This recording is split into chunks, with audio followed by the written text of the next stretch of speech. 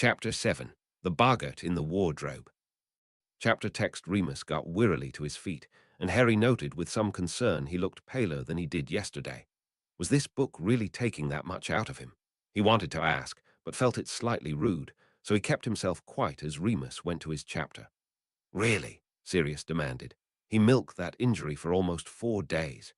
Harry's face twisted in annoyance, fighting down the urge to say that it was probably longer than that. Look on the bright side, Lily smirked. He probably had to make up all that work. I know none of those teachers fell for that. Oh, wait, James pouted. How come you haven't had Remus class yet? Plus, has Harry really gone 4 days without talking to him? He added in his head, biting at his lip and trying to not snap at his friend for that.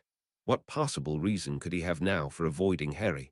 Dumbledore surely wasn't still stopping him. We didn't have it until that afternoon, Harry said, also still eyeing Remus curiously as he realized the same thing. There was a sticky silence for a moment as they all realized this fact, but aside from Remus ducking his head and fidgeting with the sleeve of his robes in agitation, no one said anything this time. I'd like to see how he does in a real fight, James snapped bitterly. Probably run away, or hide the whole time, Sirius agreed. Subtle, Remus frowned in annoyance. Lily rolled her eyes in annoyance, knowing full well he wouldn't have done that to any other student. His attitude was really starting to tick a nerve with her. Glad we're all on the same page, James grumped, keeping an eye on Lily to see if she agreed. To his surprise, she did seem to. Oh, this is just going to be brilliant, Sirius scowled in pure annoyance. Lily grimaced, knowing that would have been an actual concern had something really been wrong with him. But one, there wasn't a thing wrong with his arm, and two, he should get his friends to help him, not pick on her son. All 5 of them muttered something foul under their breath, knowing full well this was going to drag on, and already hating it. Lily couldn't help but give a vindictive smirk, knowing full well she would have done the same thing as this would completely ruin that little jerk's potion. Dang it, James frowned. I wasn't even sure he'd realize that was important. Know that look all too well, Sirius grumbled, his face twisting around with dislike. What did I do to deserve this chapter? Remus huffed. We gone so long without having to deal with this guy. Wow, James said in surprise. Credit to him for that dedication. James had to bite his tongue to hold back his comment that he didn't find Snape very dangerous at all, but he reminded himself of the age difference again. I should feel really special, huh? Harry grumbled. Nah, Sirius smirked. Remember, he's going to be sharing that look with Remus from now on. That at least caused Remus and James to chuckle, while Lily was quickly losing her patience with all of these boys. Harry scowled even more heavily. More than frustrated, he was no longer allowed down at his friend's place to help cheer him up. Your father can bite my James. Lily cut him off, matching him glare for glare. You lot shouldn't be cussing so much. It's still a bad habit with the baby around. Sirius rolled his eyes and grumbled something about how he still couldn't understand them, but Remus decided to keep going anyways. That drew a smirk from James and Sirius again, very much hoping Ron would make good on that threat soon. Remembered vividly as the guy who tried to blackmail the school governors, Remus reminded in forced light tones. Why's he bragging to you anyways? Lily demanded. It's not like you care. Search me, Harry huffed. Next time I'll make sure it actually is ripped out of socket, Sirius snarled a little too forcefully it seemed, since the baby in his lap gave a little whine of displeasure. Sirius forced himself to relax and give the kid a cuddle then to relax them both. At least it was already dead, Remus said weakly, trying to force some humor into Harry's outraged face. Harry ignored him. James let out a string of words he thought quite appropriate, but low enough under his breath he didn't think Lily heard him. Is he really going to do this until he stops faking his injury? Sirius demanded, looking faint. How long can he milk that? James demanded of nothing. No one had an answer for either of them. Lily's eyes kept narrowing the longer Remus kept going, so that it looked like she was squinting over at him, but the expression was so terrifying none of the boys really wanted to call her out on it. Personally, James was rather pleased at this. It was horrible what Snape was doing to Neville, but it seemed Lily wasn't going to be defending him much longer. It honestly blew his mind how she still was, considering their last, rather public conversation. Lily was bright red in the face by the end of this, so Harry, feeling they may as well get the explosion over with, told her, Mom, You look like you're fixing to start screaming here soon."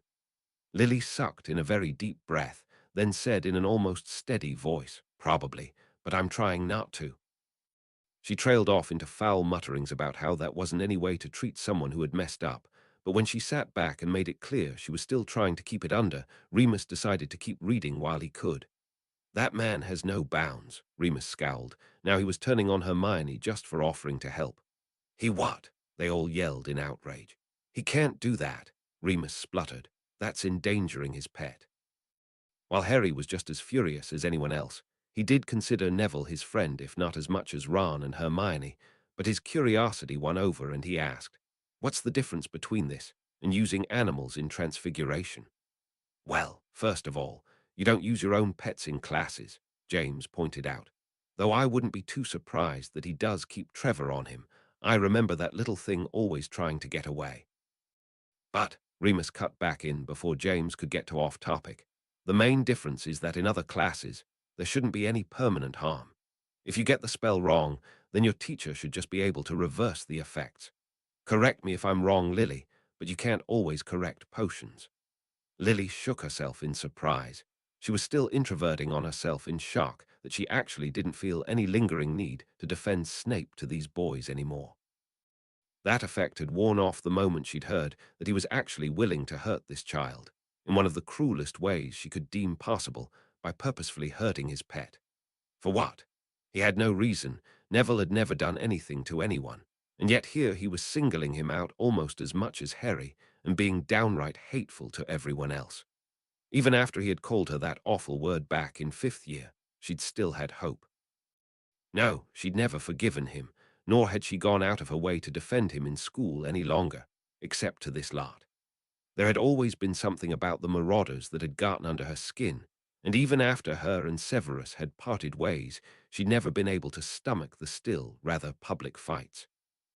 So when she'd heard that Dumbledore had hired him, she'd harbored hope that somehow he had changed after her death, become that same friend she'd once known.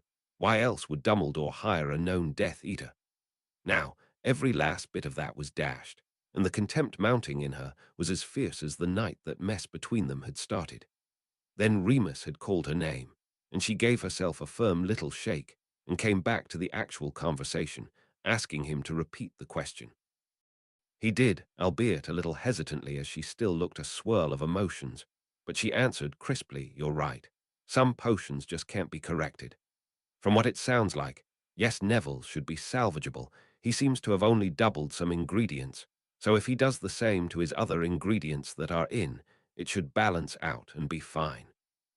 Still doesn't excuse that teacher from acting like that, though," she finished, fire blistering from her at the end, making Harry want to edge away even when it wasn't directed at him.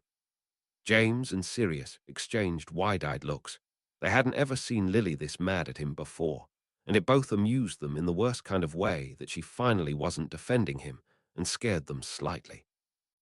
Remus caught Harry's eye, who nodded indicating he was done with his question, so Remus was quick to move on for now.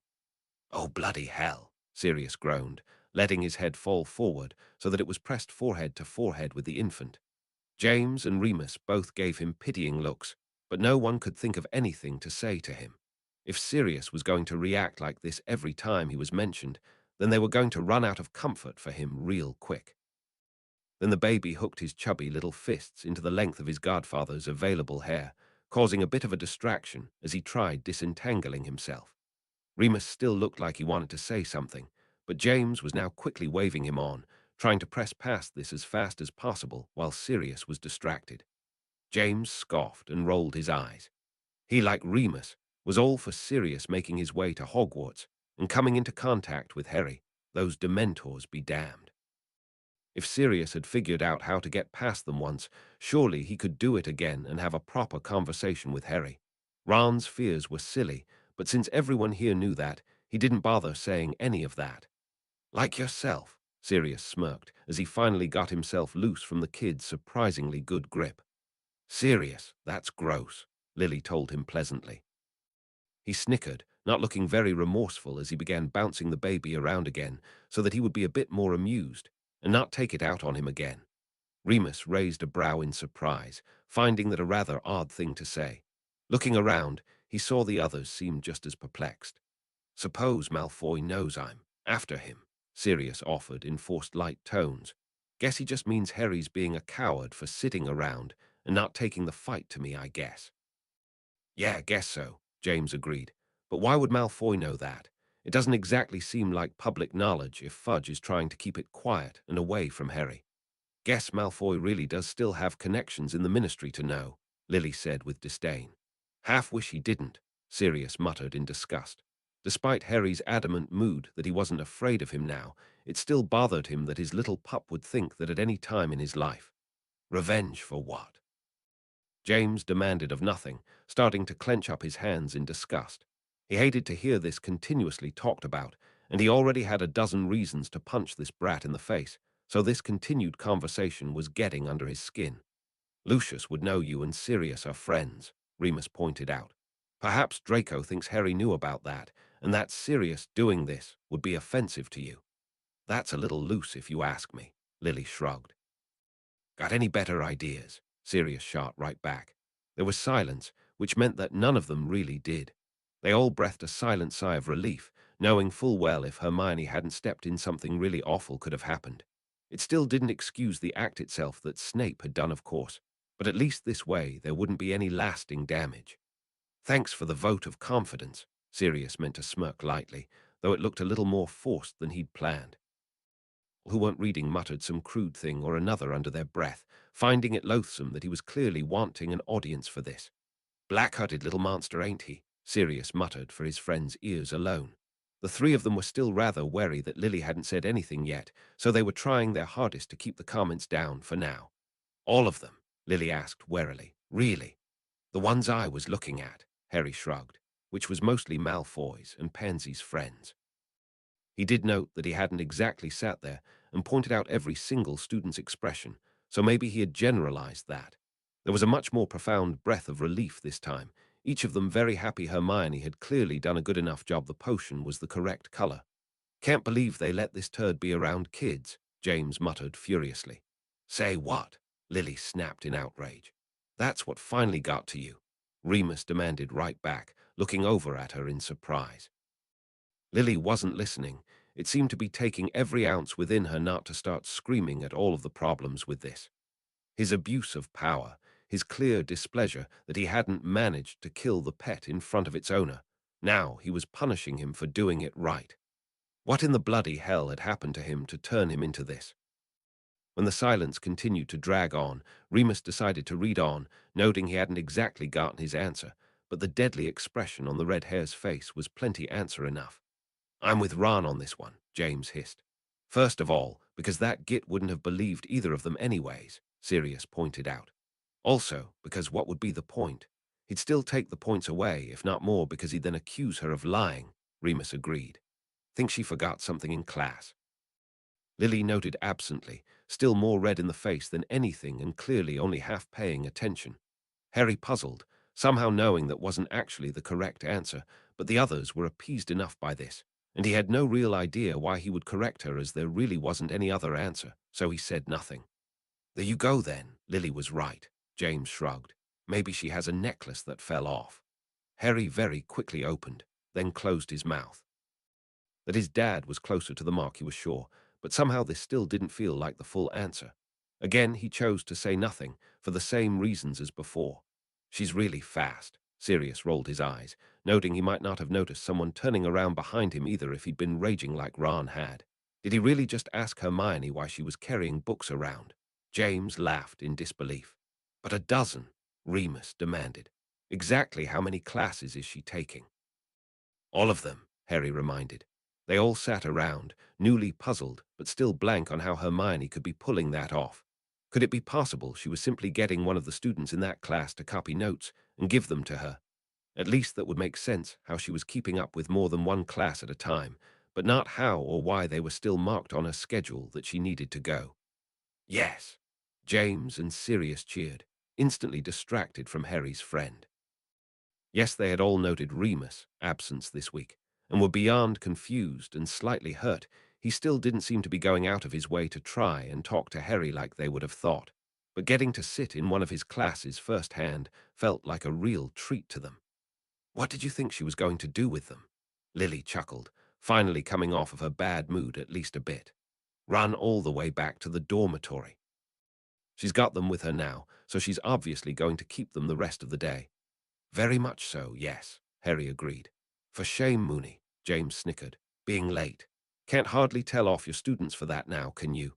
Remus rolled his eyes indulgently, half wondering if he wasn't still stalling a bit on being around Harry, and half wondering if he actually did have a good reason. He probably wasn't going to get a real answer to that, though. This is depressing me again, Sirius rolled his eyes. So sorry Harry describing me, very accurately I might add, is so awful to you, Remus smirked. So this is going to be fun, James brightened all the more, knowing any practical lesson from a teacher was always better than book ones. Which is awful, really, Lily noted. Dada is one of those classes where you really should have just as many practicals as lectures. I'd be very insulted and confused by that if I didn't know what you meant, Remus laughed. Ooh, is he going to take you outside? Sirius asked, looking likely to start bouncing in place here in a moment. You two are way too excited about this, Remus told them pleasantly. No such thing, James scoffed. We know you'll do brilliantly, we just want to see what you actually do. Remus didn't actually seem to have a response to that, so, blushing slightly now, he was quick to move on past. Why? Harry asked. Did you really just ask why that poltergeist did anything? Lily laughed. He does it because he thinks it will cause problems. I just meant why this in particular, Harry corrected himself. It wouldn't really stop anybody in the castle, would it? Filch, James pointed out. He couldn't magic it out or otherwise open the door without the key. Oh, right, Harry nodded. Then he eyed Remus curiously, wondering what he was going to do about the matter. Ignore it or stop him. Glad to see he still remembers me, Remus laughed. Guess it doesn't count after Remus locked him in a closet one time, Sirius snickered. Only worked for about a second, but it made me feel better, Remus shrugged. He's hated me specifically ever since. And Merlin knows how awful that would be, Lily giggled. Not going to take that now, are you? James smirked, even more bright-eyed now as he recognized all too well the expression on his friend's face. No way was he going to let Peeves do that without some small payback, especially in front of students. Sure, this is just heart-wrenching for you, Sirius snickered. Cool, the other three said with interest. James and Sirius only half manageable since they were still snickering away at this lovely visual mental image. Harry watched them all curiously, but didn't interrupt to ask what that spell did, since the book was obviously fixing to say. Now Harry was laughing right along with them, mentally storing that spell away for future use, and hoping he'd asked for specifics of that spell. Was it a spell that merely shoots gum up a person's nose, or was it more generalized that it would shoot anything up a nose, or perhaps it simply shot a small object in a preferred direction? He decided to ask for the details later. How do you know his name? Sirius stuttered, still half out of breath from his laughing fit. How should I know? Remus reminded, thinking most likely he'd just come across him in a hallway or something as unmentionable. Kind of makes you wonder if that was just a little setup. James muttered to his friend, who nodded with enthusiasm. The pair wouldn't put it past him to perhaps go that particular direction that Peeves was in, since despite his words, Remus most likely would want his class to respect him, especially this class. Now, Remus, Lily began, unable to keep a teasing tone out of her voice. What exactly are you getting these students into? Nothing that you're thinking, he responded back kindly, causing Sirius to release a bark of laughter. James was looking lovingly over at his wife, never not finding it amusing when she beat him to a comment. Oh, not him again, Sirius groaned, as if I didn't want him dead once today already. To be perfectly honest, he actually said that while eyeing Lily, hoping to finally get some sort of response out of her. Still no one answered him, and while Remus agreed, it didn't stop him from reading what was about to happen. James frowned and cocked his head to the side, silently noting that Snape wasn't exactly being professional right then. He really should have addressed him as a professor in front of the students. Then again, this was Snape he was thinking about. That finally seemed to have done it. Lily got to her feet anyways, but instead of the screaming fit they were all expecting, she walked calmly over to Sirius and took her son away, then went up the stairs muttering that he needed his diaper checked. Harry watched after her, a little fearful at how she seemed to be handling this. The other boys were more than wary at this point. "Can't believe Lily's still sticking up for him," Sirius said in disgust, craning his neck around to keep an eye on the stairs to make sure she hadn't heard that. Remus shrugged and leaned back casually as he said, "Personally, if she is still defending him, someone really needs to get it through her thick head enough is enough. How on earth can she excuse him after this?" "I don't think so." James shook his head, looking more puzzled than anything now. "Do you see the way she looked right before she did that? Honestly, I think the only thing stopping her from screaming her head off about him was the baby in the room." Harry was personally on his dad's side. He'd recognized that look of loathing on her face before as well. But before any more could be said, Lily came back in and offered the baby back to the boys. Sirius took him happily, and no more was said after Lily simply waved Remus on. "Agreed," Sirius nodded with conviction, still keeping a wary eye on Lily like he was still expecting her to snap at him. She did no such thing, and her expression remained almost neutral. "Thank you, Remus," James said sincerely. "That poor kid needs someone to stand up to Snape for him." Remus was beaming, knowing full well he'd do this again in a heartbeat. "Good riddance, you foul little beetle," Sirius said in a goofy, baby tone of voice, getting a reaction from the baby, but clearly still not pushing Lily's buttons enough. James gave him a hard nudge in the side, clearly saying he needed to knock it off now, but Sirius was enjoying this too much. He'd held back a lot of comments on account of getting told off by Lily for it. Now it seemed that wasn't going to be the case anymore. He was going to have a field day with this. "Oh," Remus said brightly. "Know what it is?" Lily asked with interest. "A couple things came to mind," he nodded, "and it makes plenty of sense now why I would have brought them there." "Can't hardly blame them," James agreed. "They haven't exactly had a lot of good practice dealing with anything in this class." "Ooh, this is going to be fun," Sirius nodded happily. "Glad you lot approve." Remus chuckled lightly when the others agreed. "Impressed those two know what that is, considering the little education that's been going on in this class." Lily rolled her eyes. "Don't think it's fair for you to have said that, when I'm the one who told you that happened in my house," Sirius pointed out. "Still a relevant point," Remus shot back. "No surprise there," Harry nodded. "Then what does it look like?" Harry asked inquisitively. Remus cocked his head to the side in curiosity, thinking on that for a moment before answering. "No one knows. I'd assume it would likely be in a form it thinks would scare anyone who snuck up on it, yet until it grasps hold of one mind, there's no real way to tell." "One mind," Harry repeated, just a bit of anxiety creeping in now. "It can read your mind," Remus nodded. "That's how it knows what will fear you most. Now that we've got that covered, though you're likely to just go over it again," Sirius pointed out in a long-suffering voice. Remus gave him the stank eye for a moment, but didn't deny that. "Poor kid," James couldn't help but grin. "Like Remus is going to let anything too bad happen." Sirius rolled his eyes at the ludicrous thought.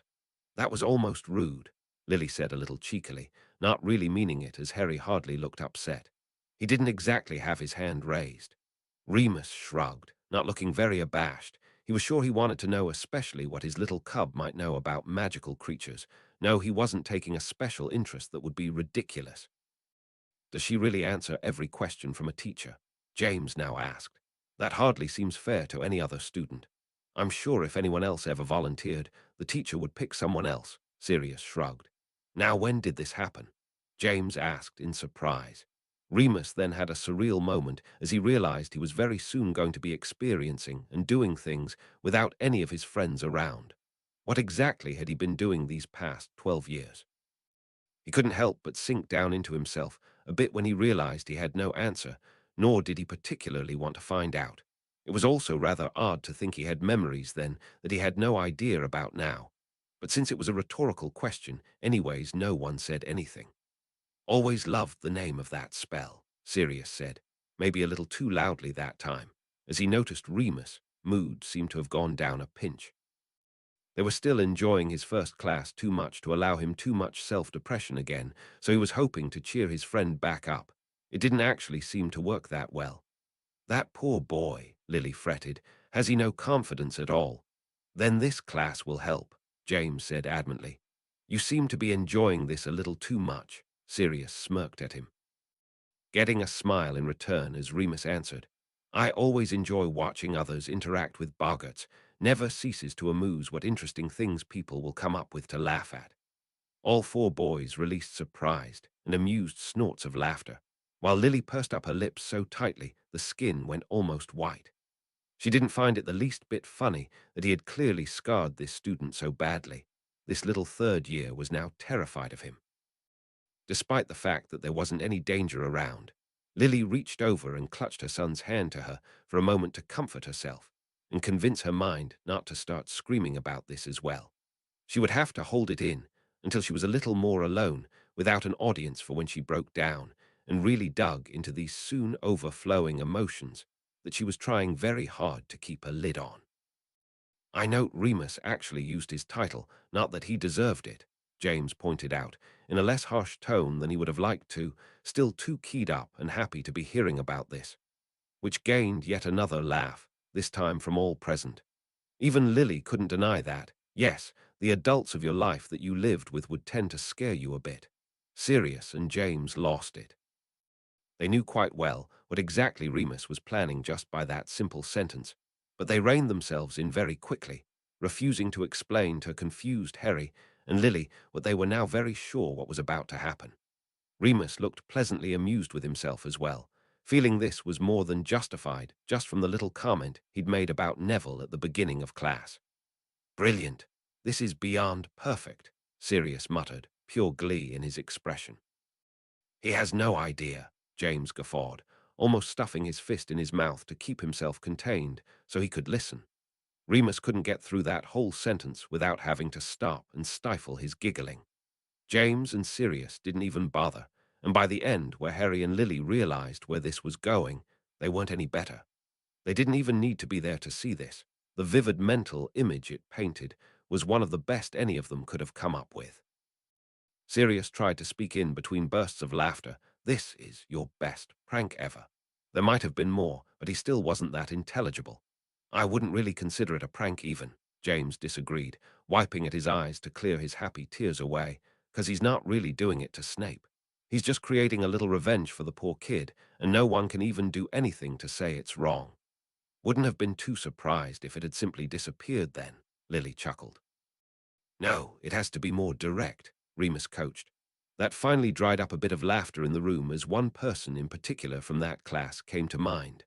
All eyes flicked to Harry and away quickly, not really wanting to think on what could scare him the most. A basilisk came to mind, or giant spiders, even that demented spirit of a creature Voldemort had become, sticking out of the back of Quirrell's head. Any of those were likely to come up when the boggart turned on him, and none would be very pleasant reminders. They all made a face and shifted around uneasily, not exactly happy they had been right in one of their guesses, and also wondering how you even could make that funny. Putting him up in a dress and handbag just might not work as well. Should probably be everybody's greatest fear. James nodded in agreement. Sirius couldn't help the involuntary shiver that came when he heard about those things all over again, matched by Harry now. "Now that's interesting," Remus noted lightly, eyeing both Harry and Sirius curiously. "What?" Lily asked, a little reproachfully. She didn't think anything that scared her son should be treated with interest. Remus didn't seem to notice the tone as he answered. "Their greatest fear seems to be fear manifested itself. I've never heard of that before, but it makes sense." Sirius huffed and grumbled something under his breath, cuddling the baby closer to him and muttering that wasn't what he was really afraid of, but the others ignored him as James said, "Agreed. Now let's see how Harry decides to make that funny." It was clear he didn't want to linger on the subject, and no one argued the point. "Well, kudos to Ron. He both admits what he's afraid of and knows how to deal with it." Sirius nodded in approval. "Can't even blame you on that one," Lily said with sympathy. "Though I'm sure Remus would have given it to you anyways," James shot back. "Still don't want to ask for it," Harry reminded with a shrug.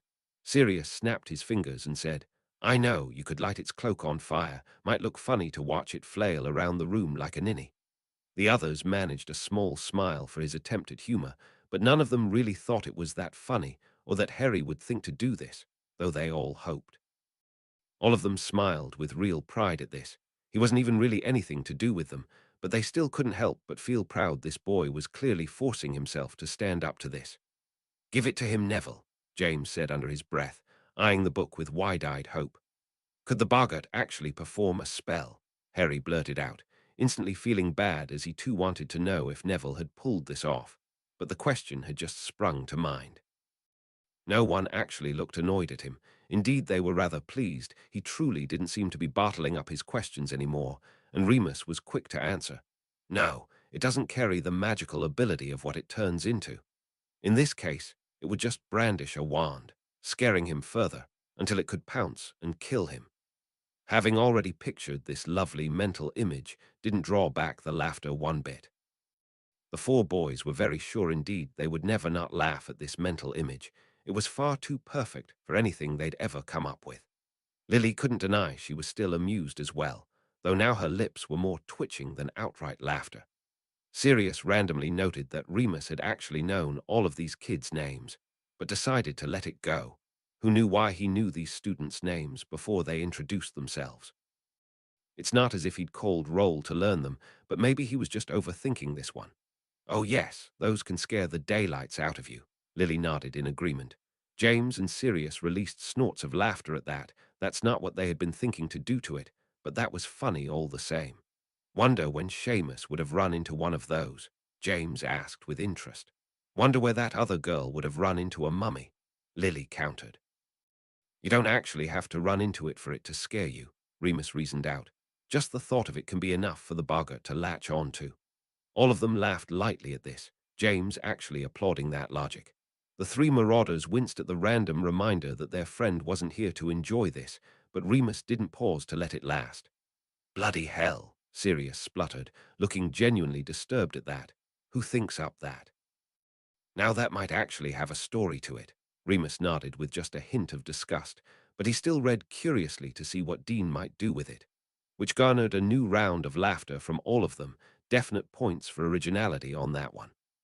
I'd like to remind someone of this the next time they pick on Ron for being afraid of spiders, James said, giving a lofty look at Lily, who pointedly ignored him. She'd already taken back and felt bad for giggling at him before. No need for him to remind her of that. Poor Ron, James said in sympathy. Give him a chance, Harry disagreed, though he personally couldn't blame his friend one bit if he had frozen. He was probably reliving that awful scene from last year in the Forbidden Forest. James instantly looked abashed for not having enough faith in Ron, and he laughed right along with the others and applauded him for pulling that off. Hey, Harry said indignantly. Remus pursed his lips as the others gave him confused looks as well for stepping in like that, but then he shrugged and offered, Guess I really didn't want a Voldemort or a Dementor appearing in the room right then and scaring the other students. Even to him, it felt like a lame excuse. Why wouldn't he have given Harry the chance to fight off the boggart like everyone else? Harry was still frowning, not looking very happy with that answer, but Remus really couldn't think of anything else to say. He felt like he should apologize, but would Harry really take it now when he hadn't technically done it yet? Or perhaps he might even still be resenting him for still not having come to talk to him this week. Either way, he turned back to the book rather shamefaced at his actions. None of them really needed to ask. It made perfect sense this would be his greatest fear. Cockroach, that's the funniest thing you could come up with, Sirius muttered, and Remus ignored him. James and Sirius gave another laugh, but this time they were the only ones who did. Then they frowned at each other, rather annoyed the mood got popped so easily, and really hoping the Remus in the book would get a move on already with what was weighing them all down. Can boggarts die? Lily asked randomly, never having thought of that. Remus was fidgeting with the pages, not really looking like he wanted to answer.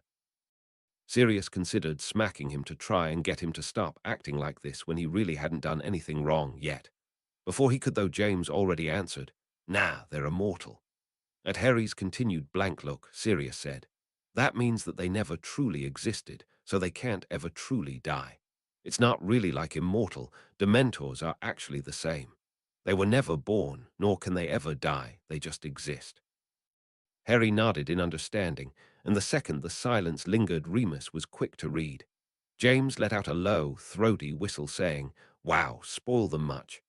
Oh, I'm sure Remus is above favoring, Lily smirked lightly, and then they both frowned when he still refused to react. Ah, I wish Moony was above giving homework, Sirius said in disgust. Remus did react then, giving his friend an annoyed look. He seemed very close on the verge of pointing out the importance of homework, but let it go at the last second. That's not it at all. Remus flipped, and Harry couldn't help but smile along with everyone to see him talking again, animatedly as he was quick to explain, Harry, I know you're not weak. Then and now, he stopped for a moment and went a little cross-eyed, but ignored the odd time loop. I'm sure I simply just didn't want you to do it, for the same reason I said. It still sounded false to his own ears, but Harry was now eyeing him hopefully, so Remus at least hoped he'd made him feel better.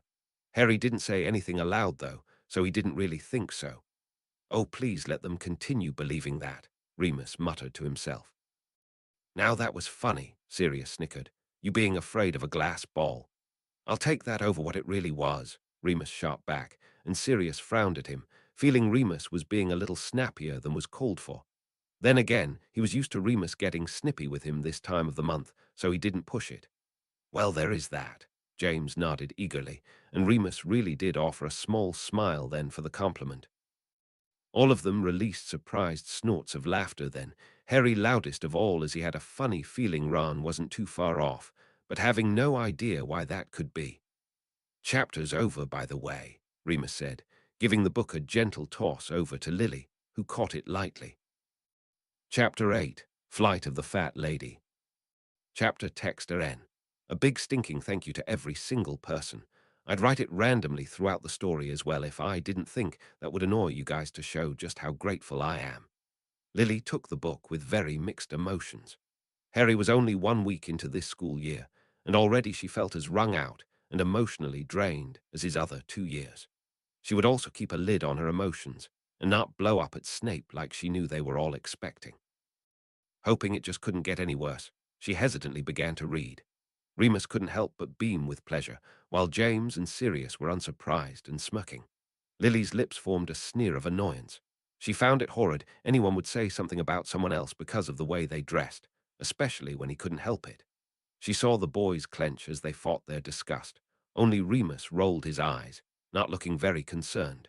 He doubted this kid could say anything he hadn't already heard before. I like to think I'm a little better off than an old pillowcase, Remus said lightly. Wonder what happened to Darby anyways, James said with interest, still rather wound up at anybody insulting one of his friends, but recognizing it couldn't really be handled right now.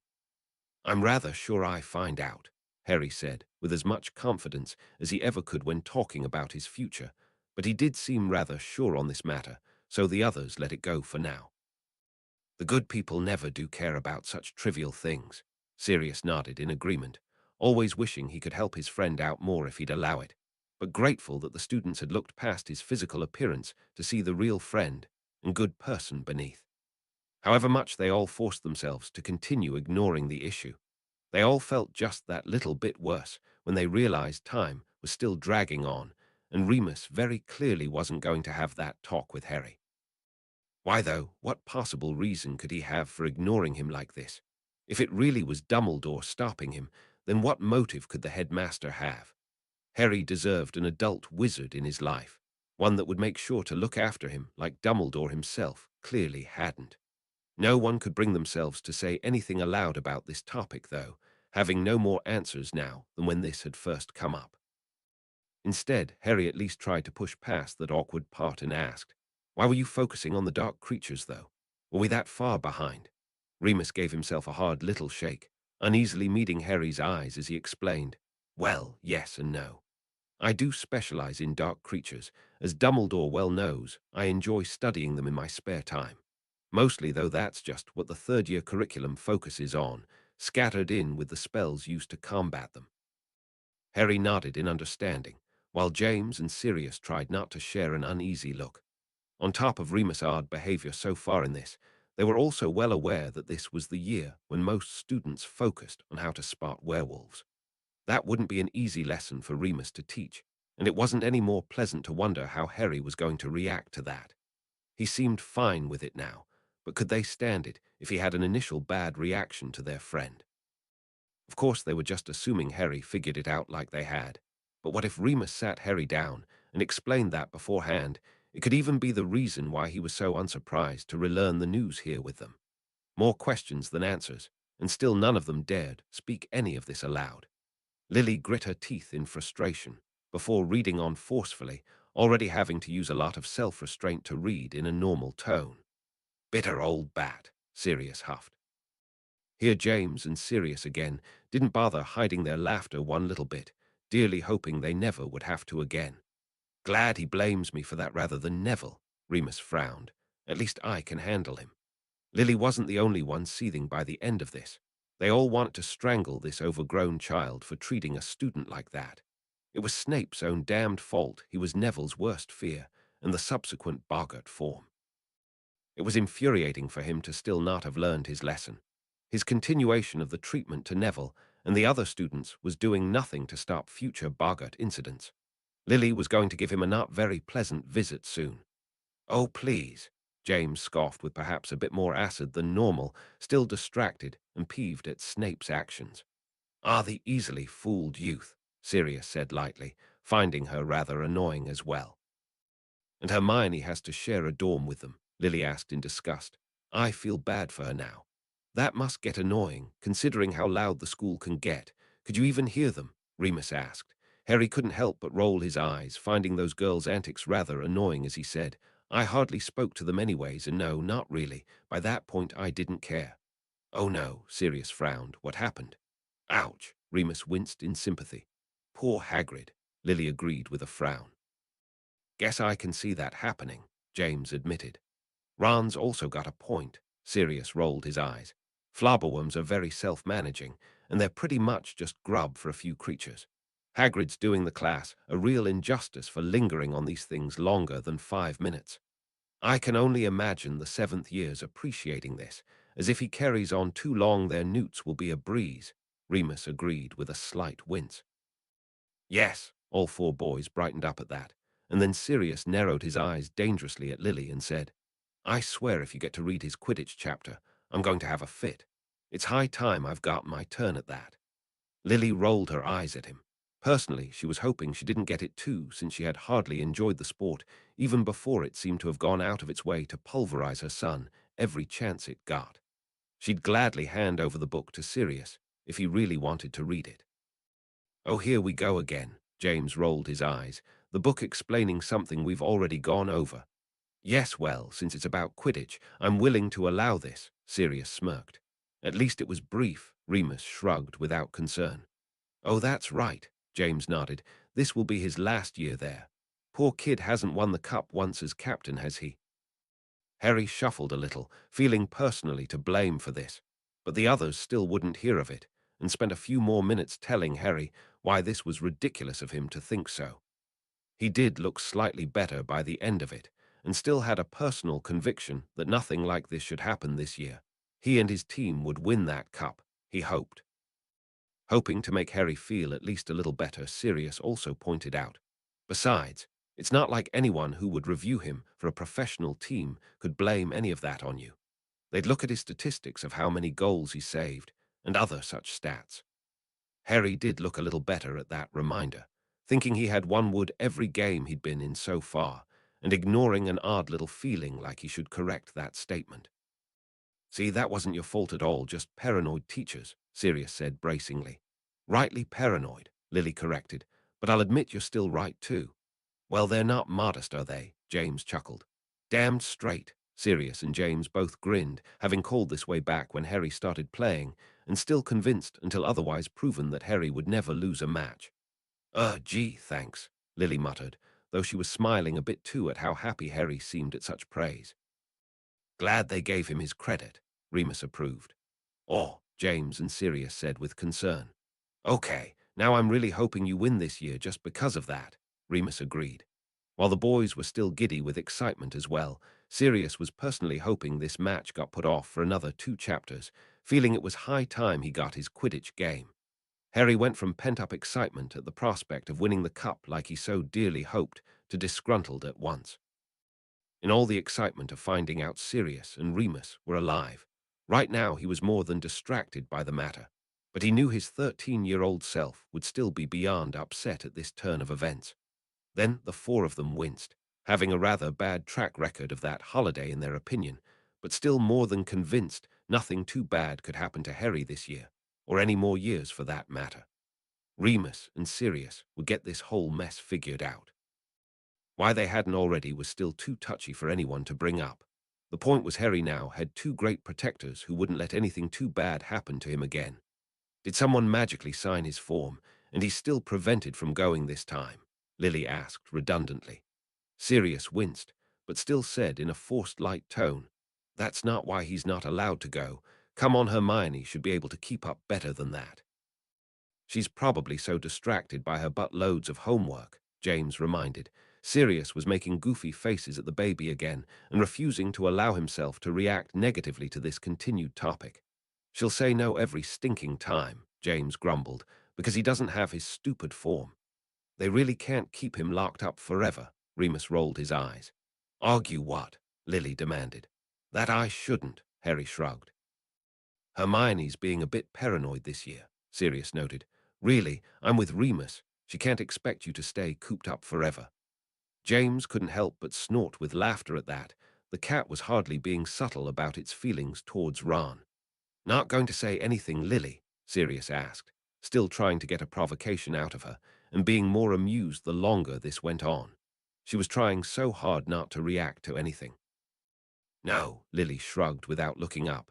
"I'm not perfect, and I'll willingly admit I had to sometimes get help from others on some homework. I think Harry should have tried first, but there's nothing for it now." Harry wasn't the only one who gave her a surprised look at that, but he did look the most grateful. "Dang," Remus winced. "Is he still after Scabbers?" "Apparently," James grumbled, feeling all the more annoyed at both cat and girl now. "Really?" Sirius demanded. "He's trying to eat Ron's pet, and that's her response. Both of them need to learn to keep their pets separated," Lily agreed.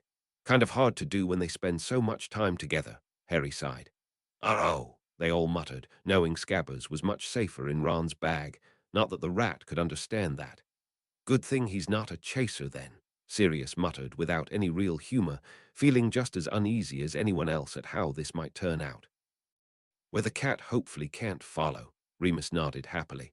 "At least that went better than I feared," Lily sighed in relief. "Yeah, but how many more times is it going to happen?" James was still frowning. Hermione should have realized it was a bad idea to buy that particular cat back when this happened before. None of them could think of anything else to say, all having a very bad feeling this was going to get worse before it got better. "True," Lily nodded, "but she should have thought of that back when she bought him and not bought him. Buying a cat when one of your best friends owns a rat feels like a recipe for disaster," Remus agreed. "Now he's just being a little ridiculous," Sirius smirked. "Heard." Nah, he smelt him, obviously. "Not the point," James reminded. "A very good point," Lily huffed, while Remus cocked his head to the side, thinking over that sentence. Scabbers had been getting sick before Hermione bought Crookshanks, so Ron was obviously exaggerating that part as well. This also couldn't be the first time Scabbers had interacted with a cat. Surely some other Gryffindor owned one. The truth probably was, Scabbers was getting old, and Ron was projecting his fear of his pet dying of old age on his hatred of the cat. "At least she asks," James said still a little stiffly. "Hermione cares," Lily snipped at him for the tone.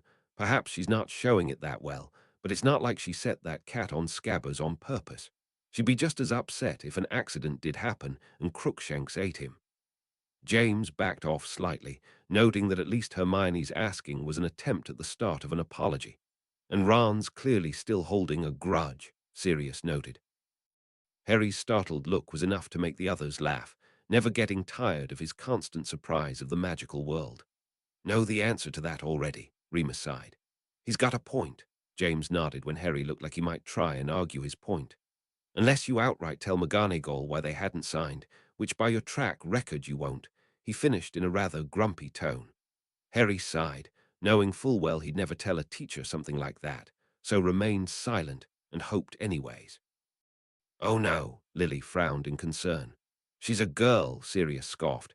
"I'm sure she's just exaggerating." "And here I thought you actually had a heart," Lily snapped at him at once, ignoring his eye roll. Whether he meant it or not, he really needed to stop making jokes like that. "Shut it, Sirius," Lily snapped at him before he could open his mouth. Sirius pouted at her, grumbling that she was kind of proving his point about how dramatic girls were, but then James nudged him and convinced him to let it go. Oh, Sirius winced. Okay, poor kid. Thank you, Lily acknowledged. Sirius made sure she could see his eye roll this time, stating, "Come on, Lils, I'm not heartless.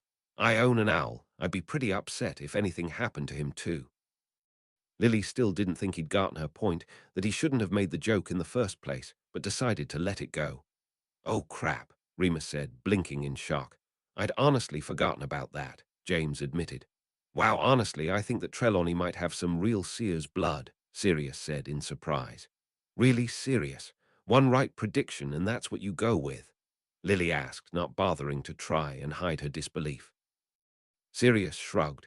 Personally, he found the odds that not only had she chosen the death omen that was dogging Harry this year, but now this.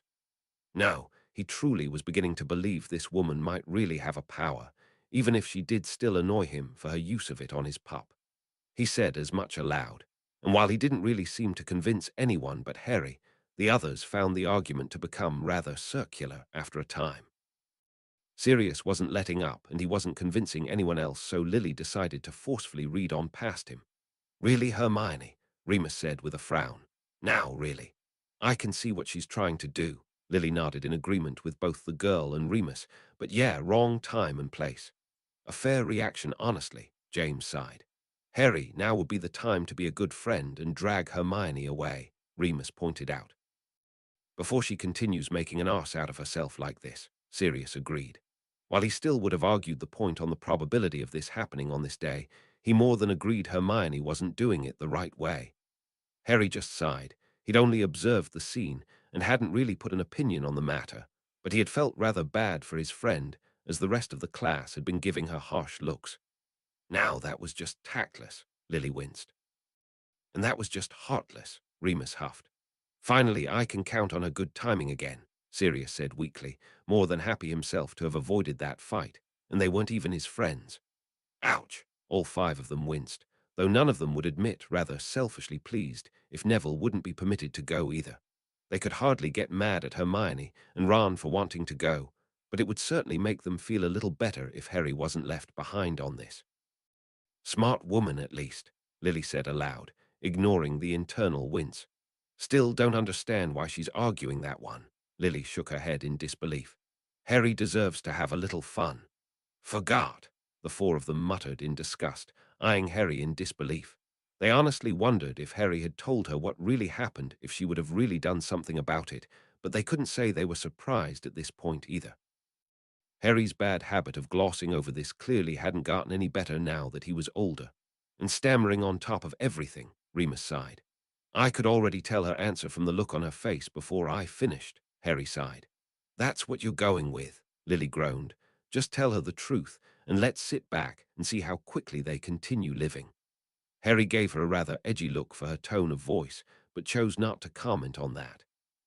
"And now I want to cry for that reminder," Sirius hissed, looking far more deadly than upset in that moment at that stupid reminder.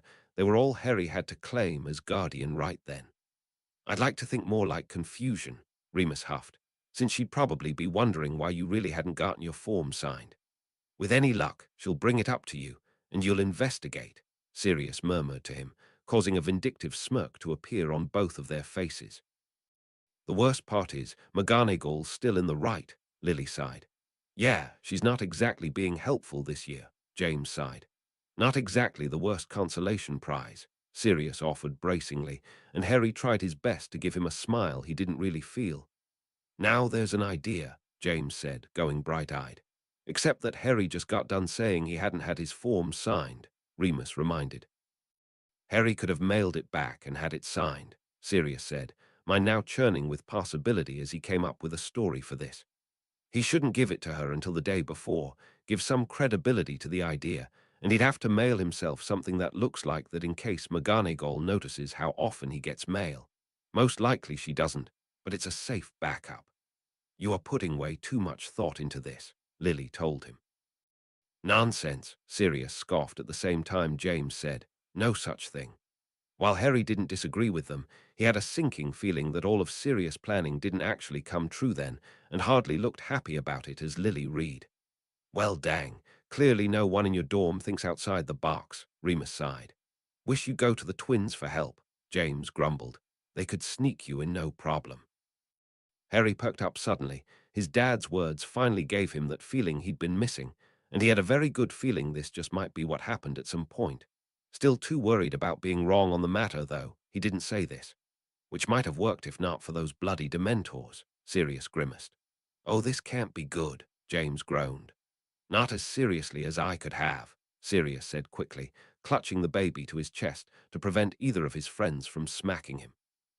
You shouldn't be allowed to do that, James grumbled, looking rather disappointed that he didn't have a chance to get at him. I think I should claim rights, Remus huffed, eyeing the baby. You've been holding him long enough. I might share if you didn't look like you were about to slap me once I did, Sirius smirked. He only listed like a fourth of the good stuff, James huffed under his breath, making sure Harry didn't hear that one so he really wouldn't feel worse. That's when you know you have some good friends, Sirius smiled brightly, when they put aside their differences for you. Harry couldn't help but beam right back, trying his very best to smother how much he really missed his friends. I get the feeling it wasn't actually an offhand tone of voice, Remus said lightly, but good effort for trying. Which was basically every third year and up, aside from Harry. They all sighed in their head, but kept that comment to themselves. Of all the bloody rotten timing for him to Sirius began, using a bit more of a threatening growl than normal because of his depressed mood for his little pup being left behind. Harry grumbled something about he really couldn't picture that. Honestly, the other four really couldn't either. It was never worth passing up an opportunity getting out of the castle. With permission, the three troublemakers mentally added on. Oh yeah, almost forgot about him, Remus said in surprise. Well, he clearly wasn't dogging you that year, or he would have been mentioned by now, Sirius pointed out. No, thankfully he hadn't memorized my schedule again, Harry said in relief, but repeated, but he still went out of his way to talk to me. He didn't exactly look pleased, but he had to admit this was still better than last year. I don't see that as being at the top of his to-do list, James smirked. Pretty good on the spot lie, Remus appraised. Because you deserve it for sleeping in the middle of the day, Lily snapped right back. All four of them were wincing in pain, hating how truly upset and lonely he seemed to be right then. You can't ever really be doing nothing, James said loudly, trying to get at least a small smile out of Harry again. Sirius noticed at once and continued. Yeah, like technically right, then you were walking, that's something. Or you were standing, that's something too. You can't ever really be doing nothing. Harry recognized what they were doing and really did give them a small smile for the effort. Funny part is he actually wasn't doing anything wrong right then, Remus chuckled. Probably had another flashback to when he caught James like that, Lily pointed out lightly. He just thinks so much of all of them, doesn't he? Sirius snickered. James rolled his eyes and pointed out, it's not like it's curfew or anything. Harry can go wherever he wants to in that castle. Like that's ever stopped Filch, Remus pointed out. At least that'll be something pleasant, Lily sighed. Yes, all five of them brightened at once. Surely the fact that Remus had just called out to him meant he really couldn't ignore him this time. Why he had waited until now, months after school had started, they still couldn't guess. But now would be the most perfect time to finally have that talk Harry so desperately deserved. Well, I should hope so, James agreed. Remus, I will give you all of the gold in my vault right now if you bloody ask him about this, Sirius said, nearly bouncing around in anticipation for what this could mean. And Harry actually tells him the truth, James noted. Remus couldn't help the pessimistic little niggle that Harry had known him for far less a time than he'd even known McGonagall, so why would he tell him something like that? He looked so dejected Sirius finally gave up the baby and passed him along to Remus, which put a smile on his face at once. The two boys refused to let them get their hopes down, so Remus hadn't started off like they would have preferred, but it was finally happening. He and Harry were completely alone with the best amount of time. No one would walk in on a conversation that was so desperately needed. If Remus didn't get to it this time, they would know something was up. Always get those confused with kappas, Lily said absently. Kappa is Japanese for cucumber, Remus said randomly. At Lily's blank look he shrugged and said, when I was first learning about them, I found that a random and interesting fact, so when I got to Grindylows it was an interesting distinction. Okay then, Lily said with a shrug and a small smile, not having actually expected an answer. You are the only person who would actually keep that thing in his office, Sirius snickered. It's not that weird, Remus defended. Where else would I keep it? In the staff supply room, where all the other teachers keep their stuff, like live animals, they plan on using for class, James said in a dull-like voice. Did it never occur to you why McGonagall and Flitwick don't have a bunch of random animals around their offices? Remus rolled his eyes. He wasn't going to argue the point. Remus grimaced and turned his attention back to the child, hating just how awkward it clearly was for the two of them to be in the same room. He felt lucky Harry had accepted it all, considering the past two Dada teachers had attacked him. Harry tried to catch his eye and give him a reassuring smile now, to prove he didn't still feel that way, but Remus was clearly ignoring everyone else in the room now. Sirius couldn't help but give a little surprised laugh. Remus had obviously been checking up on Harry's other classes. I'm sure you two had a nice long conversation about him, James snickered, having quite the amusement at McGonagall telling Remus all the things Harry had been up to the past 2 years at school. Harry looked mildly annoyed at this, not really appreciating the thought of teachers sitting around gossiping about him, but couldn't find it in himself to be too mad at Remus for this, knowing now that he probably just wanted to know more about him.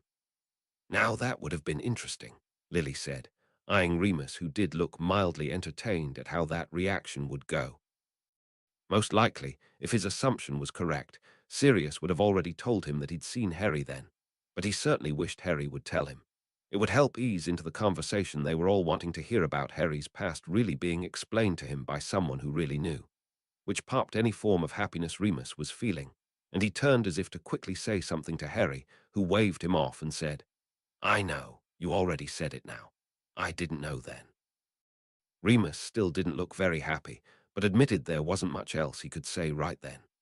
Remus winced and began bouncing his leg in high agitation now, greatly amusing the baby at least, though it didn't seem to be helping him now. He would never not hate just how little Harry seemed to trust him. Harry should have been able to come to him with any of his worries since he could talk, not this nonsense where he was lucky Harry was talking to him at all. His emotions were written all over his lined face, so Sirius took pity on him and tried to put some comfort into his words as he said, Let it go, Remus. Yeah, this sucks, but there's no sense in dwelling on this now that we're going to fix it. Sirius was still rather torn about Remus in the future. His actions were more annoying than anything. What could be holding Remus back from stopping him from seeing Harry like he should have? But had decided to wait until that reason was revealed before he fully passed a judgment on Remus' actions. Remus didn't exactly look comforted, but Lily decided to read on anyways, which made them all perk up as if Christmas had suddenly been announced. It didn't matter what had changed Harry's mind about telling Remus, the fact that he was meant more to all of them than they could have put into words. No, sorry, not really, Harry told him, still smiling faintly. Remus fidgeted around a bit, but shrugged all the same, still unsure what to say about his future actions. Now that would have been just stupid. One thing Remus usually isn't, James noted. Usually. Remus snapped without any heat, to which James ignored him. Remus rolled his eyes. He still didn't think this was a good enough reason to publicly deflect Harry the way he had, though his classmates clearly hadn't noticed. He still didn't like the way it had made Harry feel. Then Sirius leaned over and whispered in his ear, Glad to see you obviously still know him so well, even then, which caused him to smile in spite of himself. Lily was watching them curiously, noting the change in Remus' demeanor, but kept going when it didn't look like they were about to explain. I can see why you'd find that so surprising, James said fairly, since, aside from Dumbledore, you've yet to see anyone else do that. Whom Remus idolizes, so even if he didn't have his own brain, he'd still do whatever that man said. Sirius rolled his eyes. Remus scowled lightly at him. Yes, he was eternally grateful to the headmaster for everything he'd done for him, but Sirius had made it sound like he had blind faith in the man, which he didn't. Mostly. Okay, maybe a lot, before they had read this, but after all the things the book had implied Dumbledore had done to Harry, he wasn't 100% sure on that anymore. I can see that, Harry said fairly. But it still wouldn't do you any good, even if I had been right. You still should have had practice at it just like anyone else, Remus argued back. James suddenly burst out laughing, causing Remus' annoyed look to double up on him. What? He snapped, his tone far sharper than Harry would have thought. James hardly looked offended or even surprised as he admitted, "You do realize you are arguing against yourself, right? How is that not funny?" Remus paused with his head cocked to the side as he realized what James meant, then gave a wan smile and sat back and cuddled the baby as he gave up on the pointless argument. "Glad to see you agree with yourself on some things," Sirius snickered, causing Remus to stick his tongue out at the pair. "Well, you can't blame him for thinking that," Lily defended. "Oh, I know," Remus said at once peaceably. "Dang it," they all muttered, wondering who on earth could be interrupting them now when they were finally talking. "What were you going to ask anyways?" James inquired. "I was going to ask him about the effects Dementors could have on people," Harry admitted. "Wanted to ask why I passed out and Ron didn't." They looked all the more annoyed now, very much wanting Harry to be able to get that answer, so even before the person came in they were in a disgruntled mood. "Gah, can't go one bloody chapter without wanting to hex him lately," Sirius snapped. "What's he even doing there?" James frowned. "I sincerely doubt it's a casual visit." Harry was just as curious as the others, thinking back and wondering why something significant might be fixing to happen, so eagerly asked his mum to go on. "Try something in front of Remus, you slimy little git," Sirius growled. Remus couldn't help but agree this time. If he started in on Harry, he'd have every reason to step in, though he somehow doubted Snape was that stupid. "Say what now?" James demanded, doing a double take on that. Lily was looking down at the page, clearly just as confused as anyone else. "What would you be accepting from him?" Sirius demanded, looking at his friend like he'd just declared he and Snape were the best of friends. "Whatever was in that goblet, I guess," Remus shrugged, looking just as perplexed as anyone else. This was such an odd interaction. They were still pretty stunned, and no one protested when Lily decided to carry on and hope for a better answer. "Probably wondering if he's concocting some mad scheme with you," Lily smirked. "He might have been having a flashback, to be honest," James agreed with a laugh. "Wish he was joking," Sirius noted sourly, wanting very much to grumble about how Snape shouldn't have shown up for hours, so these two had a better chance to talk, or not at all preferably. "Well, I obviously know what it is," Remus observed, quirking a brow in surprise. "Wish you did now," James frowned. "The fact that you two are being so polite to each other honestly scares me," Sirius grumbled. "I'm just waiting for Harry to ask what's going on," Lily sighed. "I don't like any look from him," James agreed, his eyes still narrowed suspiciously. Snape wouldn't do anything too bad to Remus in reaction to that boggart mess, and Remus clearly wasn't bothered by the interaction in the future. Then again, Harry wasn't the best eyes to go on for that, as he might not have even noticed Remus tells. "Be a little more scared if he was smiling," Sirius snapped. "But what is it?" Lily huffed, her eyes narrowed in high agitation that she didn't know the answer to that, though she couldn't help a sneaking suspicion of something it could be. "Wish I knew," Remus answered with a shrug. "I don't like this," James and Sirius said in sync, still frowning in concern that Snape might be trying to get some sort of payback at Remus for that boggart stunt. Then again, Remus didn't seem very concerned for this. In fact, if they were hearing this right, he seemed rather grateful to Snape for whatever that potion was. It was driving them all crazy, none of them could figure it out. Sirius and James exchanged wide-eyed looks at that. "Off color" was a kind of inside joke that Remus said when he wasn't feeling well around the full moon, and the many wizards aren't up to making it. It sort of made it seem like it might be about the same thing. Had a potion actually been discovered to help with his lycanthropy? If so, then this was a miracle as much as it was mind-blowing. Neither voiced their suspicions, though, wondering if it would give Remus false hope. "Can't blame you on that one," Sirius agreed. "I wouldn't trust him not to poison me any farther than I could throw him." "He wouldn't do something like that right under Dumbledore's nose," Lily said at once, and all of the boys noted she had just so phrased that in the way she hadn't exactly said he wouldn't poison Remus. It was far from reassuring, even if it did mean she really wasn't exactly in Snape's corner anymore. "Which is not a surprise to me, I can assure you," Remus rolled his eyes. "Glad Harry's so trusting of his potions teacher. Really makes me feel all warm and fuzzy," James said with only mild amusement, still stuck on the potion itself. Then they all pulled a face remarkably close to how Remus had looked finishing off that potion, Harry noted, but didn't need to ask why.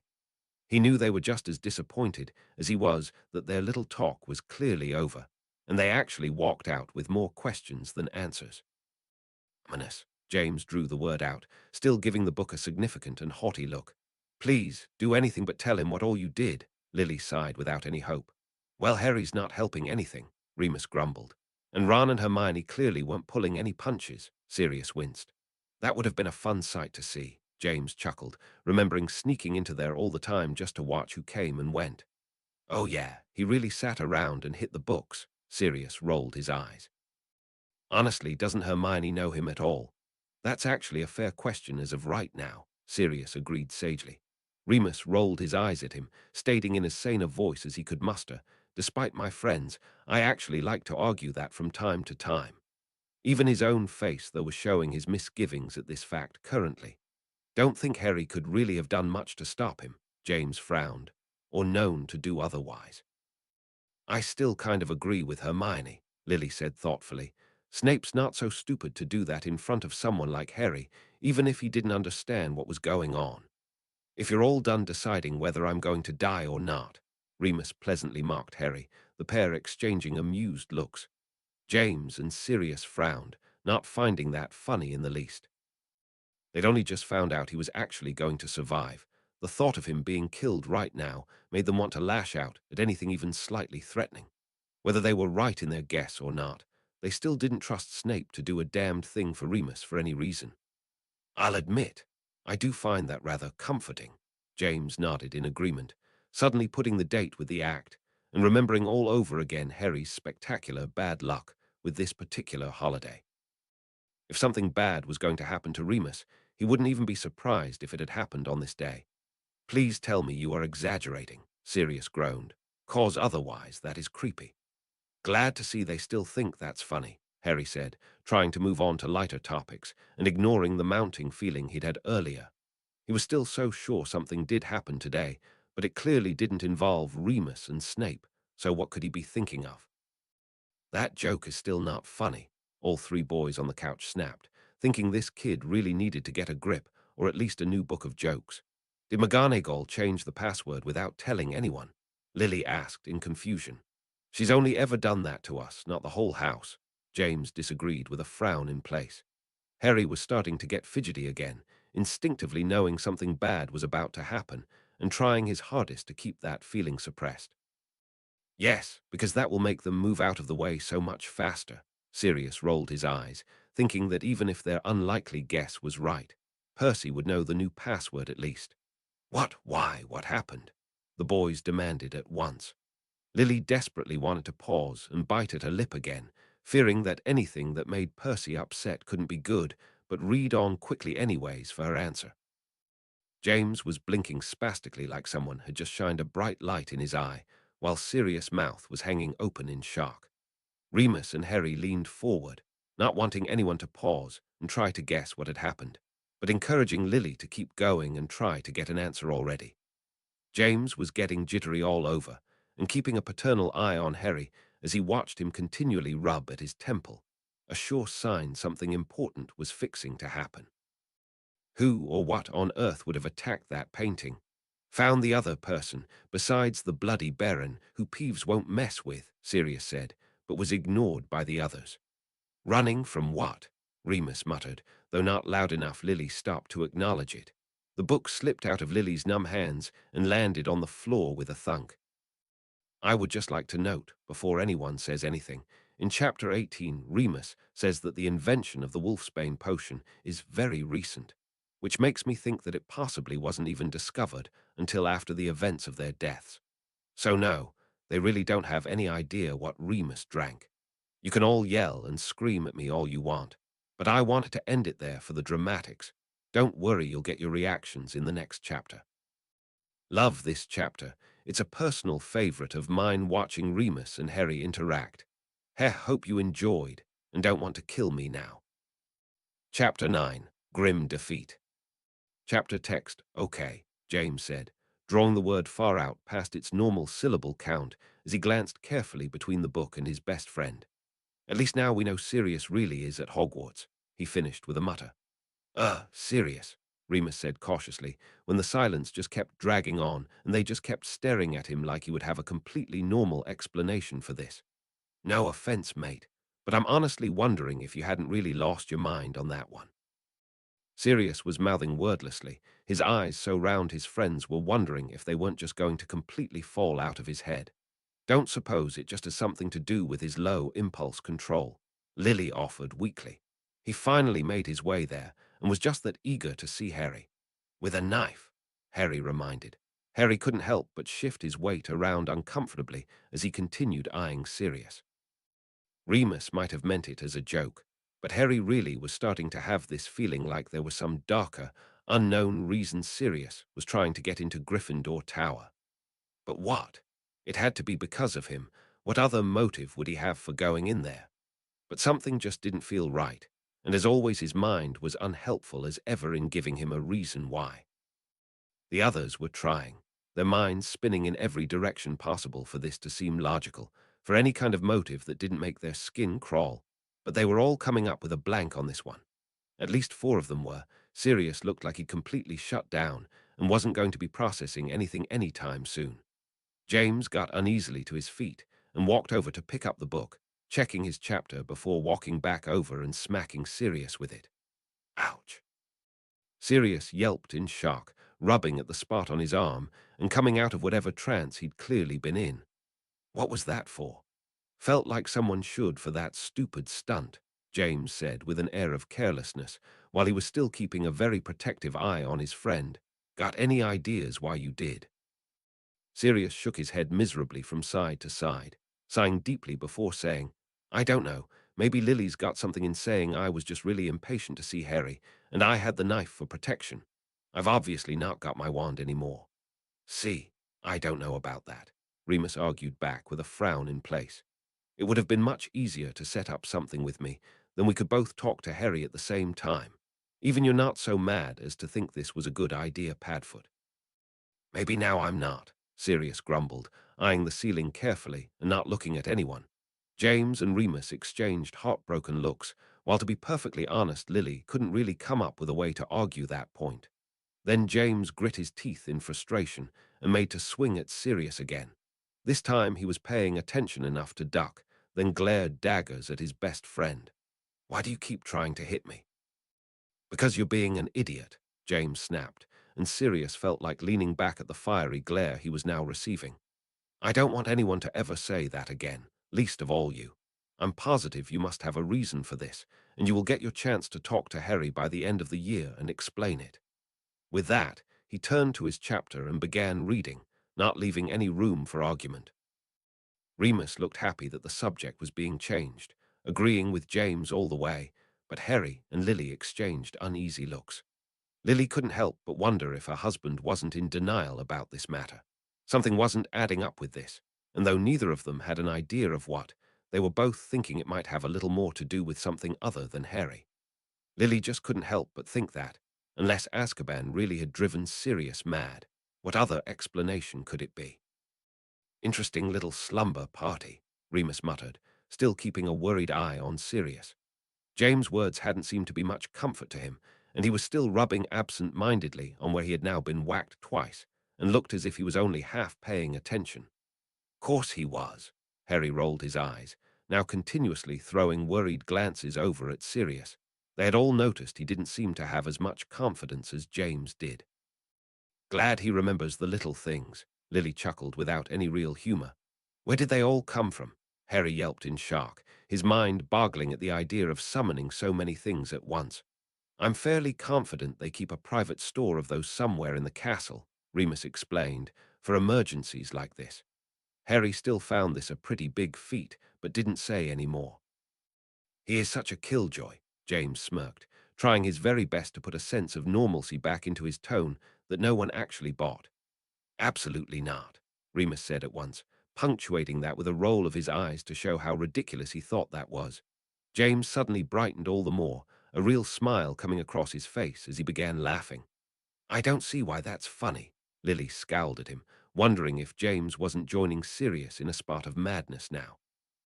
I was just thinking that Hermione might be wrong on that one, James disagreed, and that Sirius was trying to get a bit of irony owed to him on this particular night. All that rubbish. No one needed to ask why he couldn't actually say the words "we died," and had instead deflected to that, on Halloween, so Sirius wanted to make an impression. Lily's eyes might have brightened with understanding, but she didn't look any more convinced. Remus was shaking his head from side to side, not looking any more convinced, but a little more indulgent as he replied. Think that's giving him a little too much credit, mate. Can't imagine Sirius thinking in that kind of poeticness. Hello, I am sitting right here, Sirius sniffed, allowing a genuine smile to appear as he was easily able to focus on this simple thing, his friends picking on him. The others were relieved to see him get some sense of normalcy back about him, which made James feel all the worse when he realized no one was going to comment further, and he had to simply turn right back to this. Perfect time to try and sneak in and wait out for Harry to be alone, Remus reminded Sirius quietly. Sure, that plan had some major holes, like he obviously hadn't snooped out and found the password for one. But Sirius could turn into a dog and hide under the bed for just this opportunity. No, it wasn't ideal. It would make more sense for him and Sirius to work out something far better. But perhaps Sirius had grown impatient and gone ahead without him. It wouldn't be the first time Sirius had disregarded his advice on something because he was so impatient, though he would have liked to think on something like this he could have gotten through his friend's thick skull. Remus sighed when he realized he just kept creating more questions rather than a solution. Sirius grumbled something about he still didn't think he was that deranged, but quietly enough, he didn't think either of his friends really understood what he meant. That's something I am still genuinely curious about, Lily said briskly, trying to keep her suspicions about Sirius' mind state out of her voice. She wasn't sure how good a job she did, since James kind of gave her a dirty look anyways, but Sirius distracted them by saying, I've still got no idea. I really have been thinking about that, and all I can come up with is that I must learn something new within the next year. That isn't public knowledge, and that Dumbledore doesn't know and has proofed against, and the rest of the wizarding world hasn't figured out, Remus asked in disbelief. They were all genuinely puzzled, only one thing coming to mind in that Sirius was an animagus. That qualified under all of those questions, but what did that have to do with getting past Dementors?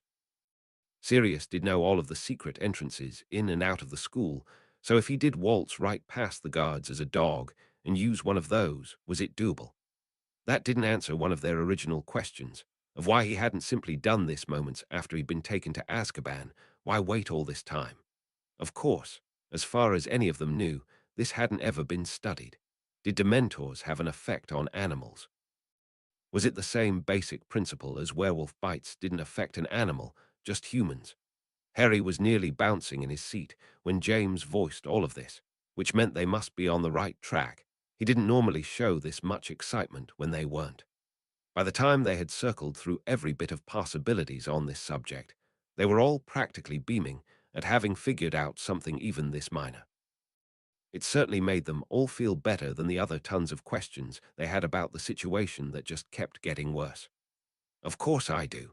Most any adult wizard does. Sirius rolled his eyes. Even finding out something as minor as how he had got himself past the Dementors finally seemed to have lifted Sirius' mood tenfold, bringing back his more boisterous and rather pompous nature. He looked to be in such a good mood again. No one bothered to point out to him he most likely didn't have a wand, and the obvious part where he can't apparate inside the actual school, since Sirius most likely knew both of these anyways and was just answering the rhetorical question. Actually not that far off, James smirked, now feeling like rubbing it in Lily's face that they most likely hadn't registered, and this was how Sirius was getting around. After all, if they had, then surely they would have put out an alert on Sirius' dog form as well as his human picture. Lily properly acknowledged his smug tone by sticking her tongue at him, having come to much the same conclusions. And we've already explained why that wouldn't work, Remus shrugged. Not only that, but Dementors could sense him even if I did invite him on the premises, so that wouldn't work all the more. Only one who's memorized it, James smirked. Well, I very much hope it impresses you, Sirius smirked. I doubt he actually knows all of them, James scoffed. Otherwise they'd be boarded up and blocked off from all students. Lily couldn't help but wonder if perhaps they were. Harry certainly hadn't found any out of the school, but perhaps her son wasn't the best way to argue that point. The one thing she could say for her son was that he really didn't go out of his way to find trouble like that, unlike his father on that one. Please, Remus scoffed, as if anyone could sleep with this kind of news going around. If he didn't think it would inflate his friend's ego another few degrees, he might have even pointed out just how much of an accomplishment this really was, sneaking into Hogwarts in this manner. Side effects and actual reasons for him doing this aside. Not as seriously as I could have, Sirius said quickly, taking the absent-minded nudge he received from James with a happy grin this time. He was going to soak in this pleasurable mood for as long as he could, knowing by now he shouldn't count on it to last long this time. That sounds like fun, honestly, Lily grinned. I think we really should go camping sometime. I'll keep that in mind, James acknowledged. Harry looked horrified at the thought. He had no idea why his mother's innocent suggestion would give him a whooping smack. His first instinct to say he wanted nothing of the sort. But something about him, Hermione, Ron, and the word camping wasn't being taken lightly inside of him. He didn't say any of this, though, because as always it came with that nuisance of a feeling that it came with memories he had no business prying into so early. Despite the confidence James had that Sirius really wouldn't have stuck around and gotten back out of there, he also couldn't help the slight relief he felt at the headmaster's reappearance. Surely if Sirius had been caught, Dumbledore wouldn't have come back, but would be tied up for hours dealing with the ministry and what have you because of it. I think he just needs to keep his girlfriend at his hip, see that lighter side of him we still haven't seen, Remus muttered into Sirius' ear, making Sirius begin snickering again. Convenient, Lily rolled her eyes, though to be honest this time she really thought that might have just been a lucky break. Of all the students scattered in the Great Hall, there was no way they could have possibly noticed those three in particular when they were talking. Even then, it wasn't out of the realm of possibilities that Percy would be cycling near his brother. This time, the other four couldn't help but joining James in the relief at this confirmation Sirius really hadn't been recaptured. Sirius grimaced and pushed his hand through his hair in frustration. Truly bothered, he had clearly hurt the fat lady's painting so much it couldn't just be mended quickly. But James distracted him easily enough by asking, "Wonder who they got to do the job." There were several memorable portraits, some of them suggested. Harry's favorite being Remus, who offered they might have even used one of the old headmaster's ones from Dumbledore's office. But then James really did have to keep reading to get his answer. Sirius couldn't help but bite at his lip, torn between anger at himself for this act, and confusion as to why he seemed so desperate to get in as really. Seeing Harry shouldn't have caused this much of a forceful reaction.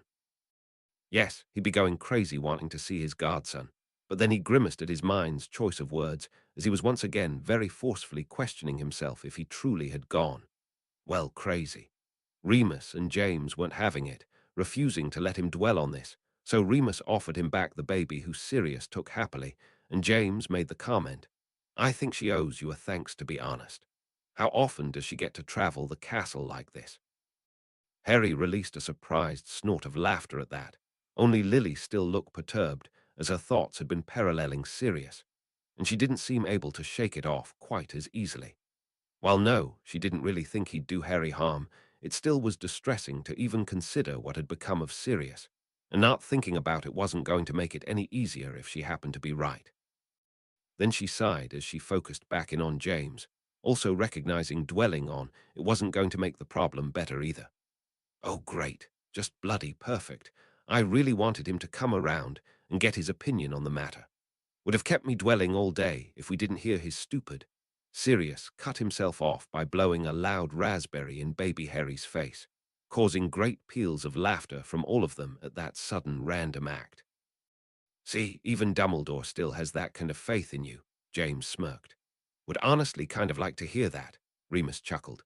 Sirius didn't seem to find that quite so funny, having come to the sudden realization that even Dumbledore probably thought he'd committed that terrible crime, and finding it quite depressing his old headmaster thought that of him. McGonagall would as well, Merlin, anyone he once knew, would think the worst of him now. Except Remus, of course. He sighed, refusing to allow his mind to linger on this depressing realization, taking a comfort in that one small fact: his friends still would have stood by him, no matter how little influence he could have offered because of his status. He would be upset you obviously got the better of everyone in that castle, James cackled. Well then, you should have had this out of earshot. Like, oh, I don't know, in one of your offices. Lily rolled her eyes. Hope he does, as I'd really like to hear this, Sirius said honestly, taking any pleasure in this old bat getting told off. I see what he's on about, James rolled his eyes. While he's most likely not wrong, Remus shrugged, but Sirius finished for him. Like I need anyone's help. Ha, the others muttered. Dumbledore, phrasing it this way, actually managed to spring a few questions to mind. Was Dumbledore implying he didn't think Remus would help him, in which case Remus would have had to lie and fool the headmaster about this? Or did Dumbledore possibly know something? That Sirius was innocent every person in this room still believed. Could it be possible Dumbledore still believed it too, and hadn't been able to do anything about it during the trial, and was now trying to possibly help out Sirius himself? Harry in particular didn't really think that, and it also turned his mind into an even darker train of thought. Could he be saying that because Dumbledore really thought Remus wouldn't help Sirius? Why though? What could make the headmaster think this? Harry was getting a very sticky feeling deep inside him, that emptiness was rearing its ugly head when his mind was trying to disagree with his gut on this matter. James couldn't help but hesitate before he kept reading this time, torn between wanting to question this further and afraid of what answers might crop up. After exchanging a look with Remus, and the silence continued to drag on from the others, he decided to leave that one be for a time. Thank Merlin for that, Lily said in relief. Sirius couldn't help a surprised snort of laughter. He honestly kept forgetting these kids in the book weren't privy to the knowledge they were half the time. It was more than obvious to them. But of course, even Harry wouldn't have known at the time Remus was obviously who they meant. Then that humor dried up slightly, just a tad of resentment taking its place. As he remembered all over again, Harry really should have known that. Sirius couldn't help but grimace at that, having always enjoyed attention in his youth, and finding that mirrored back now the worst form of mockery. I threatened to turn you into a dandelion one time, Lily remembered fondly. That gave them all a soft moment of amusement again, Harry in particular, as he asked, and why was that? I caught him flirting with one of my friends the day after he'd broken up with another girl, Lily shrugged. Told him to get lost, or I'd turn him from a hound dog to a dandelion. Seemed cleverer at the time than it does now. I took the threat for what it was, though, Sirius shrugged, not looking any kind of abashed at this little retelling. Wouldn't have been the first time Lily'd cursed me for much less. Wow, Remus chuckled in amusement. Didn't see that one coming. This ought to be fun to watch, James agreed mildly. Harry rolled his eyes, already getting a faint feeling of more agitation than humor, but didn't argue the point. Can he do that? Lily frowned. Thought only McGonagall could do that. Probably gave him permission after my little stunt, Sirius reminded her, with just a touch of bitterness complimenting that. Brave or suicidal, Sirius piped up again, and when Remus made to smack him again for that dark humor, Sirius quickly reminded, thought I was allowed to make jokes about that. Remus sneered at him, still not finding that the least bit funny, but Merlin, if it made him feel better, who was he to argue? Oh crap, James groaned, planting his face in the pages for a moment to collect himself at this amount of absurdity all over again. He still found it laughable at best of anyone thinking Sirius could do Harry real harm, but he obviously couldn't convince anyone of that in this future, and it was pointless to grumble on the matter now when Sirius was trying too hard not to let himself stay down on this matter, so he blasted through this part as fast as he could. Can't deny I adore the description anyway, Sirius huffed to himself. Remus rolled his eyes, not finding it any more amusing his using the dog jokes than his own name, and dearly wishing he hadn't given up the baby now so that he had more a reason to swing at him. Only person that could refer to is the Dursleys, Harry offered, trying his own attempt at humor. Then I can't imagine I'd be too sorry. That did give them all a chance to give a laugh, albeit a dark one, as they half wished that were true anyways. Sirius opened his mouth to say that same joke again, But Remus took the opportunity to poke him in the jaw, smirking as he scolded. "Not twice in the same chapter. Please save my sanity from that." Sirius rolled his eyes at him, telling his friend now he was being a killjoy, and James took that distraction to read out the ridiculous sentence. "Oh yeah." You could just hear the surprise in Harry. Lily rolled her eyes, wanting to laugh all over again, as even she wouldn't have openly admitted to eavesdropping like Harry had done twice now. "She what?" James cried in outrage, now matching the expression that someone had just told him someone had been killed.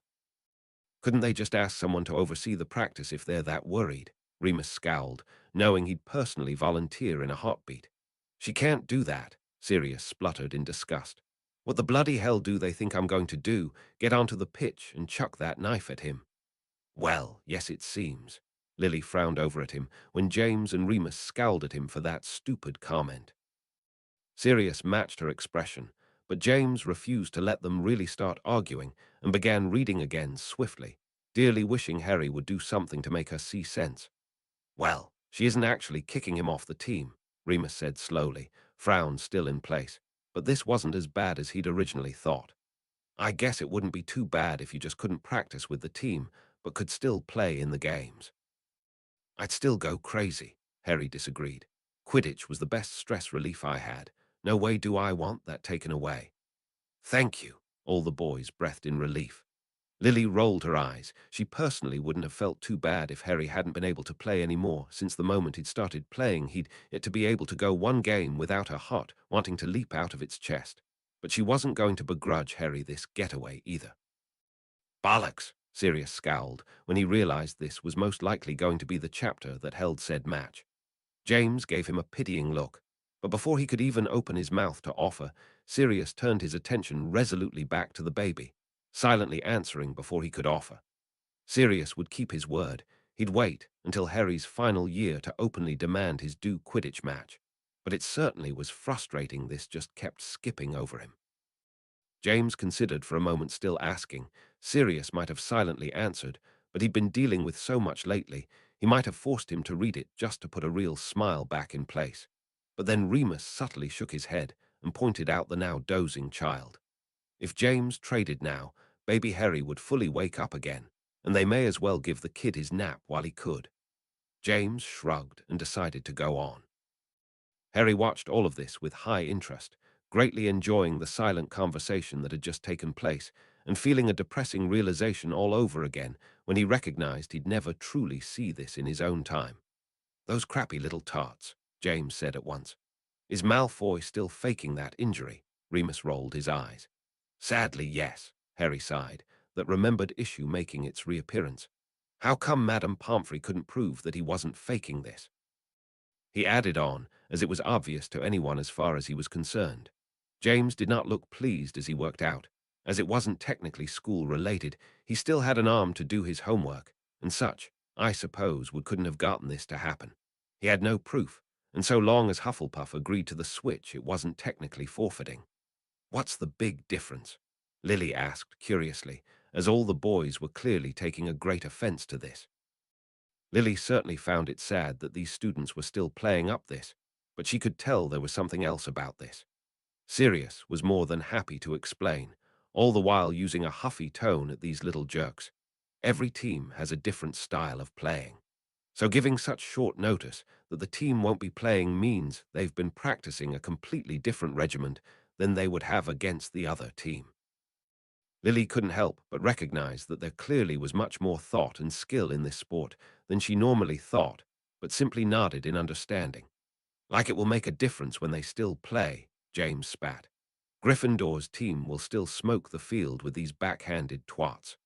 Harry suddenly released a furious yelp of pain, clasping his hand to his forehead like he'd just been scalded. The others startled at once, looking to him with mounting worry, but Harry was determinedly already putting himself under control, ignoring the painful build-up that name had caused and blinking the white spots out of his eyes to glance around and see their fearful looks. He gave them a sheepish smile, but didn't offer an apology this time, knowing by now how that would be received, and instead explained the feeling that had accompanied the flash. "Another name I'm sure I know. It is definitely significant to me. Then he paused and cocked his head to the side as he tried to consider and absorb all he could from that already faded feeling without straining himself. He shrugged, recognizing he had nothing else to offer on this. The rest of them exchanged curious looks that had hardly explained why Harry felt so strongly about this student, but knew better than to press him for a more direct answer. James rolled his eyes, not understanding that attitude one bit about a rival team, but read curiously. Ah, Lily smirked. Would recommend against dating someone on a different house team, Remus chuckled, but to each their own. Did I detect a hint of some jealousy in that? Sirius asked with interest. Wouldn't surprise me, James shrugged, not nearly as curious about these boys' love life, and far more concerned about what kind of player this Diggory was. Hope he doesn't let them get too overconfident, James noted, quirking a brow in surprise. Letting them get cocky could cost them later. Wish someone had told you that sooner, Lily snipped at him, and James gave her an indulgent smile for that. Dang, bit of an overreaction with the shouting, Sirius winced. Might I remind you, this is the same boy who said, get the snitch or die trying. Lily rolled her eyes. I don't think anything's an overreaction to this boy about this game. Mum, Harry groaned, I told you, he didn't really mean that. Lily shrugged. She still wasn't taking that back. Glad I wasn't the only one thinking it, Sirius smirked, though to be honest he did agree with Oliver as well. He would love more than anything to hear about Harry getting the cup. It would probably make up for any awful feelings he had about this year. Oh, come on. Sirius cried in outrage, receiving two very sharp pokes from both sides of him, making him squirm slightly and nearly waking up the infant. Both boys looked slightly repentant, and Sirius began grumbling if they didn't stop it, he was going to move to the fireplace again. James didn't take the threat, well, seriously, but he did stop attempting to smother his friend, while he was holding his son anyways. Wish they would just cancel the match and wait until this little brat stops faking his injury, Lily sighed. Not going to happen, James shook his head. Last year was an anomaly. Quidditch isn't usually cancelled for anything, since in the professional leagues Quidditch really isn't cancelled for anything. Someone needs to show that kid a real injury, Sirius scowled. Well then, it's a good thing you have such an understanding professor, James snickered. Remus rolled his eyes indulgently, privately thinking he would end up defending himself if his future self did give Harry a warning for that. Then he went slightly cross-eyed, still finding it just a little weird he was thinking of himself in the future tense at all like this. Glad he took the hint, Lily grumbled. Say what? They all frowned, looking genuinely upset and confused at this. Then Remus blinked in understanding, asking, Don't suppose you know how close to a full moon it was, Harry? Harry thought about it for a moment before shrugging, admitting he really had no idea as he didn't keep an eye on that type of thing. James was still frowning as he said, Yes, all right, so you wouldn't be feeling too good if that's it, but Snape, no other teacher could have covered for you. I'm fairly sure I didn't get to pick my replacement, Remus offered. Sirius was just a little too distracted to put his opinion on this, thinking back to that potion and what he'd thought it was. If Remus was still this sick around the full moon, had they been wrong, and this had nothing to do with his lycanthropy? He was still frowning, very unhappy that he might have been wrong on that guess, but also at least a bit happy he'd never voiced this theory, since they would have been right, and it would have given false hopes to Remus. Harry was still scowling, though, grumbling that, of all our rotten luck. We'd heard rumors a few times by now that Remus had missed some of his classes because he was sick all the time, but the twins got Sprout for a cover. They all agreed it was a real misfortune the schedule had worked out like that, but Remus had been right. It wasn't like it had been planned. Remus frowned. Since he knew Harry wasn't always late, he found that a far harsher punishment than it was called for, but this was Snape, so there wasn't any point in saying this. I'm touched, Remus smiled indulgently at Harry, who instantly smiled right back. He didn't need to know the missing link he hadn't then to always know he'd rather have Remus than Snape any day of the year. Sadistic little bastard, finding that funny, Sirius scowled. Lily gave him a rather ugly look, though mostly for his saying that while holding her son. This time James, Sirius, and Harry all said something rather foul for that implied tone. Even Lily couldn't help a cheeky response for his being all the more unprofessional in front of the students like that. Remus was just warmed and slightly amused at their defense of him. Maybe if you did more to earn their respect, They'd listen to you, Remus snarked, causing James and Sirius to exchange triumphant smiles, very much wishing Remus would really say something like that to Snape soon. I doubt that, James scowled, knowing Remus was usually a pretty organized person and would think to do something like this. Most likely, you just didn't look for one, Sirius agreed with a growl. He could have left you a whole damned book worth of notes, and you'd still complain, Harry huffed. Lily gave a disapproving look at her son, clearly thinking these boys were rubbing off on Harry since this was the first time he'd said something like this, but she couldn't disagree either. This time Remus really couldn't help but blush. The combined affection from this class and his family, both unexpected and more warming than he would have seen coming. James and Sirius were unsurprised. James continued in a rather pompous tone of voice, as if he'd just received the compliment himself. He was so happy for his friend. Sirius rolled his eyes, knowing he'd have to see that to believe it. He considered Snivelus no one to underestimate during school. He still found it hard to find him menacing. And I might agree with you, Remus frowned, if they'd had a competent teacher the past 2 years. I was fixing to have heart failure, Sirius told him with a straight face, watching you agree with him like that. Remus rolled his eyes indulgently as he explained, I'll bet that Dumbledore had told me of the past 2 years, so I haven't been surprised one bit what you've been going over. Typical, James gave a long, suffering sigh, before doing a double take at the next word, werewolves. Why that? Lily then proceeded to call him something that would have made her go red in the face on a normal day. The boys hardly noticed, as their language wasn't much better. What Snape was doing right then was absolutely horrible, and he had no right whatsoever. Remus went from giddy pleasure, he had clearly been handling his dream job like a glove, to shame and fear that he very well might get kicked out of it before the first term was up. If even one student figured it out, mayhem was going to explode inside the castle. Owls from parents were going to start arriving. Merlin, he might even be arrested. No, surely he was just being paranoid. Dumbledore wouldn't have hired him if it could get that bad. Right. After being the last one to stop his verbal abuse, Sirius finally found some small words of comfort. Look at it this way. Students have to learn this every year, and no one figured it out while you were at school. Surely it won't be any different now. Lily wanted to disagree, saying it was slightly different from a random student to a more prominent teacher, but she refused to be the one to drain what little color had just returned to Remus' face. Clearly he'd taken serious comfort to heart. James was still gritting his teeth so hard he wondered if it was going to crack his skull. Sirius might be right, but it didn't excuse this slimeball's actions. But after swallowing a bit of bile forcefully read.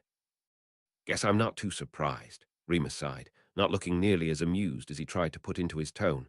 Hermione would read ahead and know this. Yes, because he'd just go out of his way to do that, Sirius growled. Remus couldn't help but wince, almost happy now that he thought about it, that Snape had decided to take this lesson. Twisted as his reasons were, it was still slightly better than having to do this himself. He chose not to say that aloud, though, knowing it wouldn't be received well. Behind. James scowled. I'd like to see how many of your students can pass a simple potion. Considering how much they all hate you, I wouldn't be half surprised if they failed on purpose. Harry scowled so badly at the book, he actually made as if to twitch for his wand that time. That man has no bounds, Lily yelped in outrage. He asked a question and then insults her. I can't believe I'm even surprised anymore, after the way he's been treating Neville. She trailed off into foul mutterings, but the other boys didn't have nearly the same restraint. They continued gripping about him for a few more minutes until it started getting loud enough the baby started squirming again. James sighed, but relented they couldn't continue yelling forever, so pressed on. And that's why I adore Ron. Lily smiled fondly before Sirius could make a joke about how she'd mimicked him. Very happy someone said that to him. James looked for a moment as if he might get up and kiss his wife for that one, having only been a beat away from saying something similar, while the other boys were nodding in fervent agreement. This thankfully didn't reignite the attitude, though it hardly lessened it. The only reason they weren't doing a bit more than grumbling was because they could hardly argue that point, though they each found it personally loathsome at the implied threat he just made to a student. What, did the student simply say East Asia, and that just wasn't specific enough for you? James scowled. I'm finding it more of a miracle every day anybody ever passed his courses, Sirius snarled.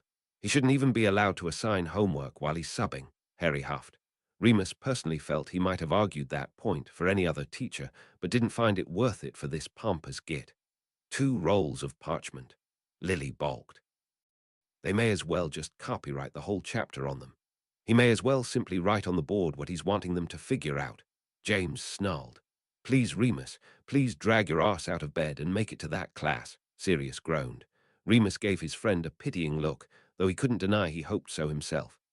I swear he'd mark Dumbledore himself, he's so bitter about not getting this job, James grumbled. Impressed they even have that self-restraint, Sirius huffed. Even knowing the answer, this is still stupid, Harry scowled. Actually not, Remus disagreed. Then he blinked when he realized Harry actually didn't know the complete reason. Harry now thought Snape hated him for their childhood grudge they had told Harry about, but they had actually left something out when briefly telling Harry a bit about their time during school. No one had brought up the night that Snape had figured out he was a werewolf. Harry didn't seem to be questioning this now, and Remus swallowed hard before asking hesitantly, Ah, Harry, why aren't you more surprised Severus knows about me? Harry just shrugged as he said, Thought all the teachers would know. None of them seem to be that confused as to why you're sick. James and Sirius exchanged uneasy looks when they realized what Remus was considering telling Harry. Then Sirius nudged Remus hard, not particularly wanting that story to come to his ears right now.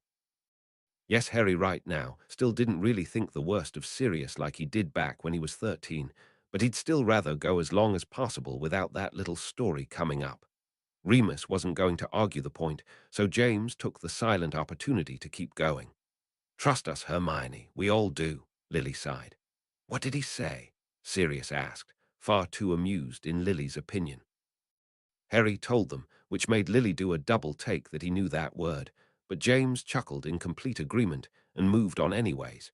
Most of them muttered either ouch or yew for that particular punishment.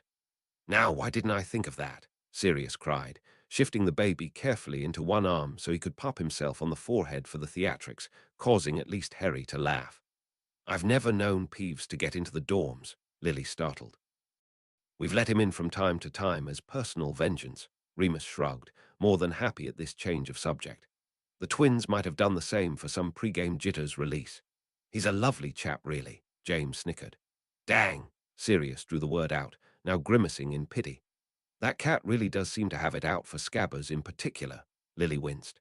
Harry gave his mom a curious look, very much wondering why his gut's first reaction was to agree with his mother's obvious joke.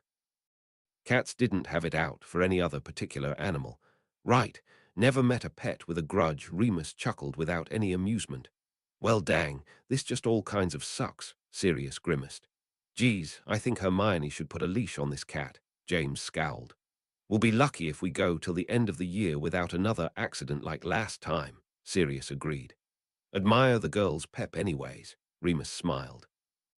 Even if this sounds like quite a bit more than a bit of rain, Lily smirked. You just wait, you pompous, arrogant little thing, James sneered. You've got 4 more years of this game, and I'll bet the next time you do have to play Harry the weather's going to be just as bad, and Harry's still going to sweep you 7 ways. Harry couldn't help but grin at his dad for the confidence, allowing him to ignore a building sense of unease about this game. He was trying very hard to ignore this, not wanting yet another game to be ruined again. Wow, poor kid, Sirius said in sympathy. Lily still couldn't help but feel he was taking this a little too seriously, but she also recognized that there wasn't much she could do but continue hoping nothing too bad happened during this game. One quick glance at Harry didn't help those spirits. No one still showed you that charm, James scowled at Harry's teammates.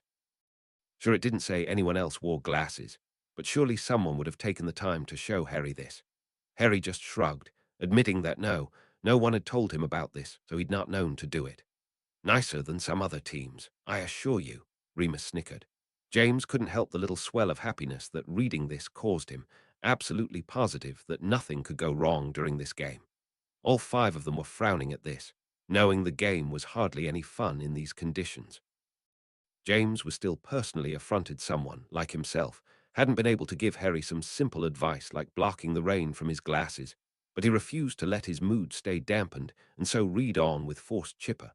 "What did you even have to dry them on?" Sirius rolled his eyes.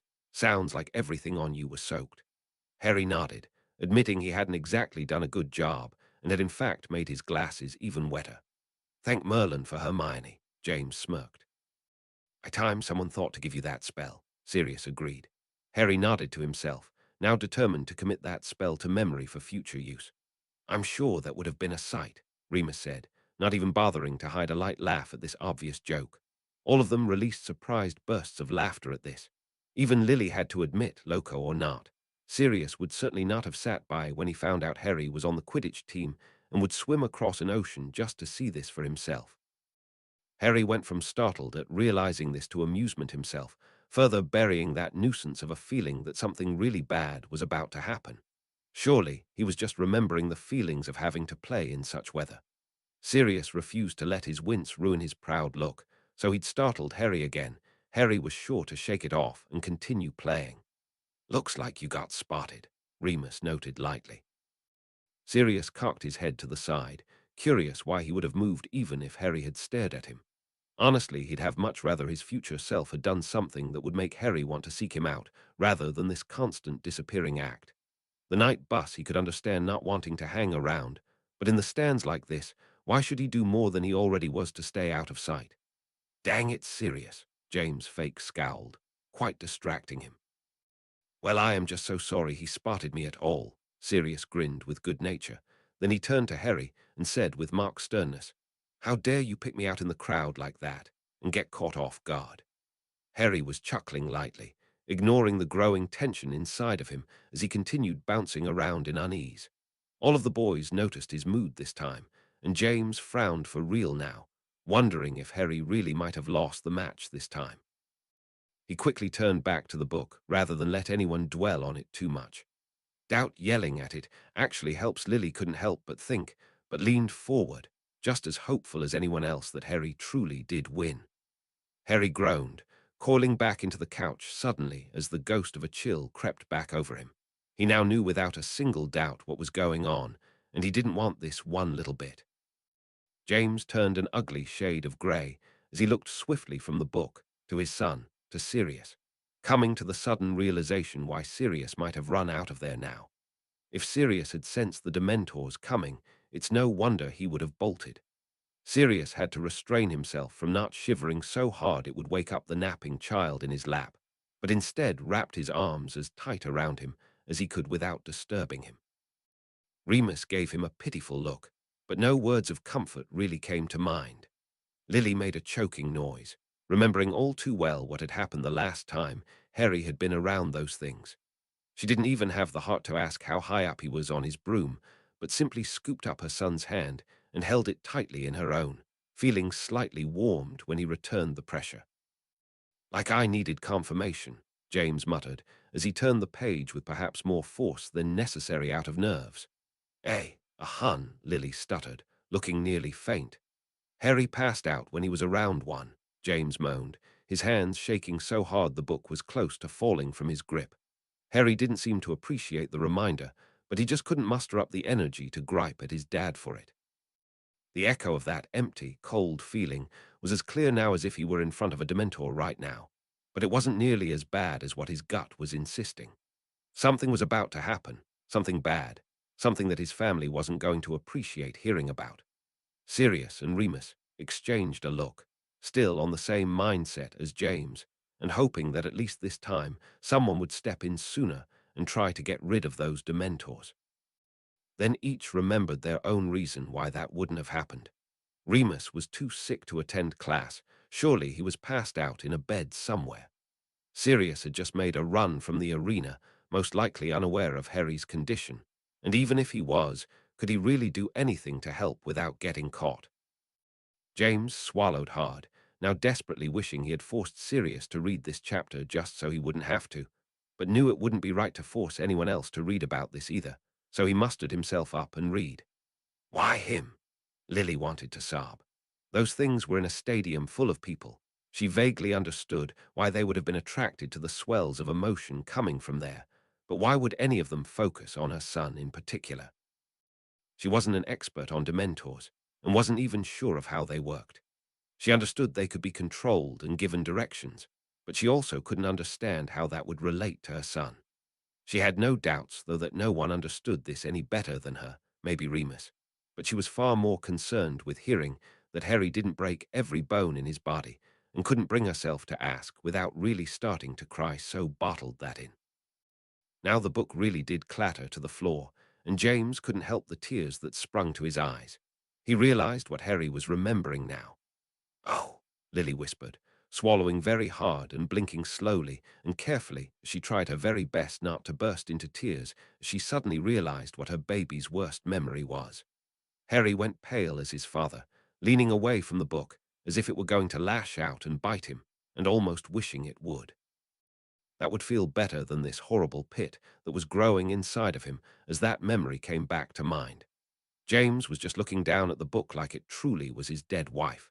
He didn't think he could do this, sit here and read about Lily's final moments. It wasn't like when he'd realized the deadly situations Harry was in, like reading the basilisk. Then he could continually glance up at his grown son and take comfort Harry had survived. Now he truly couldn't do that, because Lily, here. And suddenly his son was being placed into his vacant hands, and James was rather startled to realize that his lap had some odd little wet spots. He shook his head so violently his glasses were nearly tossed across the room as he glanced up and around to see Sirius now picking up the book and rummaging around for his spot. Then he quickly went about settling his now fussy child, who clearly wasn't pleased at the sudden change in placement. Both Sirius and Remus were the color of new snow, and one look over showed Harry and Lily were only a bit better than James because they were clinging to each other. Harry was all but curled into his mother, and while Lily's lower lip was trembling violently, she was holding herself together by brushing her hand repetitively through her son's hair in comfort for them both. Sirius' hands were shaking so bad, he was likely to get a couple of paper cuts from flipping pages until he found his place, but he'd take that any day rather than try and watch James say what he forced out next. He had read all of that so fast. Most of the words had strung together, and his voice was so thick with emotion it was lucky they understood any of it. They all had, though, so it was more unlucky in this case. Sirius had to clear his throat several times before he made as if to keep going, but then James forced himself to collect his emotions and shove them out so that he could deal with it later. For now, he gave Sirius a grateful squeeze on the shoulder and offered back Harry. Sirius took a moment to silently ask his friend. He didn't really like what he saw, but under the circumstances, the fact that James wasn't curled up into a ball on the floor was a miracle in itself, so he relented. Recognizing that James needed to do this for himself, not only finish this chapter, but continue reading this play out. Remus and Sirius exchanged a look, loaded down with concern and their own distraught at the situation, but Sirius did indeed take the baby back so that James could read. Taking several deep breaths to make sure he could go on intelligibly, he began again. "That's right comforting to wake up to, that is," Harry mumbled, rubbing furiously at his arms to get the ghost of that chill away. Lily wrapped her arm protectively around him, not letting any more space between them than she could help, but knew better than to offer a spell to warm him. This wasn't the kind of thing normal heat could cure, but her warm hug seemed to be doing the trick. "Don't rightly want him to remember, to be honest," James huffed, dearly wishing he could purge that own memory from his system, let alone it festering in his son's mind. Remus sighed, wondering if it might be in his power in this future to convince Dumbledore Harry might do some good with a couple of extra Dada lessons. He was clearly vulnerable to Dementors in particular, who could blame him, and Remus knew without a doubt he'd work day and night with Harry to help him learn the charm to counter them. Considering how limited he'd been so far, though, he couldn't help but wonder if the headmaster would assent to this. Clearly Remus didn't have a lot of say in the matter, despite that right now he wouldn't have cared, and done it anyways no matter what anyone said. It seemed in this future he may have lost his will along with his friends. "Absolutely peachy, and you?" Sirius scowled. The group gave a collective shudder, now knowing they'd rather break an arm than allow Harry near those Dementors again. "Because this wasn't the worst day of my life already. I really needed that mental image," James scowled. for the first time ever really wanting Fred to shut up now. That drew a wan smile from Lily at least, remembering her little guess that Hermione might truly see Harry as more than a friend, or at least it was heading that way, but she still felt a little too emotional about a few other things to really think on it. James snorted so violently the book nearly slipped from his grasp again. "Well, glad he's got his priorities straight," Remus said in a too high-pitched voice. Harry gave them a rather sheepish look before shrugging and admitting really didn't want to dwell on that memory in front of them, so I picked the first thing that came to mind. Would they do a replay? Lily asked quickly, fully understanding his logic. James mulled that over for a moment, deciding he needed to thank his son for giving him this distraction as he said aloud, "It depends." What with the Dementors interrupting, and depending on when exactly Harry fell off, if that other kid caught the snitch before Harry fell, it would have been fair. Harry didn't think his feelings could actually sink lower, but now as he continued remembering his teammates' faces and his father's words sinking in, he realized this day actually could get worse. James winced as he realized he wasn't exactly helping, so hoping he was wrong, he read. "Dang it," they all muttered, though absently noting they didn't feel nearly as down about this as they should have. Somehow, this game just didn't feel as important as it should have anymore. They were certain that if Harry had won and this still happened, they would have properly congratulated him.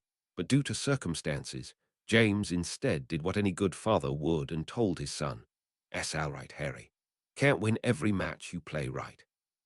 You're still a damned good seeker, but even the best have to lose at it sometimes." Harry beamed over at him, warmed beyond belief. The others didn't blame him all the more for not only bringing up this terrible memory, but losing the game to boot. They were in fact going out of their way to comfort him and still try to make him feel better. "Least he's a decent kind," Sirius grinned. They all grimaced, thinking the captain of the team should be up there making sure Harry was okay, along with everyone else. But none of them could muster up the energy to be too mad at him, still all to drain themselves. James immediately took back what he'd thought before about wanting the twins to shut up, and hoped these two would set Harry straight, then like he had now. "See, you're not even out of the running yet," Remus reminded bracingly, making Harry really smile this time. He may have lost the match, and was still stuck on hearing his mother's last moments, but it was still good to know he hadn't lost his team the running. Surely there must be some way to combat Dementors and their effects. His gut was already assuring him he was on the right track so that he could fix this problem and hopefully not have to deal with this ever again. "Happens to the best of us," James and Sirius said together. It still wasn't as funny as it usually was to them, but any attempt at humor was happily welcomed as the somber mood continued to linger. "She's such a killjoy," Remus huffed with a roll of his eyes. "Oh good, at least they got to stay." Lily slightly perked up. "Good of him, least someone did." They all muttered a variation of this, still wanting to kick at themselves for not being the ones to do this. "What silver stuff?" Harry asked swiftly, having noted before this was what Remus had been said to do as well to make them go away. Remus was quick to respond, explaining all about the spell, and by the end, Harry looked nearly back to normal. He was so sure in that moment that he must have already learned this, no matter how advanced Remus kept trying to tell him it was. The spell seemed very familiar to him. It seemed to hold a significance he couldn't place, plus Remus being the one to tell him this felt right. When Harry tried to explain this to them, they all beamed with pleasure, having no doubts that, no matter how hard it would be, Harry, along with Remus' help, could master this. James grimaced in disgust, mentally tallying up the times he'd had to say that aloud, and growing more than sick of the number. "Guess you didn't tell them then," Lily murmured, hardly looking upset this time. She personally didn't want to sit around and hear Harry explain this to anyone, let alone his friends. "Oh, this can't be good." James' frown actually depended their hesitation, then he read quickly. "Someone couldn't have summoned it back." Sirius asked listlessly, personally still too distracted by memories to come to really think on this much. Considering how numb most of them felt, this really couldn't draw nearly as much of a reaction out of them as it normally would have. It was pretty awful that something like that happened to him, but it was clear as Harry continued leaning into his mother, it wasn't his greatest concern right now. Sirius couldn't even bring himself to make the joke that falling off his broom had really been the better option. "And I'm guessing the broom didn't come out on top in that fight," Remus sighed. So quietly no one but Sirius really heard it, and he couldn't really muster up a smile for him this time. I'm sure Harry remembers that actually, James grumbled. Ouch, James muttered, tossing the book away from him and watching with only the vaguest satisfaction as it landed on the table, then reached eagerly out for his son, which Sirius willingly handed over. So this had to be like the most depressing chapter, for all kinds of reasons. Their wrong assumptions of all these people's motives, poor dang Sirius, Remus and James, Lily and Harry's Nimbus. Don't know if it was my mood writing this chapter that caused this or not, but I hope you still enjoyed. This is just something personal I noticed, but couldn't work in how to make anyone point it out, since Harry would obviously know by now. But does this mean that Hogwarts has blocked scheduling? Harry went his whole first week and didn't have Dada until Friday. Why would Snape tell them to give it to him Monday? He's clearly assuming he'll have the class again for the assignment to be handed in to him. But that must mean the weeks have different class time frames, different weeks. In the next chapter, though, they clearly have Dada again on that Monday, so I don't know why they wouldn't have had it on their first week. Chapter 10, The Marauders Map. Chapter text such heartwarming reviews that make me blush, and just so infinitely happy to every last person. Thank you a million to every person who offered up explanations, and to those throwing out praise. If I could, I'd send you all a million thank yous for life. Wrote this chapter while a tornado was going on. For some odd reason, my family thinks I have mixed priorities, but I can't figure out why. Sirius never thought he could both hate and love a book so much at the same time. The look on James' face when he'd heard Lily's last words would forever haunt him until his dying day, but the euphoric feeling of getting to know every detail of Harry's life would never cease to make him smile. There was still a horrible, lingering silence, as they were still slightly absorbing the last chapter, and none of them really believed it would actually get better at this point, since Harry obviously seemed to attract Dementors to himself. No, their best hope was for someone to teach Harry that spell already, most preferably Remus, so that Harry, or anyone, would never have to suffer like that again. Swallowing hard past a lump in his throat, Sirius began reading, wondering if his hoping for the best was a lost cause at this point. Doubt that was necessary. Remus rolled his eyes, knowing personally how overbearing the matron could be. I didn't mind, though, Harry sighed, though when he didn't volunteer more no one pressed him. Felt that way about my first broom too. James nodded in understanding, remembering he'd kicked up a fuss when his dad had thought he'd outgrown his first toy broom and thrown it out. Never not grateful for that man, Lily murmured, forcefully brushing at her eyes to make sure too much emotion wouldn't continue trying to well up in her. "Oh, what a pleasant little gift," Sirius smirked lightly, which only increased when he saw how hard Harry was blushing. "Was it like a gag gift or something?" Remus asked curiously. "Or was it really meant to sing shrilly, and she thought you'd enjoy that?"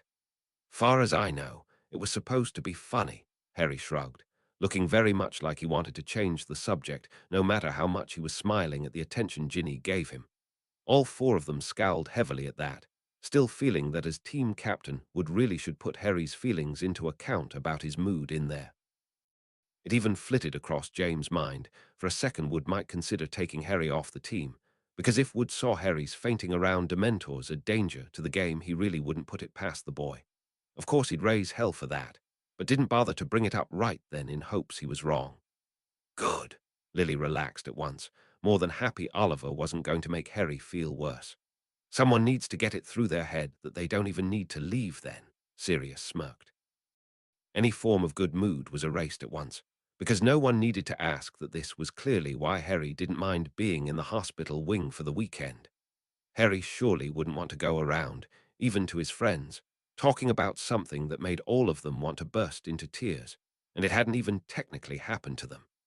Now that did surprise them, but Sirius quickly read out the reason before anyone could ask. Yeah, I can see that," Remus nodded, ignoring the internal wince that he clearly hadn't made the effort to come see Harry up at the hospital himself. He didn't care how sick he was. As many times as James had lost sleepless nights staying down there with him, he couldn't imagine how his future self worked out that this was okay. Sirius felt a horrible tightening in his gut when that came out. Honestly, he'd never thought about it like that, but Harry was right. In fact, was his animagus actually more symbolic than he'd ever let those jokes be? After all, hadn't his best friend died as well? He'd been silent for too long, and maybe they noticed something of the growing misery that was starting to eat him alive. Either way, Remus had to give him a pretty hard poke to get his attention before demanding, "Come on, Sirius. Can't be too upset about this. It's not like you did anything." Sirius nodded too quickly, muttering, "Right," before rushing on and ignoring James and Remus giving each other a look behind his back. Sirius opened, then closed his mouth, undecided if he wanted to make a joke about that or vomit. Harry gave him a pitying look, then blurted, "Sorry, Sirius. I know how upsetting it is to you now. Wish I could take it back." Sirius managed a weak smile for his pup for trying. It did make him feel slightly better. Harry very clearly didn't mean those things now, but it wasn't erasing how he was now stacking up how many people in his life were going to die, and if it could really link back to him. "Course, can't forget about them for 5 seconds," James grumbled, rocking his son gently. Despite Remus explaining this to him, he still shifted his weight around in agitation, yet another thing that made him stand out like this. This time, Remus left the reassurance to Lily, who by now quickly soothed him and reminded him that most likely she'd do more than faint if she had to hear something like that. Remus was too busy scowling and grumbling to himself. He really should have stinking come and talked to Harry by now, never not agitated at how long or whatever reason was stopping this. "There's something I never want to read again," Sirius grumbled, hating that sentence nearly as much as he hated watching everyone else flinch because of it. Lily made a horrible choking noise, trying her very best to hold back a whimper of pain that her son was now forced to live her waking nightmare. She almost half wished her boy hadn't regained back this particular memory at all, but then reflected that would do more harm than good in the long run, because if ever he did come into contact with a Dementor, he wouldn't even be prepared for it. "Thanks, Harry. I really hadn't figured that out the first time." Sirius frowned down at the book, leaning casually against James when he felt his best friend shivering in disgust at that. James gave him a grateful look, while cuddling his son close to him for comfort. The only thing still keeping the pair of them going at this point was the constant mantra of, "We can fix this. We have to." "Yeah, it's official. The hospital wing can do more damage than good," Remus scowled, knowing personally how dreading it could be to have nothing else to think about, and so you linger on your thoughts like Harry was clearly doing now. They all breathed a sigh of relief, more than happy if Harry never had to think of that again. All five of them groaned at this, realizing that Malfoy's lame joke would only have doubled in credibility at that public event. "There's the bright side," Remus rolled his eyes in disgust. "Least now he couldn't force me to help with his potion ingredients anymore," Harry nodded. "Why hasn't anyone hexed this one yet?" Sirius scowled. "Thank you," James beamed. "Ron's the best friend ever," Remus snickered. "Worth it," Harry chuckled, knowing he'd likely have done the same thing if Malfoy had turned on Ron like that. 100% agree," Lily nodded sagely, causing the boys to smirk all the more. "Thank you," they all sighed in relief. Remus really couldn't help the involuntary wince that caused, remembering quite well how his transformations had felt before his friends had helped him to cope while they were animals. No, he didn't remember anything clearly, but the pain he'd suffered had been more than double before his friends had joined him. He was soon looking at 12 years of that solitude. He neglected bringing that up, deeming it his own problem to deal with. James and Sirius exchanged worried looks, not needing Remus to remind them of how sick he could feel around these times, but feeling a slight comfort that surely Sirius had been there for him this last time at least, so they declined saying anything either. "Poor Remus," Lily smiled lightly. "James and Sirius were right. Most of your job seems to be listening to kids complain." Remus hardly looked like he was upset. The opposite, in fact, as he was smiling widely, that these kids seemed to like him well enough they felt they could openly complain like that at all. Remus still didn't think the likes of Snape should be defended, but he did say to Harry, in any other case, that could be argued. Snape was being extreme, but a substitute has every right to give homework as any other teacher to make sure you were paying attention. Harry grumbled something and rolled his eyes, and James and Sirius looked disgusted their friend was defending giving out any form of homework, but there really was no point in arguing it any further. "Can imagine why that would bother you," Lily agreed grimly. Someone seems really indignant about that, James said mildly. Can't imagine why, Sirius grumbled. I'd personally like to sit in on that conversation, Sirius said, perking up at once. Really serious. What do you think I'm going to do? Remus rolled his eyes. Something more than talk, James answered, not bothering to hide his hope one bit. Remus just rolled his eyes at the pair, not exactly in agreement, but unable to argue the point either. As of right now, he was feeling a bit more than talking was in order for what Snape had tried to do, and would very dearly like to either hex him or at least take it up with Dumbledore, but he had no idea what his future self might be thinking. If his actions so far were an example, he may have even said that just to pacify them and not bring it up with anyone ever. Yes, they all cheered. Remus personally thought his reasons might have been just slightly selfish in that decision. Perhaps he should have shortened it rather than outright undermining Snape and saying they shouldn't do it, but there was nothing for it now. Why am I not surprised? Lily snorted. They all gave appreciative chuckles of amusement for that good timing. Now what's this? James leaned over eagerly, more than happy for any instance of Remus and Harry getting to talk some more. Sirius quickly elbowed him back out of the way so he could read. Bet you Bout had a heart attack when you did, Lily murmured, noting he wasn't exactly looking at Harry as he spoke, which probably meant he was either upset or ashamed about not being there. They'd all noticed his lapse in not going to see Harry in the hospital as well, but at this point, it would have just been even more awkward if he had shown up then, so they were trying not to take it as personally.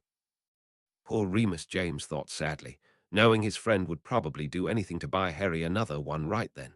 Remus scowled and grumbled something, still personally blaming himself for whatever that stupid tree continued to do to Harry. And what a coincidence, Sirius snickered. Wasn't Peter the one who dared him to do that? Sirius chuckled in remembrance. It was before we knew what was under it, James defended their friend. Then we thought it was just for show or advanced herbology. This time Remus forcefully ignored the feeling that kept cropping up whenever it mentioned how awkward these talks between them were. Oh, I'm sure that was a sight, Lily said without any amusement. Thank you. They all burst out in relief, knowing it would have driven them all that much crazier if Harry had continued to sit on this. Probably had that written all over my face, Harry sighed, having been thinking on that all weekend. What a friendly little reminder, I thank you. Sirius rolled his eyes without any humor. Put a few more horrible details in there, why don't you? You were doing so well, James smirked. Harry cocked his head to the side, wondering why on earth that particular sentence should seem familiar to him. Surely he'd never been around both Dementors and Muggles at the same time, right? Sirius, mood, already taking a downturn whenever these monsters were mentioned, continued sinking all the lower as the longer this went on the more vivid imaginations came to mind what exactly he had to look forward to in the near future. The opposite of pleasant to think about, but he ignored his friend's attempts at comfort and kept reading loudly in hopes to get this over with. James had to swallow back a bit of bile at that phrasing. He, much like his best friend, getting cold all over at the thought of Sirius or Harry being forced in their company for too long. It was beginning to occur to Lily for the first time that Sirius may not have gone and tried to steal a wand at any point, because was he even able to still have magic after such exposure? Surely turning into a dog, which seemed to have helped enough for him to escape, had helped to retain his magic as well. Could it have gone even farther, as this must be the reason he hadn't lost his mind like every other had? She wanted to offer the suggestion to her boys, but they looked so miserable at this constant topic, she decided she'd try pointing it out later if, and hopefully never, Sirius mindset came back into question. Thank you, Remus, Lily grinned at him. High time someone said that to him. Harry grinned over at him and repeated that thanks, causing Remus to blush and mutter about how it wasn't that big of a deal even if he did agree with them. Bet I just loved that one. Remus went from red to sallow, faster than a traffic light changing. All five of them winced in pain at that, hating this near constant reminder now at just how close Remus and Harry weren't. This should have been a time where Harry could have sought comfort in him, and instead Remus still felt too insecure to do much more than stand there. It was both infuriating and depressing all at the same time. I can think of a few reasons, Sirius sighed, not exactly happy for this change in subject, It was hardly better than the last one. Yeah, that was the main one. Remus nodded in agreement, meaning Sirius, and ignoring James and Sirius snickering that he just agreed with himself. You've no idea how right you are, James huffed, curling his lip up in disgust at the thought. I swear, this really does just keep getting better, Sirius snarled. Just as subtle as ever, my friend, Sirius said, releasing a bark like laughter for that. Remus' random display of clumsiness and inability to hide what he'd been thinking in that moment, almost bringing a good mood back to the room. All true, James smirked. Though, of course, no one's tested one little theory in particular. You're all just so proud of that, aren't you? Lily asked indulgently, suddenly realizing the boys would have worked this out on their own by now anyways, and this could be why they were so adamant about knowing Sirius' mindset. Maybe Sirius still needed it pointed out, though, or perhaps he'd come up with some counter-argument in his own head they needed to knock away. Glad you remember that, Remus chirped, brightening at once. If Harry really came to him now, asked for his help with this, perhaps Dumbledore wouldn't say no to both of them. Yes, the room cheered, more than happy at this turn of events. You don't have to pretend, Sirius scoffed. You know plenty to get him going, don't have to write a book on the subject. Why am I hesitating? Remus wanted to ground out in frustration. Was he really so afraid of getting close to Harry he'd leave him dry like this? Surely not. The others must be thinking along the same lines, but no one said anything until they got Remus' real answer. James and Sirius were nearly bouncing in place with happiness. Try and help. Please, Remus would get Harry through this just fine. Sure, there were horrible complications and questions, like how, for instance, they were actually going to be practicing this. But the point was, Harry was finally going to get the help he needed. Chose. James rolled his eyes, as if Remus ever chose when it was a full moon. That's not so bad, Lily said eagerly. Harry shouldn't have another run-in with them any time soon anyways. Why so long, though? Harry asked, knowing he'd rather get started on these sooner rather than later, but so grateful at the time he hadn't questioned his professor. He had no qualms asking Remus now. Remus didn't really look happy about answering, still kicking himself for trying so hard to push this off as he said, I'd need Dumbledore's permission to set this up. Plus, if I'm counting the timing right, holidays are right about to start, and you wouldn't want to do this during Christmas anyways. Harry nodded back in agreement with all of that. I'll admit that's rather promising, James muttered, trying to force down his shudder of disgust at that sentence existing. Just what we needed, Sirius laughed outright. Oh, I really missed this, Lily rolled her eyes. Let's hope it stays that way, Remus agreed. The four of them refused to give in to their wince of pain this time. Harry had yet to have a really good holiday, so far marred by horrible memories, but this year was sure to be different. It felt too much like tempting fate, though, so none of them voiced this hope aloud. Love the castle this time of year, Lily beamed. I never get tired of hearing your friend's lame excuses, Sirius snickered. He always came right out and stated why he stayed behind at the castle. Harry refused to let his mood head back south now that it was clear everyone was looking forward to a good holiday, so he refrained from mentioning just how upset this trip already made him feel. Surely he was just upset because he got left behind again, right? You mean you haven't already? James Mock shook his head in scolding.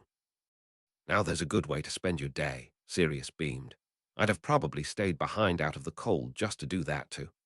Ugh, yeah, I can completely see you spending money on this very important matter, James said in a completely serious tone of voice. Lily made sure he could see her rolling her eyes at him, but didn't protest this either. Harry was still on the team. He did need his own broom, even if the longer this went on the more she grew to hate this sport and everything about it. Remus and James leaned over at once, trying to pry the book away from Sirius so they could see if this was really happening. Sirius was having none of it, and eagerly elbowed the pair back out of the way so he could read what he hoped was happening.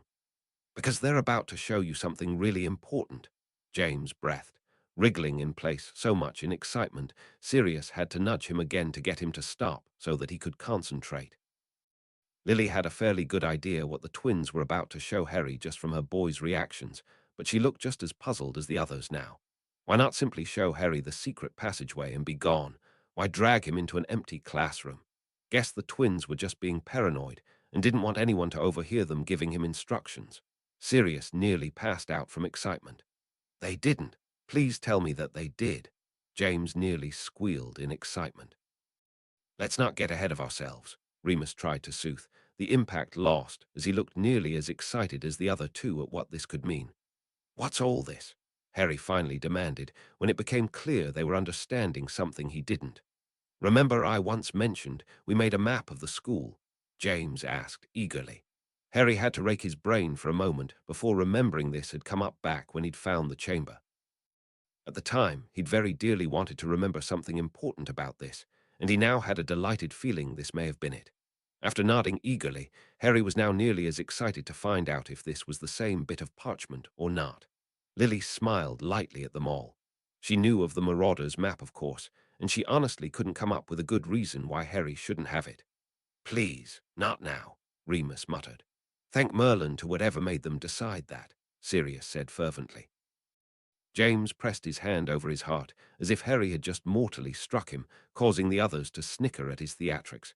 He didn't carry on long, however, too eager to see Fred and George really show Harry what was going on. All of them snorted, knowing these types of twins were hardly ever innocent. So glad you agree, Remus smirked. I just can't imagine why, Lily pointed out with heavy sarcasm. I love these twins. Sirius was smirking so wide his face was likely to get stuck that way soon, not that he seemed to care.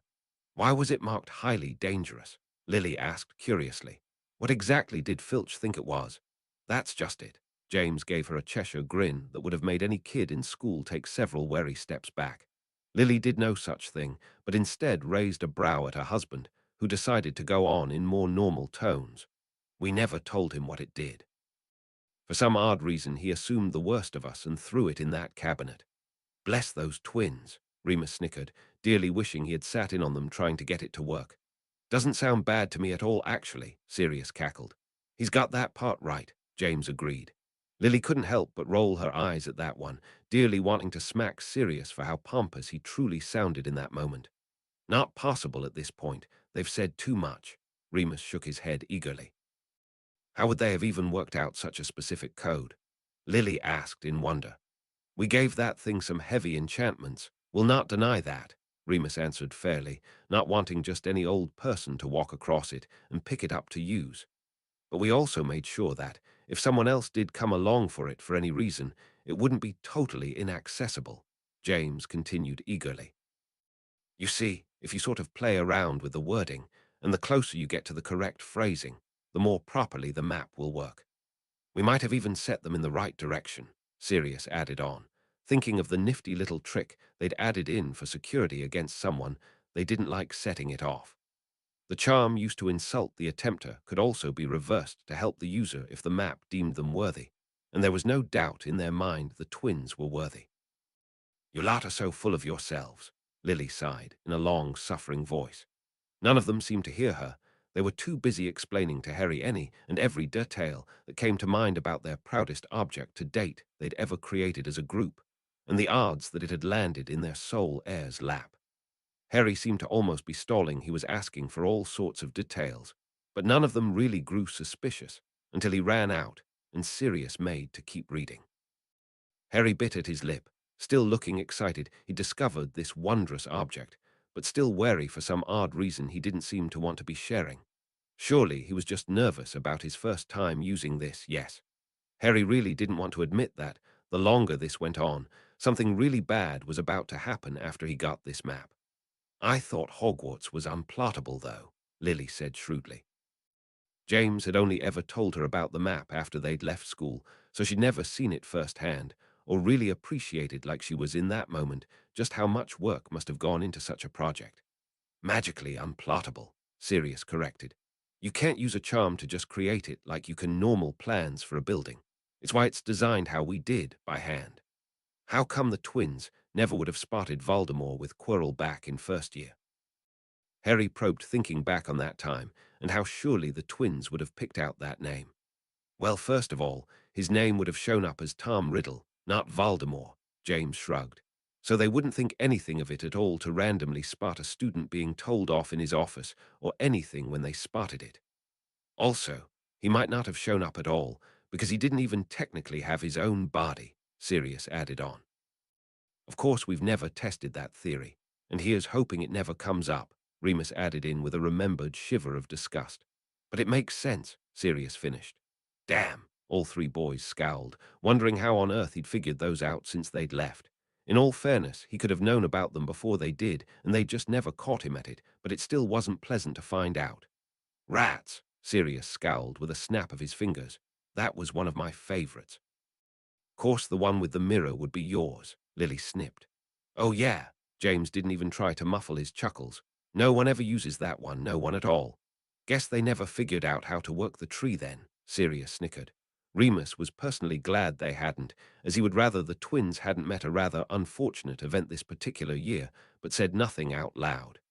My personal favorite, James smacked his lips in appreciation. James, Lily began in a threatening tone of voice, hating to think he was now encouraging their son to steal. He waved her off at once and said, Please, Lily, I left the money. Give me some credit. No thanks is needed, really, Sirius smirked, his eyes lighting up, proving otherwise. We're more than happy to help. Imagine their delight when they find out one of them's a teacher this year, James pointed out, causing a whole new round of laughter for all of them. Can't imagine why they'd practice that, Remus snickered. Oh, I'm sure he'll get right on that, James beamed with pride. All of the boys looked deliriously happy now, more so than they had in a long time. Harry had not only just inherited the map they'd spent countless hours poring over, but he also happened to be in possession of the cloak as well. Mix in Ron and Hermione's thinking, and the three of them could have a next set of troublemakers brewing. They were in such a good mood, they didn't notice Lily giving Harry a very worried look. The longer this went on, the more Harry kept rubbing at his temple, a sure sign something was about to happen. This should be a good memory for Harry. Why did he seem to continue to sink into himself and give Sirius a furtive look when he thought his godfather wasn't watching? Harry was trying his best to push those feelings away, but Lily couldn't help but continue to feel antsy as Sirius continued. Sound advice, James nodded seriously, but this is an exception to that rule. Be wary of magical items you don't know the source of, but in this case, Sirius cut him off before James' daddy mode could ruin all of his fun. There's no danger in sight, so you're fine, pup. Harry gave them both reassuring smiles, feeling rather sure he had held onto this map, and nearly positive at this point his feelings were correct, and he travelled into Hogsmeade this day. This didn't seem to make him feel any better, though. Good of you to be cautious, though. Lily still praised him, at least for a moment taking that look away. Our boy, there's using sound logic, Remus beamed. Can't say we never used it for all of those purposes and more, Sirius muttered in amusement. Course there's not, James rolled his eyes. You just checked the map. Surely you would have seen someone coming. Best not to act too suspicious with that on you, Sirius agreed sagely, in what he clearly thought was giving his sound advice voice. Don't want the wrong teachers, or Filch, to catch that on you without a good reason yet. The three present marauders grinned at one another, then James threw Lily an obvious look, clearly saying, See, we thought this through. Lily didn't quite understand yet, and couldn't deny she was curious how they had worked this into the map. Handy, Lily said in equal amounts of amusement, surprise, and admittedly rather impressed. So glad you agree. James' smirk only increased at his wife's praise. It expands, Remus told him quickly when Harry looked like he was fixing to ask. The boys couldn't help it. They were still bouncing around in absolute pleasure. This was better than any of them could have hoped for. Not only was Harry getting into Hogsmeade as he so rightly deserved, but the means by which he was doing it couldn't be better. Sometimes it feels like it, Sirius agreed. Other times it feels like you blinked and you're hitting your head on the end. How far is it really? Lily asked curiously. Don't know, James shrugged. Never actually counted. Since it's a direct line to Honeydukes, I'd say it might be a shorter walk than the path down into Hogsmeade, but not by much. Best motivation there is, Remus agreed. I did that nearly every time, Sirius agreed as Harry rubbed his head in remembrance. Never could remember how far up that thing was. Just better hope you find it again, James pointed out. We tried our best to leave some kind of mark. The shopkeepers wouldn't notice the first few times, so we could. Lily crinkled up her nose in disgust. She hated that candy in particular. Which is a benefit of bringing the cloak along with the map, Remus pointed out. My little marauder, Junior, James cooed fondly to the napping child in his lap, causing Harry next to his mother to beam with pride, while Lily felt like smacking her husband for no more reason than calling her son that. She supposed it was vaguely better than Bambi, asterisk, which Remus had tried to get going for a while, not that either James or Sirius had understood that reference. Then she winced in self-pain as that parallel was suddenly all too real to her son. There's a Yuletide thought. Sirius beamed. Sirius, you're drooling, Remus pointed out candidly. Sirius ignored him and proceeded to read out every treat in this place with so much eagerness it caused the rest of them to continue chuckling. Are you quite done now? James snickered. Or would you like to stop for a moment and collect yourself before you eat the book? Sirius stuck his tongue out at him, not regretting a thing. Why? Lily asked in disbelief. To say they'd tried one, I suppose, Remus shrugged. I've tried everything in there once, either out of personal curiosity or on a dare. Oh, Lily's disgust at the idea of trying half the things in that shop switched to pleasure at once, if still a bit confused as to why Harry's friends thought he'd like those at all. Definitely not, Harry smirked, knowing Ron had been joking, but laughing all the same at the squidged-up way his mom's face went at that suggestion. Every boy gave an appreciative chuckle at that. This was a light and minor prank to what Harry could have done to his friends when they didn't know he was behind them. Magic, Sirius said in a goofy tone of voice before reading eagerly. He wanted to know how quickly Harry was going to tell his friends about this new possession. Wow, Ron can be really dense sometimes, can't he? Remus rolled his eyes at that suggestion. Not surprised, James shrugged. He'd have personally found it even odder if Harry hadn't told his friends about this as soon as he could.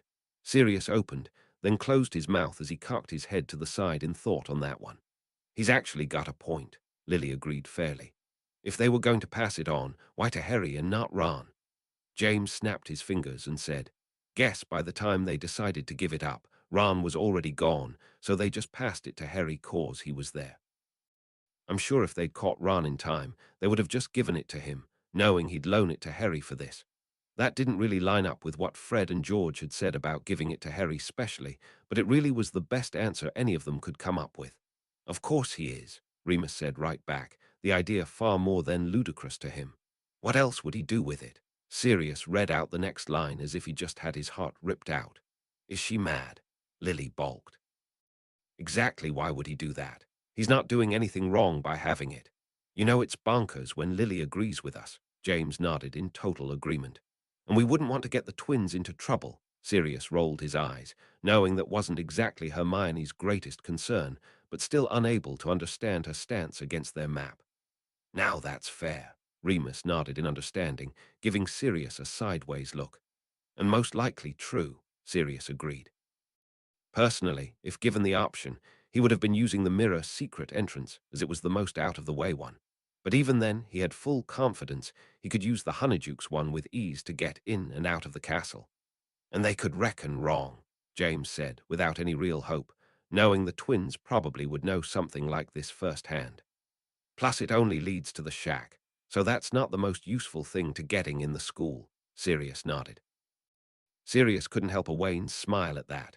Of course he knew where that was. He'd been using it for years. He could have snuck in there blindfolded. Oh, here we go, Sirius ground out in frustration, knowing he was going to hate anything coming from them for quite some time. At this point, the little shivers of disgust they all felt upon the mention of those things went almost unnoticed in the room. Poor people, having to deal with that the rest of their lives, James said with utter conviction, knowing he'd rather die all over again than find out Sirius ever wound up back in there. And a happy holidays to you too, Remus crinkled his nose in disgust. Shouldn't be too much of a challenge, to be honest, Sirius mentally thought, rather confident enough in himself to believe that, though still unsure as to why he would sneak in the school at all. Yes, he was positive he'd want to see Harry, get a chance to talk to him as soon as possible, but his actions on Halloween still disturbed him more than he wanted to admit. James cleared his throat and put a very obvious shifty look on his face. His friends knew what that meant. After exchanging wary looks, Harry and Lily decided they just didn't want to know what these boys might have come up with to get past that type of thing. Have I mentioned how much of a killjoy she's been recently? Sirius rolled his eyes in agitation, perhaps a bit more than he meant to, as he was still rather caught on his own thoughts. Harry wanted to get angry at him for picking on his friend so much this year, but he was still unable to shake this bad feeling that something awful was about to happen. Something about Sirius, perhaps. Did he have a run-in with him? Shouldn't that be a good thing? Before he could let his mind continue straying around and building up a resounding headache, he chose to say nothing in fear it would come out more snappish than he meant. Oh, for the love of... Lily threw her hands in the air in frustration. How could Hermione really be arguing that one? Harry deserved to be out of the castle as much as anyone else. How could Hermione really still be trying to preach that rule to him, especially after everything they'd done in the past 2 years over other things? Then I would jump for joy. Remus rolled his eyes, though he would personally find it an odd coincidence if Sirius did chose that day to make another appearance. How would he know the Hogsmeade days of the students, as he obviously wasn't keeping himself well enough informed to even know the Gryffindor password? Glad there's that at least, James nodded. Would have really lost some faith in Hermione if she had. Sirius nodded in agreement. Merlin, where did he even get a hold of that? Lily asked in shock. Probably one of their older brothers, like Bill or Charlie, and he took it from him as a joke, but then passed it along to Ron or something. Sirius shrugged. Boy's lucky to still have a tongue, James snickered. This erased any trace of foul mood in the room at Hermione's expense, knowing full well that was more than appropriate payback, though personally thinking the twins were smart enough not to fall for that. Lily's maternal instincts kicked in at once upon hearing her little hairbear was cold, but recognized it would be pointless to scold him for not thinking this far ahead, as this was a rather spur-of-the-moment foray. That could have some fun potential, James snickered. Harry had been acting odd ever since the arrival of the map. Now he was getting downright fidgety. He somehow knew his first trip into the Three Broomsticks was supposed to mean something monumental to him, something bad his mind helpfully supplied. He couldn't stop his eyes flickering over to Sirius, a horrible feeling building up in his gut as his mind continued very forcefully trying to tell him something about his godfather. By now, though, he was trying his very hardest to discipline his mind and not let those memories surface. The book would provide, slowly yet surely. Whatever bad thing he thought was fixing to happen, he was sure his family could calm his mood yet again. Sirius couldn't help but snicker, knowing personally Madame Rosmutter had been many Hogwarts youth's first crush, and that was during his age. By Harry's description, she'd clearly aged with beauty. And the trend continues, Remus agreed verbally with Sirius' knowing look. Harry looked at the pair, unsure exactly what they were being so giggly about, but considering he was holding back vomit, he didn't pluck up to ask them. Bit of a hazard to put that tree next to the fireplace, James said randomly as he glanced at his watch, and noting how late it was getting. They should probably have dinner after this chapter. It's probably fireproofed, unless some idiot's eye can think of would set it alight on purpose, Lily said pointedly, which all three boys studiously ignored. Well, this can't be good, they all muttered, wondering what force on earth was causing Harry that kind of reaction now. Couldn't their boy have one good and peaceful day? Yeah, I can see why you reacted now, James scowled, mentally grumbling at the world for the timing of this nonsense. Couldn't Harry have just one day where he could kick back and enjoy himself? Oh, for the love of Merlin, Sirius scowled in outrage, previously not even thinking it could get worse, and hating how wrong he was. None of the others could think of a thing to say to this. Sirius, hatred of the ministry and its leader during this time, was completely understood and rather paralleled by everyone else in the room for what had been done to him. For him to arrive now just seemed to give them that extra kick of annoyance no one needed. Hopefully that'll work. Being in the corner and all, Remus huffed, beginning to grimace in agitation of just how wrong this could go so quickly. Oh, for the love of Merlin. James repeated in exasperation, letting his head fall back against the couch in disbelief. They just had to pick the corner his son was hiding in, didn't they? Thank Merlin for Hermione, Lily grumbled, more than pleased at this small distraction that would keep Harry even more out of sight. Of course, if she was caught doing this, it would arise suspicions, and Harry could be caught all the sooner, so she was now dearly hoping no one saw her doing this. Remus was still muttering under his breath about the odds and chances of this mess. Now Harry was stuck there until they moved. This was hardly his free day he'd so desperately been needing, but kept it quiet enough to himself so that Sirius could keep going. Not that he really looked like he wanted to. They were probably just going to sit around and talk about paperwork and boringness. His name might be mentioned, but that would only be even more annoying. Guess now I know to send McGonagall a bottle of that for Christmas. James rolled his eyes. No one needed to ask who that tankard was for. That's something I enjoyed getting. Sirius laughed brightly at this odd comparison. Can't exactly say no when the minister asks you for a drink, I suppose. Lily shrugged. It's not unheard of they would get out of the castle, Remus sighed. But still, the timing. He exclaimed again in disbelief. Oh, they shouldn't be there that long, Lily tried to reassure. Hagrid might, Sirius huffed with a roll of his eyes, and considering how he'd reacted the last time Harry had snuck out to see him, it didn't bode well. Hopefully just a pleasant chat with Dumbledore, Sirius said without any real hope in his voice. Of course, Sirius sighed with a roll of his eyes, not at all surprised he was wrong. Wish I could forget, James scowled, not at all delighted to hear these people, at least three of whom he highly respected, start bad-mouthing and swapping rumors about his best friend. At this point, he almost wished for boring paperwork talk. Wouldn't surprise me one bit, Remus sighed. Least we're not going to argue that point, Lily said agreeably. Then kick them out and send them away, Sirius snapped. Can't thank him enough for that one at least. James shuddered in disgust at how Harry would be feeling all the more awful if that was happening. Unless Voldemort himself is running around, I'll have to disagree with you, Remus snipped. Oh, and here we go again, Sirius groaned in disdain, taking a moment to plant his forehead against the pages before gathering himself up and forcing himself to continue on that horrid lie. Least someone other than Remus in this future does, James hissed. Have I ever mentioned how much I liked her?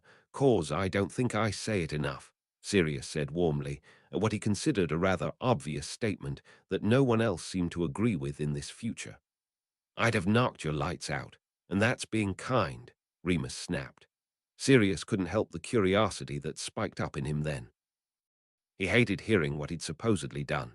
The very thought of murdering someone he even hated made his stomach roll, let alone 13 random people.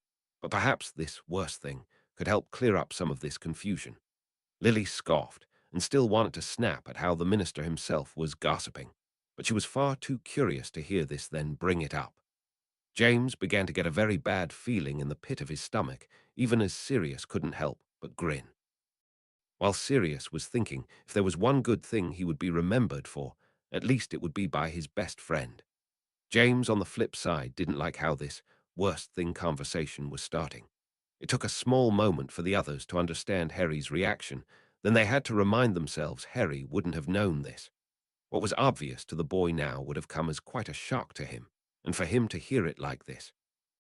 Remus or Sirius should have been the one to tell Harry this type of thing, not hearing it second-hand like this. Little gang, Remus scoffed, looking genuinely offended by that. What were Peter and I, tag-alongs? James and Sirius gave him almost superior smirks.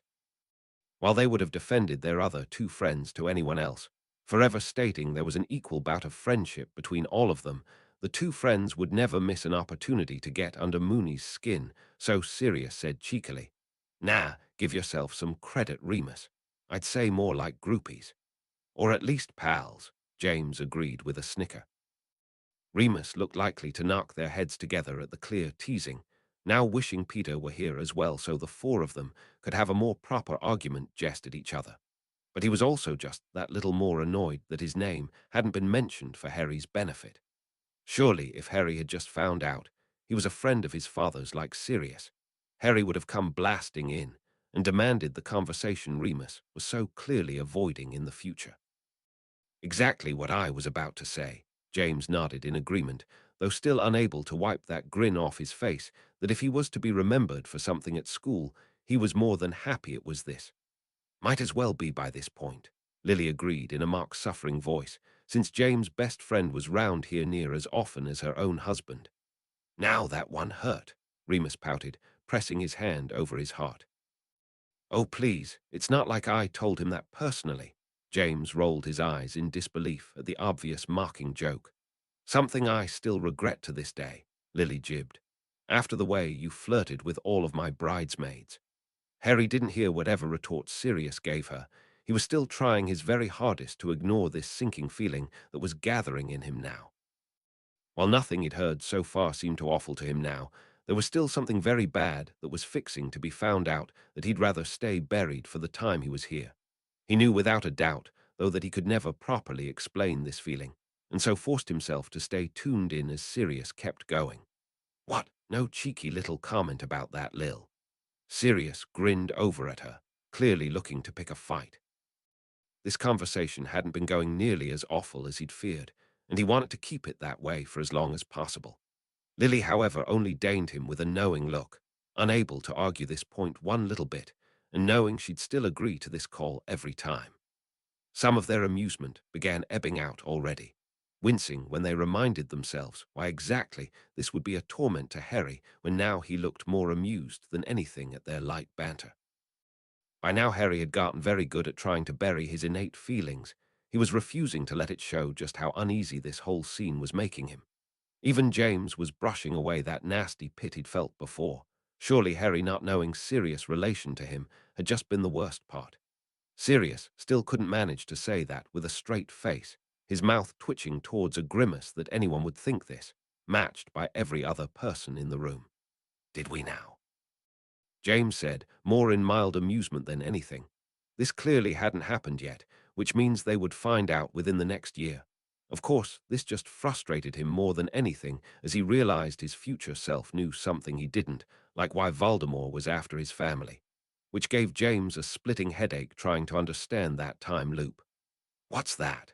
Remus asked, clearly puzzled. Lily was frowning with her head cocked to the side, then huffed in frustration when she admitted, "That's a rather old enchantment, used back in ancient times to protect nobles who were thought to be under threat. I've only read about the theory, though. The actual incantation's been lost to time." "Guess Dumbledore found it," Sirius said, without any real surprise, personally thinking their headmaster probably knew a bunch of stuff like this, and just didn't share it with the public. Lily was nodding right along, very happy her old charms teacher was explaining it again, since the book she'd been reading it from was a translated and very old version, and she hadn't even remembered all of those details.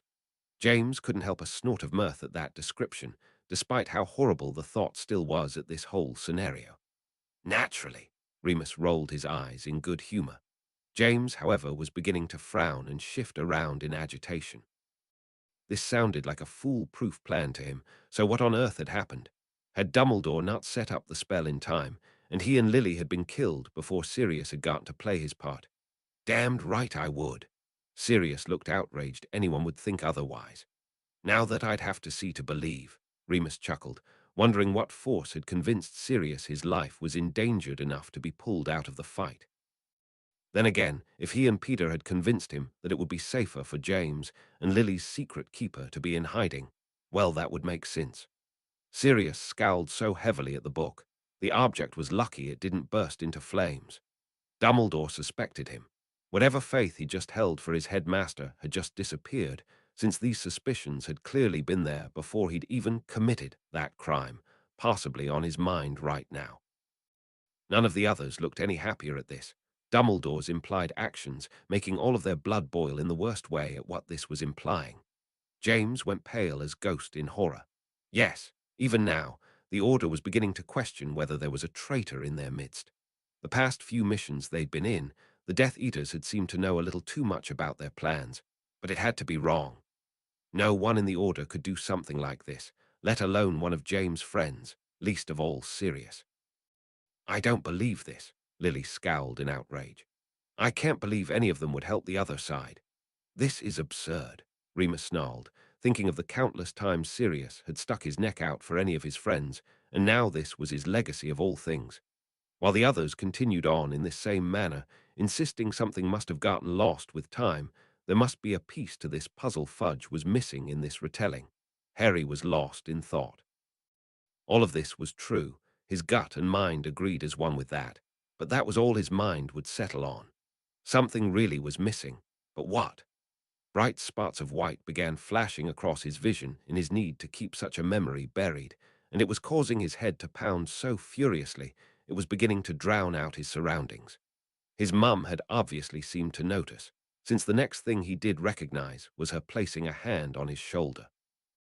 After blinking several times, He tried giving her a wan smile and explained, "There's something I need to remember, but I know the consequences if I do. Something really important about this, though." He trailed off in utter frustration at his inability to grasp at much of anything useful. Sirius still wanted to lash out and shove that stupid bowler hat over the minister's clearly screwed-up head, but decided his pup's needs were greater, so kept going in hopes it would help. None of them could ever hear that without wanting to scathe at the absurdity of that statement, but Harry still looked so out of it, and there was that comfort that he still didn't seem to believe this at least, that no one stopped this time to state this.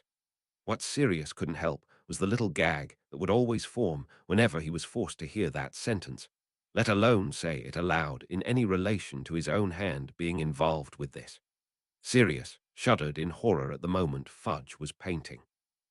He'd done the numbers obsessively in his head, and it just so happened that the weekend all of this had gone down had most likely been the weekend before his birthday.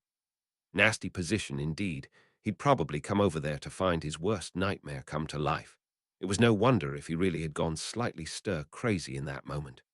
James and Remus were muttering every foul word they'd ever heard, and even made up a few on the spot, at just how ridiculous that whole scenario was.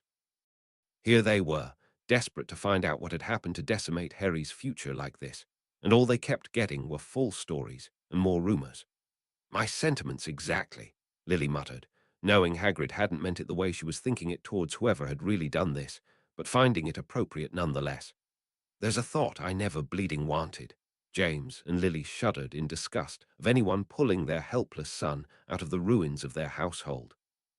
Sirius remembered a much happier time, where him showing up on his bike, much like the night all this mess had started, would have been considered such a common occurrence he never would have thought twice about it. Now all he could think was the emotional wreck he was sure would be tearing him apart inside. "Wouldn't have freaking occurred to anyone to ask why he was there," Remus grumbled. Remus cocked his head to the side, noting that this clearly hadn't been made public knowledge. Safer, yes, but Hagrid had been well aware of most of the goings-on of the Order back then. Dumbledore usually trusted him enough he didn't understand why he would have hid this from him or the rest of the Order. Of course, since Dumbledore was wary about a spy. Sirius hardly looked any better now, white and shaking the kindest things you could really call anyone in the room as they were forced once again to revisit what was all a living nightmare to them. Lily sighed as she rubbed at her earlobe, unable to bolster up any kind of anger as Sirius screamed that. The baby kicked up a fuss in James' arms for the disturbance, and James excused himself for a moment to go and put the baby down for the night. It truly just wasn't the environment for his son. Once he was back, he slumped back down into his seat, as if it were an electric chair, hearing Sirius being forced to read this aloud as good as a death threat to him. Don't think upset rightly covers it, Sirius privately thought, but he was lucky at this point his voice was still intelligible, so he didn't risk saying that. "I could sit here for years and list all the reasons that sentence is stupid and still not get halfway through," Remus scoffed. "Thank you for that lovely reminder. Really brightened the mood that did," James scowled. "Worst decision of anyone's life letting that happen," Lily agreed. "Half wish I just keeled over then, letting that monstrosity of a life take place." Sirius mentally ragged, but again kept that line to himself. Now that was just sad serious. Remus attempted at a joke, which no one really seemed to find that funny. "To be perfectly honest, I probably would have agreed with Hagrid in that moment if I didn't know the rest," James sighed. Sirius shook his head sadly from side to side, again remembering much happier times when they jokingly said, and given a very fair reason as to why he'd done this. "Well, obviously, it was because he was about to go on a psychotic rampage," Lily scathed. "What other possible reason could there be?" "You still scare me when you do that," James told her with a straight face. Sirius had to swallow very hard around a pile of bile that was building up in his throat. Sirius would still rather die than let this future come true, especially now that he realized he'd very plainly screwed up somewhere to cause all of this, made him see tiny little black spots that were going to cover up his vision very soon. He was still lucky he could continue blinking all of this out of his eyes and continue reading rather than attempt to say any of this, since he knew his friends would likely smack him in a heartbeat if he said this aloud. They would try and defend him, attempt to come up with some bull-loaded excuse that was both lame and probably wouldn't make him feel any better, because at this point, he doubted anything anyone could say would really make him feel better. From the way the spell was set up, it was obvious he must have screwed up somewhere. So unless Harry himself told him that something else happened, and this scenario really didn't leave a lot of wiggle room that wouldn't leave him wanting to throw himself off the nearest tower, he'd just keep that little pit of heartbreak to himself for as long as possible. I actually think that would have turned out a lot better, Remus offered in a conversational tone of voice. Might have stopped whatever mayhem followed if that had happened. I wish, with all my heart, Lily sighed. Sirius really couldn't read that sentence without gagging a few times, using every bit of force within him not to burst into tears at the mental image, let alone Hagrid or anyone thinking he'd been the one to do it. Sirius' voice finally switched gears from desolate to confusion all over again. Peter found him. So many questions made that come to mind, it hurt his head just to figure out where to begin. His reaction was nothing, though, compared to Harry's. Clawed at his temple, his eyes screwed so tight in pain it was a wonder he didn't try and curse his own head off to help alleviate it, which was ridiculous because he'd already heard that name. His family had been using it freely since he'd been here, but there was something there, something in regards to Peter's name and this subject, if only he could remember. He groaned in frustration as that pent-up pain began ebbing out already, blinking horribly as he glanced around to find all eyes on him. Couldn't offer them anything, not even a smile to show that he was okay and already pushing past this, because he wasn't, far from it. He needed to remember something, something so incredibly important, but it just wasn't going away or getting any easier. Sirius felt like he'd rather pull out his own teeth than keep going, but it hurt all the more to see his little pup in this kind of pain, so red on he did. Sirius let out such a horrible noise, none of the others even knew how to define it. He looked likely to keel over any second, as the book started shaking so hard it was a wonder it didn't fall out of his hands. Sirius, both James and Remus said as one in high-pitched concern, both looking likely to either smack the life back into him or hug him until he couldn't breathe. They sounded so worried. "It's my fault," Sirius finally croaked out, this time unable to blink away the tears that traced his sallow skin. I did something, or Merlin, what did I do?" "Stop that, you idiot," James snarled, looking very close to either tears himself or punching Sirius through a wall. "Pete reacts without thinking, we all know that." His mind kept scattering around, thinking back to his at the time laughable hysterics upon finding out Sirius Animagus, or how he'd initially flipped out when he'd found out Remus was a werewolf. Peter always did things without thinking them through. Surely he was just as grief-stricken and upset that he went and blamed it on the nearest available person, Sirius. Sirius didn't seem to have heard him. He was still shuddering and looking around vacantly like he expected the Grim Reaper to appear any second. Remus kind of lost his temper. He reached forward and grabbed a fistful of Sirius' shirt so that he knew those dark eyes were actually focused on him and snapped, "Really, Sirius? Look around this room, and you tell me with a straight face you actually believe you would do anything to get them killed." Remus waited a beat for the fog to clear and a look of indignation to cross back over his face before nodding and pushing him back, snapping, "Now knock it off before I put you out of your misery." Harry couldn't help but release a surprised burst of laughter at what he considered an empty threat. You didn't need to know these boys long to recognize an empty threat towards one of their own. All three of his friends frowned at that comparison, knowing they'd likely have cursed anyone who had said that about their friend. Peter was just as much a marauder as any of them, always coming up with the getaway strategy for their pranks, and usually considered one of the sneakiest Gryffindors most had met. His jumpy actions now didn't change anything to them one jot. "Maybe not in her class," Remus frowned in annoyance, knowing that Peter had rather excelled in other subjects, such as ancient runes and arithmancy. Sirius couldn't help a teasing smirk light up his features, knowing he'd just loved taking the mickey out of Peter for McGonagall showing her soft side when he came up. Then Sirius let out a choking noise like his throat had just closed shut. It hadn't really linked together yet, but 12 muggles and 1 wizard. Peter went after him. "Dang it," he stopped breathing again. Came from a very loud voice on his left. Was that James jabbing him in the ribs? Least it wasn't Remus that time. Sirius. Crap, that was his name. He should probably respond if he could remember how to say anything other than muttering. I killed. Course you didn't, you idiot, Remus ground out from his other side. I'm still half convinced this was an imposter or something else that did the attack to begin with.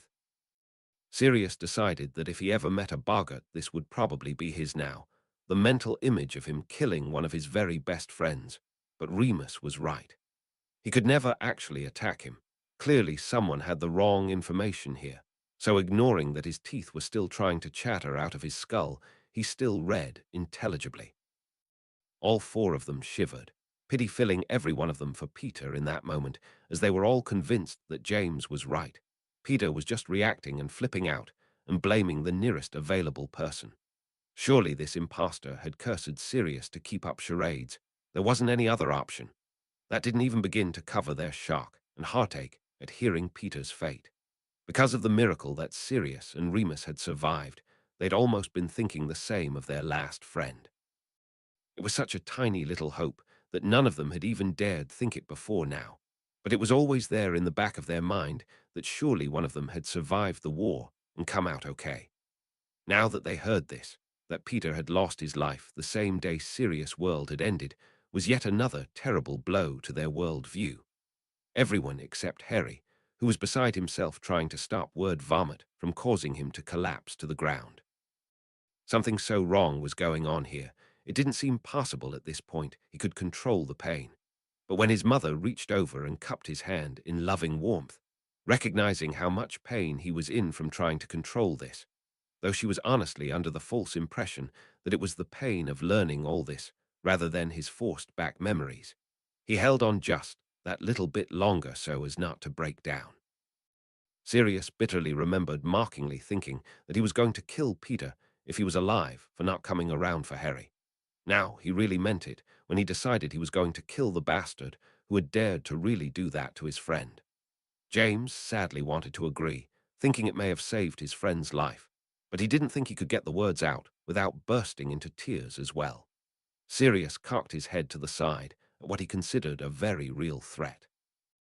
Honestly, at this point, he still felt sick enough with himself he might have taken Hagrid up on that offer, but he was worried it may result in another slap from one of his friends, so he didn't say that aloud. "Don't," Lily said sharply, when she registered an almost smug look creep across Sirius' face. She felt bad at once for telling him off for a joke she didn't really think was in good taste, because she'd have rather heard that than the sultry voice he slipped back into the moment he turned back to the book. Merlin, what kind of soul could do that? The others bitterly thought. Of course, there were a few more important questions they wanted answered, like who had really done this? How had they really framed Sirius for that mess? Why, for that matter? Was it because he was a black, and it was more believable? Or because he was so openly against Voldemort despite his family name, he was an easy target? James' wand appeared in his hand, and he kept tapping it against his thigh in agitation that he didn't have a name to curse into oblivion for the cause of all of this mess. That wasn't any comfort to anyone in this room, but it was a nice thought anyways for what their friend might have been trying to do. Maybe if whatever hadn't gone so brutally wrong, Peter and Sirius both would have gotten that for stopping this massacre. Sirius felt a horrible twitch under his skin, like he really wanted to remember that on top of everything else he'd just learned. But he pressed down on any further questions that sprung to mind so he could finish this nightmare. Pretty sure this whole ordeal unhinged him, not to mention where he'd be staying wouldn't help. Lily mentally sighed, but refrained from voicing that.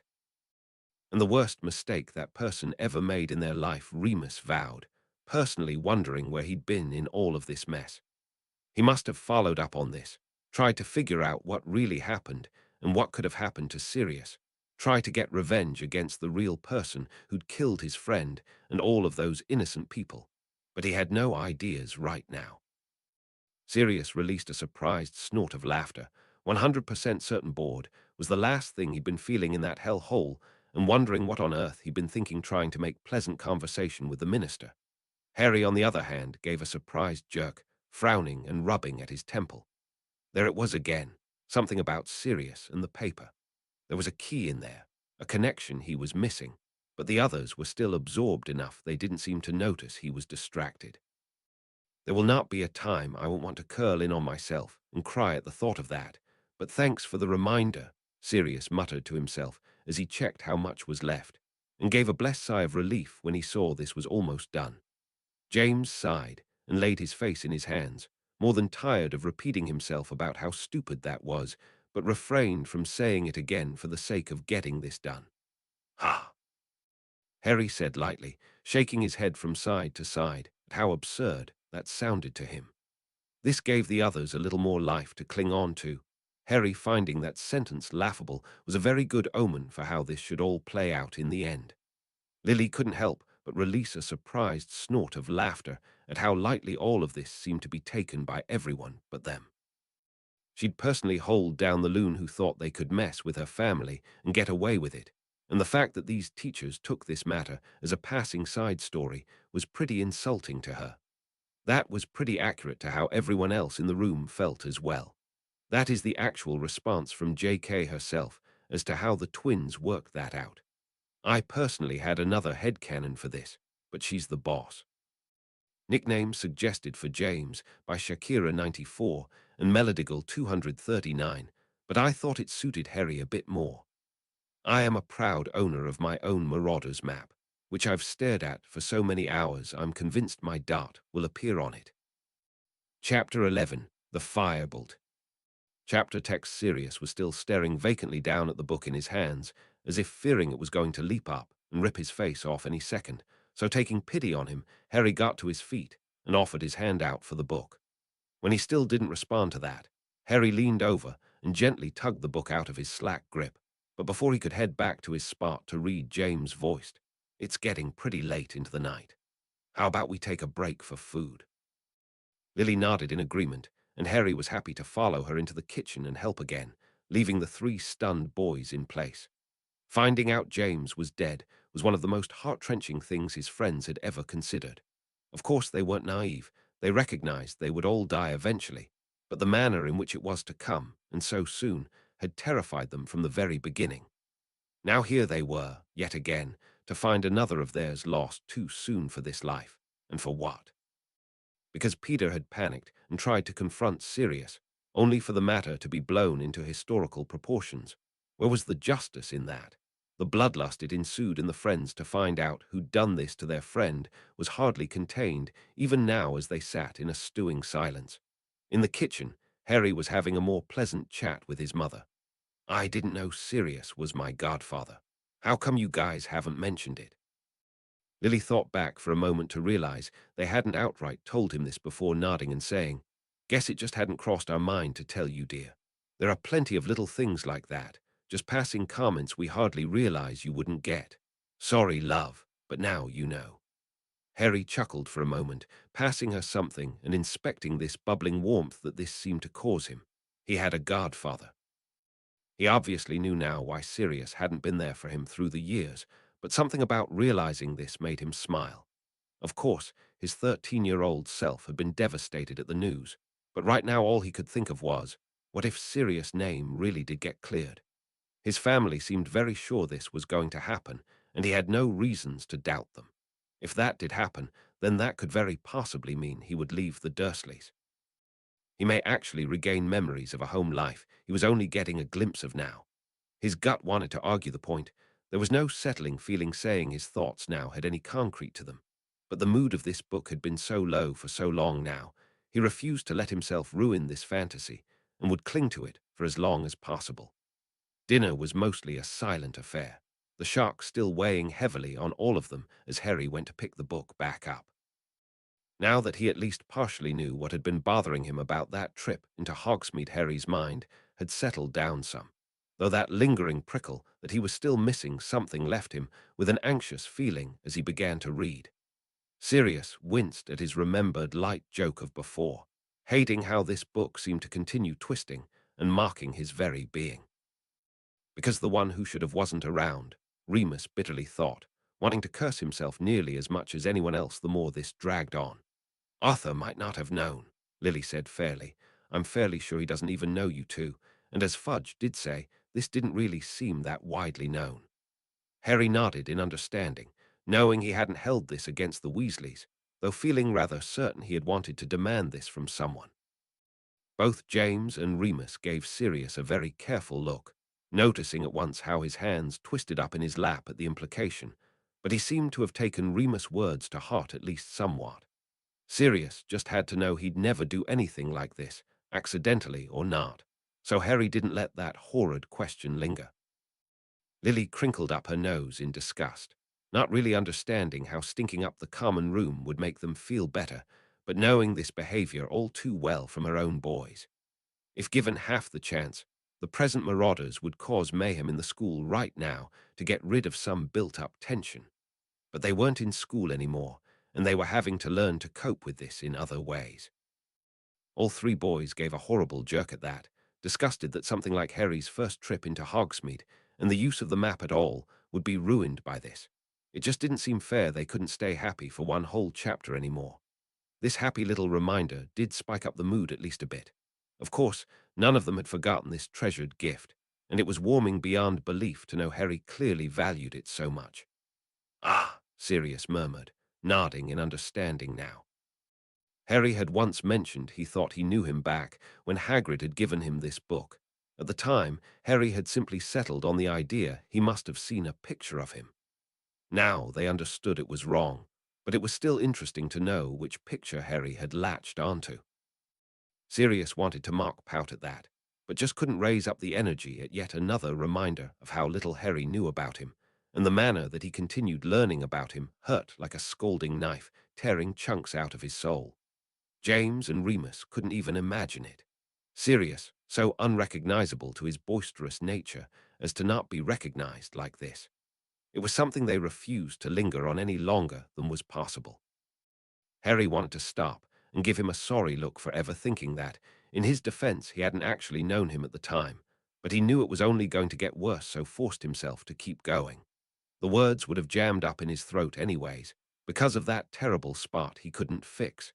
He was convinced, now more than ever, Sirius had a reason for being at school, a murderous reason. It couldn't really be Harry, though. Right. The fact that he couldn't answer himself gave him chills as much as anything he'd been hearing. "I sincerely doubt he actually knew that," Lily muttered sarcastically under her breath, grimacing right, along with everyone else at these implausible questions. "Maybe not while I'm a dog," Sirius sighed, still vacantly wondering why he had acted so normal around Fudge. Surely it was just because he was starved for attention. Sirius winced anew that his face had at any time caused such a horrible reaction to Harry, but the boy sounded so miserable in that moment he didn't want to say anything for fear of making it worse. "Can't hardly blame him," Remus thought sadly. "Everyone wants to be alone sometimes." "I'm sorry, Sirius." Harry couldn't stop himself this time, his wide green eyes looking the opposite of hatred in that moment. He clearly felt guilt-ridden about ever thinking something like this, when now he instinctively knew just how wrong he was. He was forcefully ignoring that other part of him. Sirius must have a reason for this. No man who looked as guilt-stricken upon hearing of all this could really have done these things. "Es all right, Harry," Sirius sighed, trying to put some feeling into his voice, even as he rubbed at his face, trying to force this stiff, almost frozen expression of a scowl away. "Not like I can really do anything to fix it. Least you're not thinking it for the rest of your life. That's all that really matters." James couldn't help but give Sirius a reassuring pat on the shoulder all the same, like he was trying to reward him for the attempt, even if it did come out a little hollow anyways. All three of them made a horrible choking noise at that horrible sentence, like it wasn't bad enough hearing it the first time. But now realizing Harry was going to sit around and think about it nearly as much as thinking about his mother gave each of them a deep desire to blast their own memories of this particular pain. Maybe if Harry didn't feel so wretched for what he was currently putting Sirius through, he would have focused a little more on how odd and just plain wrong that sentence was for him to say, his gut giving an absent nudge of pain going unnoticed. "Not a bad comparison, really," James said a little too loudly, looking for anything to take his mind off of this topic. "Wish you could get to know Neville a little better all the same." Harry nodded in agreement, having a fairly good feeling his friendship with his fellow Gryffindor only gets stronger through the years. Sirius had a fairly good idea that type of reminder would never not feel like a stab to the heart. "Oh, thank you," Because I'm sure that made him feel so much better. Remus rolled his eyes. Lily had to bite at her lip to stop herself from voicing the opinion if this continued, he really should go and visit Madame Pomfrey for some sort of dreamless potion to help with this restlessness. The only thing restraining her was the reminder of how rarely Harry actually sought out help, and she doubted this time would really be different. Probably had one too many of those, James muttered randomly. Sirius was more than happily distracted by letting out a low whistle and admitting, almost forgot how many classes she was in. Merlin, it's a bloody miracle she even takes the chance to go to Hogsmeade. You'd think she'd have to be doing homework 24/7 to keep up. Can't rightly blame them, Lily said with some forced cheerfulness, more than happy Harry's friends were at least looking out for him, or trying to, with staying behind. I'm sure that made him feel just as swell the second time, Remus snorted in real amusement. Stupid like what? James demanded in disbelief. What exactly do they think you're going to do with this new information, except to rightly sulk a bit? Harry just shrugged. He remembered that poisonous hatred hadn't exactly worn off, but he'd no real idea what or how he was supposed to channel it at that time, so what Hermione actually thought he was going to do he didn't know. That would be a sight. Remus rolled his eyes at that mental image. I still insist Harry might really win that fight, Sirius joked lightly, half wishing Harry would do this anyways. It was high time someone gave Harry some real facts, which he was sure he could deliver, rather than all of this tosh he kept getting. Your friends never cease to amuse me, Lily chuckled. Who rehearses this type of conversation? Privately, she was warned that Harry had such caring friends they were so worried about Harry like this, despite how misguided it was, as Harry really should be allowed to be as angry as he wanted about this mess. Guess it's a good thing he tells someone. James mentally sighed, bracing himself to hear this living nightmare all over again. I probably will be a real murderer when Harry really does get that name, Sirius mentally snarled, but kept that one to himself for fear of the retribution his friends would give him. Gotta love Hermione's faith in him. Remus frowned without any real heat, knowing Hermione was speaking without all the facts, but detesting anyone saying this about his friend. Can't even say that's harsh. I'm thinking something similar about the person who did do this, James scowled. Harry didn't offer an opinion now any more than he did then. At the time, he really couldn't claim he would have batted an eye if that did happen. Now the very thought of it caused a horrible twist inside of him. He lacked commenting this, though, because he didn't think Sirius would appreciate the first answer any more than his memory would appreciate him poking at an echo of pain he didn't know how to dwell on. I'm honestly curious what you really will do. Sirius couldn't help but chuckle, knowing Harry was doing it for all the wrong reasons, but willing to encourage anything that would get the two of them in the same room alone. What's this? Remus asked curiously, trying to cast his mind around for the last time Harry had spoken to Malfoy. Oh, they all muttered, frowning all over again. None of them really wanted to consider Malfoy a credible source for anything, but the fact that a Death Eater would know about this instance really struck a nerve. It even crossed James' mind that, what if it had been a Death Eater to orchestrate this whole thing? He found this the most likely scenario yet, but he wanted to think on it a while more before he offered it to the others. Harry's hardly taking his advice. He's just noting something from before, Remus frowned, rather as annoyed by this as Ron that Malfoy would have any involvement. You, Lily muttered, trying to force that mental image out of her mind, rather than bursting into tears that this was a fate of someone she considered a friend. Her reaction was mild compared to Peter's friends, who had gone a pasty color and looked more likely to vomit the longer this was talked about. Harry was blinking spastically down at the page, like his mum trying his very hardest to push something away, in his case a feeling of significance. Something about this, a single finger. Then a headache began forming again, and he forced himself to keep reading. Half wish you'd actually ignored all of what he'd said, Sirius muttered, thinking he'd have been more than happy if they'd never learned that bit of trivia. And that still hasn't gotten old, Remus muttered for his own amusement, at this point fairly certain Harry never was going to start doing that, and the reactions from others would continue, which mostly caused pride in him, finding Harry's resistance against this a very good parallel to his father. I want to curse Ron into a million pieces, Lily snarled, somehow managing to find Ron's crude humor in even more poorer taste than Sirius of late. Harry can beat him with one arm behind his back, James chirped, causing bursts of still dulled amusement from all of them. The mantra of "they could fix this" was pretty much the only thing sustaining them at this point, as the fate of their friend now seemed as hot a topic as Sirius, and they all wanted to vomit or murder someone for the continuing reminder. It seemed to hurt all the worse because Peter wasn't here now. They couldn't just glance over at their friend whenever they needed the reminder. Now they really wished they'd convinced Peter to stick around. Going to have to agree with Hermione on that one, under a different context anyways, Sirius huffed. Lily said no at the same time as James said yes.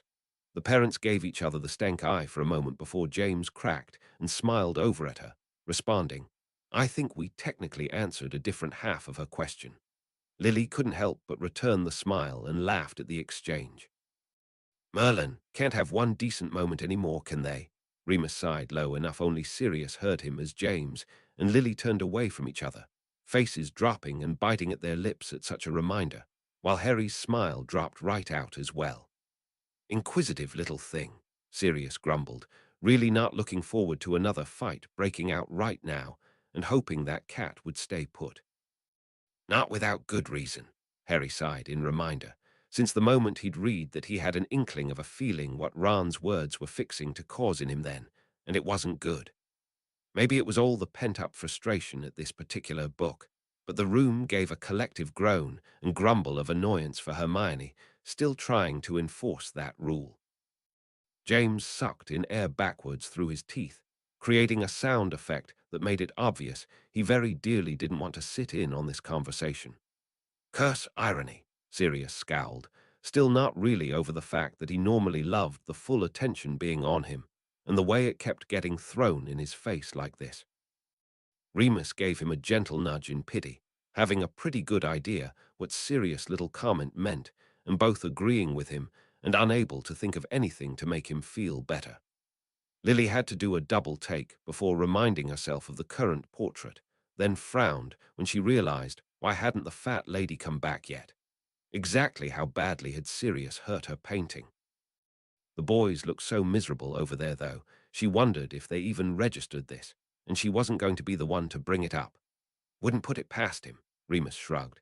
"I'm sure the holidays leave him rather busy with both of his jobs. Is that Fang crying?"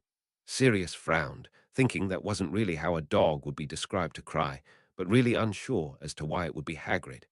James thumped Sirius on the ear for what he considered a stupid comment. "Oh no," Lily cooed at once, wanting to wrap Hagrid in a hug even if her arms wouldn't reach all the way around. They'd all felt some pretty mild annoyance at Hagrid's part in the story in the last chapter, but they could hardly sit there and blame him more than anyone else when it was clear McGonagall and every other person in the world believed Sirius had done all of that as well. So their first reaction to hearing Hagrid was upset was an equal amount of concern as Harry, all of them deciding they really couldn't hold a grudge against someone who had done so much for Harry. "Heard what?" Remus muttered, getting jittery at once for what other possible bad thing could happen. It was a good thing Hagrid still seemed to have some sense of himself, as they were all sure Ron and Hermione's combined strength really couldn't have done this if he hadn't wanted to. "The poor dear," Lily began fretting, her first instinct to get to her feet and make him a nice hot cup of tea so that he could tell her what the problem was.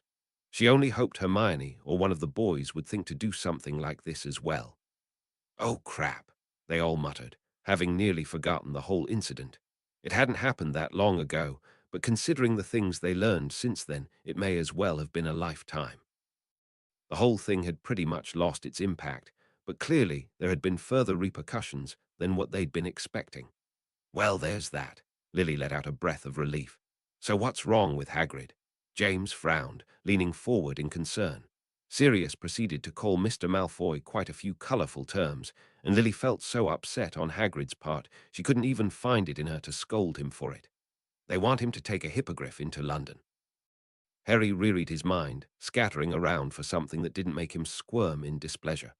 This was very clearly what had Hagrid so upset, and the thought of one of his friends in this state truly did cause him to want to pursue action. The random question was just to give him time to think, though at the time he'd been more shell-shocked at the events and knew he hadn't said anything. "It's not impossible," James answered with a heavy sigh. "I'm sure someone will cast a spell on him, disguise him as a regular horse until he gets inside or something. Why do they want Buckbeak to be there at all? They can hardly ask him what happened," Sirius added on his own question. This wasn't Lily's particular department, but she took a swing anyways and offered. Most likely they might try and gauge his attitude, try and see for themselves how dangerous he truly is. Test him a bit before they give a proper ruling. Harry found the subject rather fascinating, but knew better than to try and linger on the subject when he really wanted his answers from the book on what was going to happen. "They really should," Remus agreed, rubbing the back of his neck in thought. Honestly, the whole instance was Malfoy's fault, so if Lucius didn't have so much influence, it might not have even gotten this far. "This is actually pretty similar to what happens when a muggle's dog bites someone," Lily shrugged. "So I might disagree with you on that, but I've never dealt with anything like this personally, so I don't know all the details." "I want to call a biased opinion on that," James muttered. "But in this case, Hagrid's right. Buckbeak really wasn't at full fault." "Actually, I'm in full agreement with Hagrid," Sirius shrugged. "That committee really is too analytical when it comes to a very broad topic. They think they can make rules to cover every instance, and it's just not possible when dealing with live animals." Harry watched curiously when it looked like Remus was about to jump in, and the boys looked like they were going to start a whole debate on the matter. But then Lily cleared her throat with a warm smile and said, "We can pick this up later, boys. I'd like to get this chapter done before midnight." They all rolled their eyes, but backed down all the same. "Lovely," Remus crinkled up his nose at the thought, but couldn't really blame Hagrid for this either. "Oh," Lily smiled brightly. She thought this was adorable and wouldn't put it past herself to think the same of her own pet. "I'll give Harry full points for that spot on comparison." James nodded with amusement. Sirius scowled and muttered a few things about how the system worked, which no one really argued him on at this point. "Not really sure Dumbledore could do anything in this instance," Remus frowned thoughtfully. "He wasn't there. Sure, he could vouch for Hagrid's opinion on the matter. Maybe his presence would hold as much weight as Malfoy's." "Let's hope then," Lily nodded in agreement. "Well, now I just feel awful, taking time away from a very important matter," Sirius said sincerely. James and Remus couldn't tell how sarcastic he was being, but at least he hadn't flinched when his name was mentioned this time, so that was progress. "Oh, yeah," they muttered, that having been the original reason for this visit, and really hoping Harry wouldn't turn this back. While the case of Buckbeak wasn't a happy topic, it was still loads better than what Harry wanted. "You are such a sweet boy," Lily smiled at her son, taking a moment to brush her hand through his hair at this bout of thoughtfulness. Harry couldn't help but blush, but couldn't deny that he did appreciate the affection all the same. "Why am I not surprised Hermione has read a book on this?" Remus chuckled. "I think her life's goal is to read every book in the world," Sirius smirked. "Thank you, Ron," Lily beamed. The boys were too busy laughing at such a random input. "Must be a girl thing," Sirius snickered, ignoring the haughty look from said woman. "Turns out to be a rather good thing you came down there," James beamed. "I'd feel wretched if Hagrid had been down there by himself like this all through the holidays. Good things can come from the most unexpected places," Remus smirked. "Enough fortune cookies from you," Sirius rolled his eyes at him. "Can you blame us?" Harry sighed. Then he added on, "Course I can't hardly blame Hagrid. It's not actually his fault." The boys couldn't help but snicker at this, finding Ron's reaction adorable to the many lies they'd pulled off by this time in their life. "How on earth will the class live with themselves?" Sirius smirked, not bothering one bit to pretend like that was a real question. Sirius blinked spastically, for the first time coming back to that random connection. While he'd yet to ever go to Azkaban himself, and here's praying he never would, he was pretty sure it was a big place, and the odds he'd been around Hagrid during that time were slim. Mostly it reminded him of Lily's snippy little threat from back during the beginning of the second book, and how not funny that was anymore. "Just can't stay off this topic for more than 5 minutes lately," James scowled, wanting to block Sirius' ears from having to continually hear about this. He figured that would only result in a wrestling match that neither of them would win, which would only annoy Lily, so he restrained himself. "That's one of his worst memories," Remus couldn't help but blurt out. Wow, think we underestimated how much he liked that dragon. Sirius shuddered in renewed disgust. As if mentioning all of this wasn't bad enough, now he had that dragon reminder to deal with on top of everything. Sirius was leaning so far into the couch he seemed to be trying to merge with it. His vacant hands kept patting his knees or twisting in his lap as he continued trying very forcibly to not think about himself in this situation. Plenty of his worst memories already coming to mind. More clearly to come, James and Remus exchanged heart-wrenched looks, but what could they really say? There were only so many times they could help him and try to convince him they weren't going to let this happen to him, but it was disturbing them far more than anything to see how much this affected him. Sirius wasn't known for letting things get to him, so the severe reaction he continued to have to this, something he must know they refused to allow, was scaring them more than anything. That could work, Sirius said loudly, anything to keep the conversation away from that prison. Just say he got loose and flew away, they really couldn't say otherwise. I suppose it depends on how loyal Buckbeak is to Hagrid, Remus shrugged, more than happy to play along for as long as possible. Because if Buckbeak ever decided to come back, and Malfoy noticed, it would cause more harm than good. Lily's heart broke into tiny little pieces upon hearing that. It was bad enough watching Sirius being forced to listen to this ordeal. Now Hagrid was having just as many issues, and she couldn't help either of them. It made her feel helpless, not a feeling Lily Potter ever enjoyed. There must be some way to fix all of this, make it so that such a place as Azkaban couldn't even be an option. While she'd heard of some gruesome stories of people who she had considered did deserve that place, now that she'd heard of two separate instances of people wrongly being in there, she was beginning to question the place as a whole. There's the bright side. James rolled his eyes with forced laughter, happy for any brief change in the mood. You three have got to be the only students who use the library so frequently, Remus chuckled. All 3 years now, and you lot have had a reason to go in and grab seemingly random books. Most students just use it for homework. I'll take that as a compliment, Harry chuckled. I do not want to know, Lily frowned, more than happy when Harry continued on without the added comment of what did happen. That's a great idea, Sirius snorted. Let's make Buckbeak so scary no one wants to go near him. I'm sure he'll live a long and happy life. The worst part is, I still can't tell if you're kidding. Remus frowned at him, which Sirius ignored.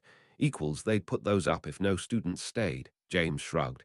I think the teachers enjoy doing it for themselves, honestly. Poor little thing, James snickered. Hope Ron slips him something nice, Remus agreed. Well, that was pleasant, Lily snickered. Sincerely doubt Harry would mind, Sirius pointed out. Please tell me he actually thanks his mother for that, no matter the color, Lily rolled her eyes. I'm getting the sense of no, Remus smirked. Now see, why couldn't she have just done that for Ron? I'm sure he would have found that much cooler, Sirius rolled his eyes. Lily relished this gift while it lasted, trying to brace herself as much as possible for the horrid gift she was now expecting from the Dursleys. A broomstick. James repeated so loudly, Sirius started to rub his ear in annoyance before his eyes lit up like Christmas as well. What kind? Sirius demanded at once nearly as loud as James just had. Who sent it? Remus demanded, nearly bouncing in place in excitement. Lily had started by giggling. She couldn't help it at their childlike delight of something like this, though even her son looked nearly as deliriously happy at this prospect. But at Remus' question, it gave them all a brief pause to turn that over.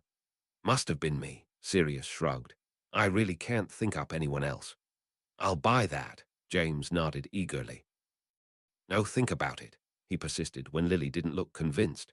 Remus most likely told Sirius that Harry had lost his broom after Sirius had left, and do you really think Sirius wouldn't buy Harry anything less than another broomstick? How would he pay for it, though? Lily countered, this being the only thing she was really stuck on. I doubt he's carrying around that kind of gold on him. There are ways to access your account without withdrawing in person, Remus reminded. Personally, I agree. I can see Sirius doing this easily. Harry was laughing with giddy excitement, feeling very sure indeed they were right on the spot with this one. He decided to risk it, and told them as much aloud, causing the brightest smile in hours to appear on all of them, more than making up for the sharp spike of pain Harry received for that memory returning early. He didn't care, though. He'd do it again in a heartbeat. His family looked so happy for something like this to have happened to him. James and Sirius nearly passed out from overloaded excitement. Harry had just gotten an international broomstick, the very one they'd been drooling over during his summer holidays. It was too good to be true. Then Remus burst out laughing watching Sirius, and only continuing when he demanded to know what was so funny. "You," he finally choked out in between chuckles, "you would catch up on the latest model of brooms. I'm just sitting here imagining you grabbing hold of the nearest paper and checking all the Quidditch League status," and he trailed off again, causing everyone else to laugh along. Sirius wasn't even going to try and deny. He was obsessed enough with his sport, he would have gone out of his way to update himself like this as soon as possible. Merlin, he wouldn't have put it past himself to go and buy two of those things, one for Harry and one for himself. James and Sirius were shivering in place, looking like at any second they were going to get to their feet and run to the nearest Quidditch store to get their own.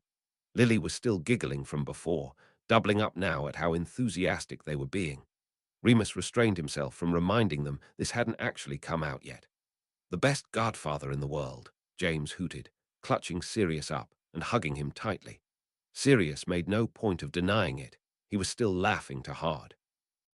Harry couldn't help but laugh at his own joke now, pleased to see that even the mention of them hadn't brought his family's mood back down.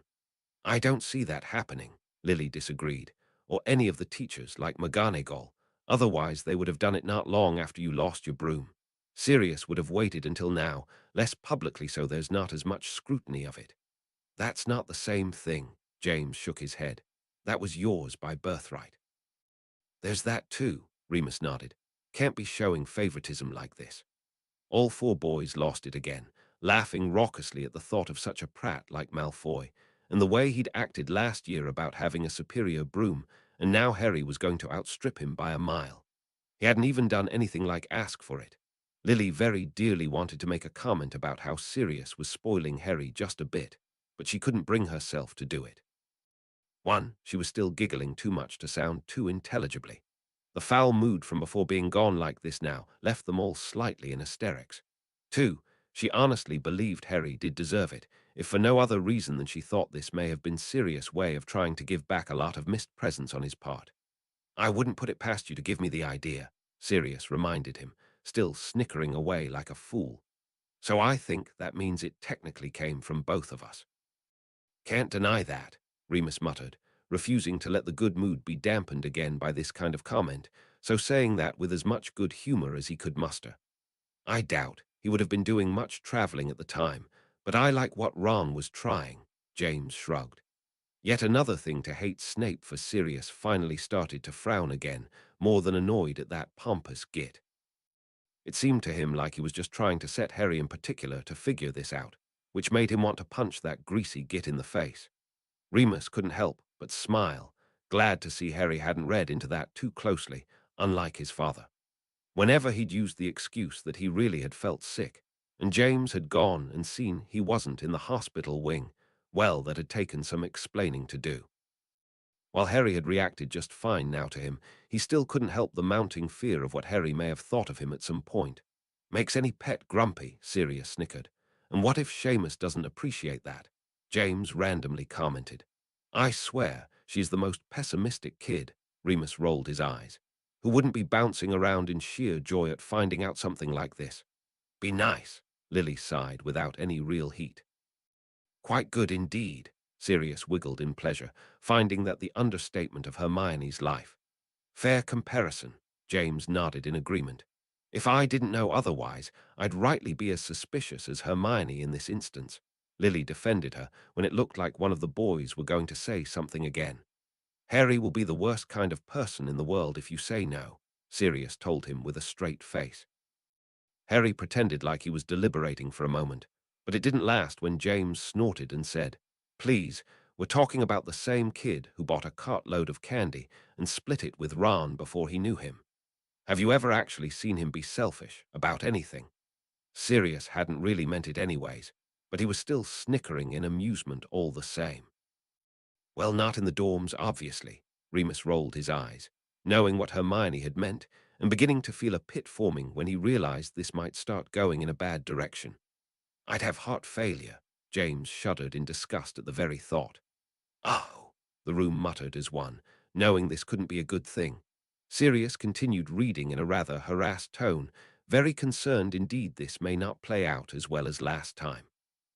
James sighed, knowing he probably would have found that rather amusing under any other circumstances. Wait, what? Remus demanded in confusion. Why would that be going off now? Sirius pondered, casting his mind around for anything that could answer it. How long of a range has it got? James prodded. Did it say the twins had stayed over the holidays? Perhaps they're up to something in their dorm. The others shrugged. They really had no further explanation. Stinks that it goes off so easily, Lily smiled sadly. Ron's gift doesn't seem to be doing much good. They all gave a breath of relief, more than pleased no one had gotten further hurt by this, though it still didn't answer the lingering question of how many more times this could happen before something irreversible did occur.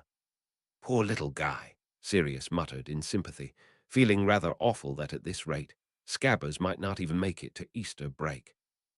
James winced, having a suspicious feeling that it was more likely old age than anything, and Ron was just looking for any excuse to put that aside. Well, at least you realize that Harry, Remus sighed, might make it an easier transition for Ron if his friend tries to make him understand that too. Harry nodded, but he wasn't really listening. Why was it the longer Scabbers was mentioned, the more ill will he had for him?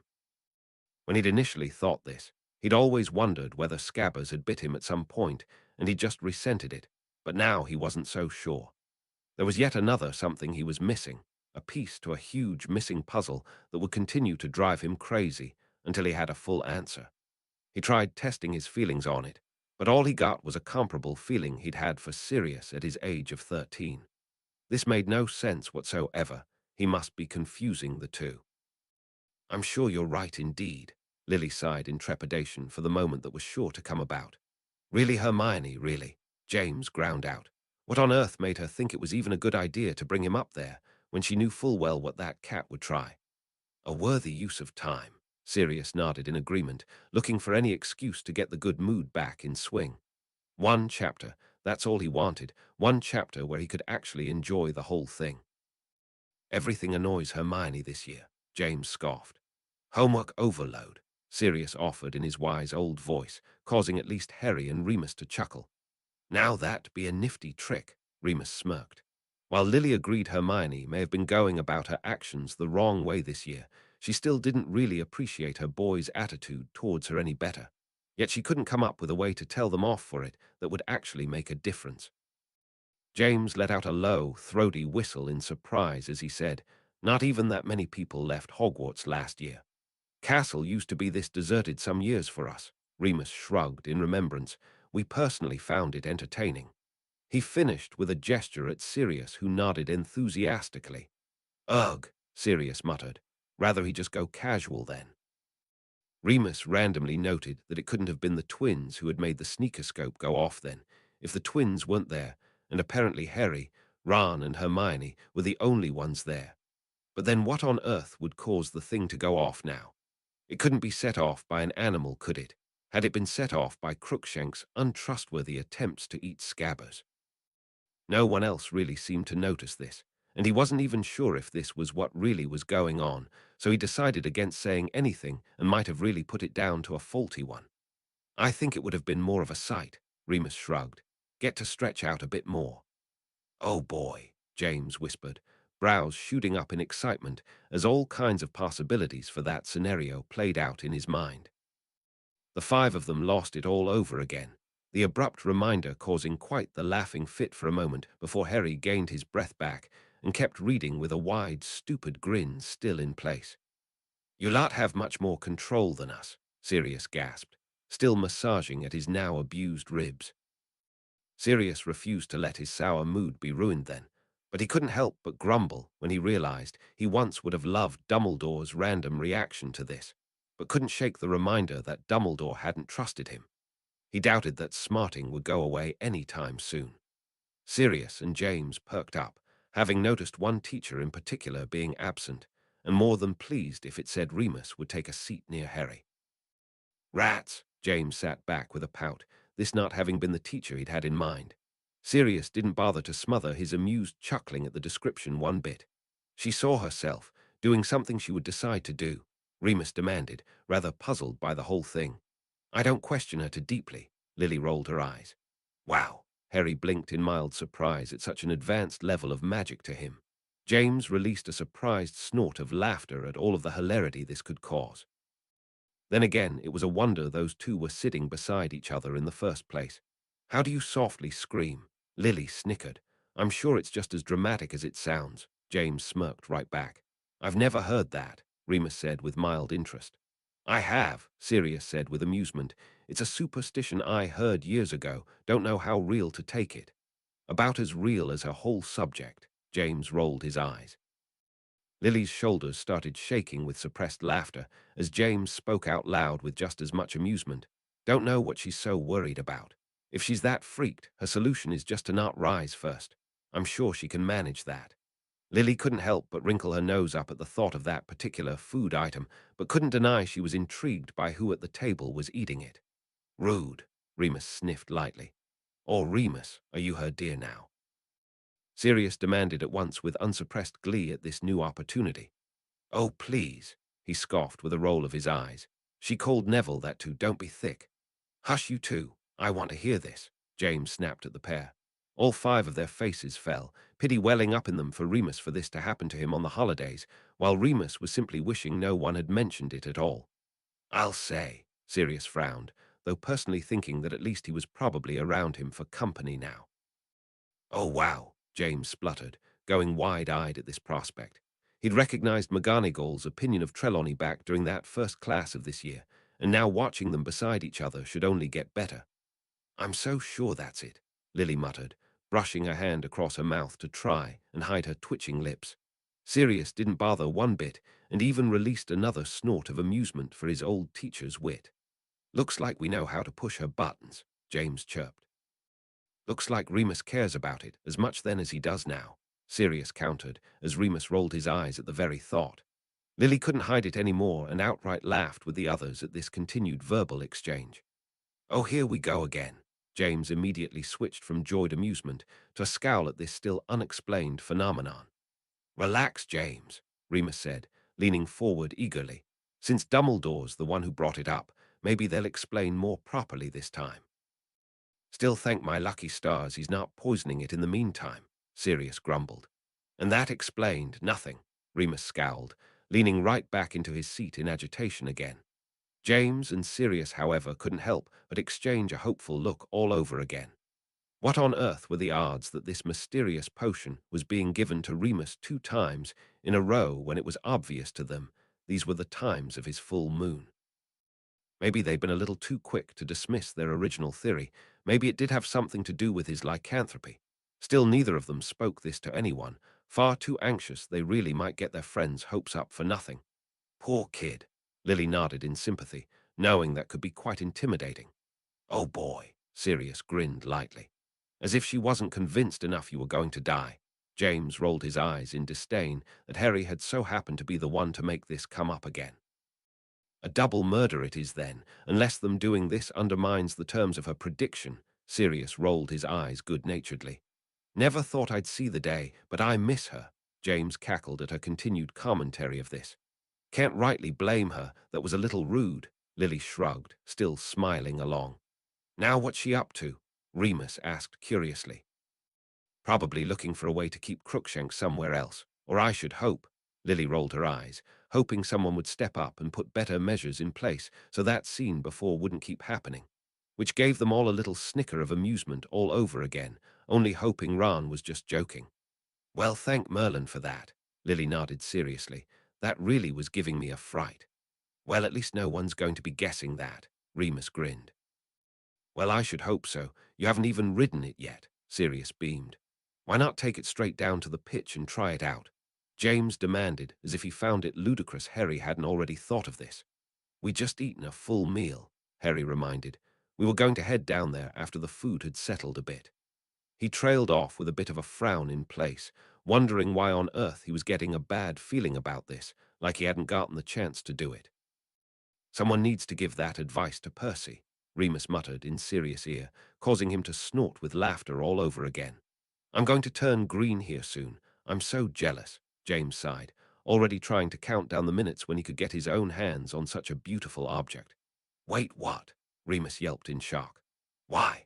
Sirius agreed with a frown already in place. Harry was getting a very bad feeling about this, so he didn't let them theorize much before reading loudly.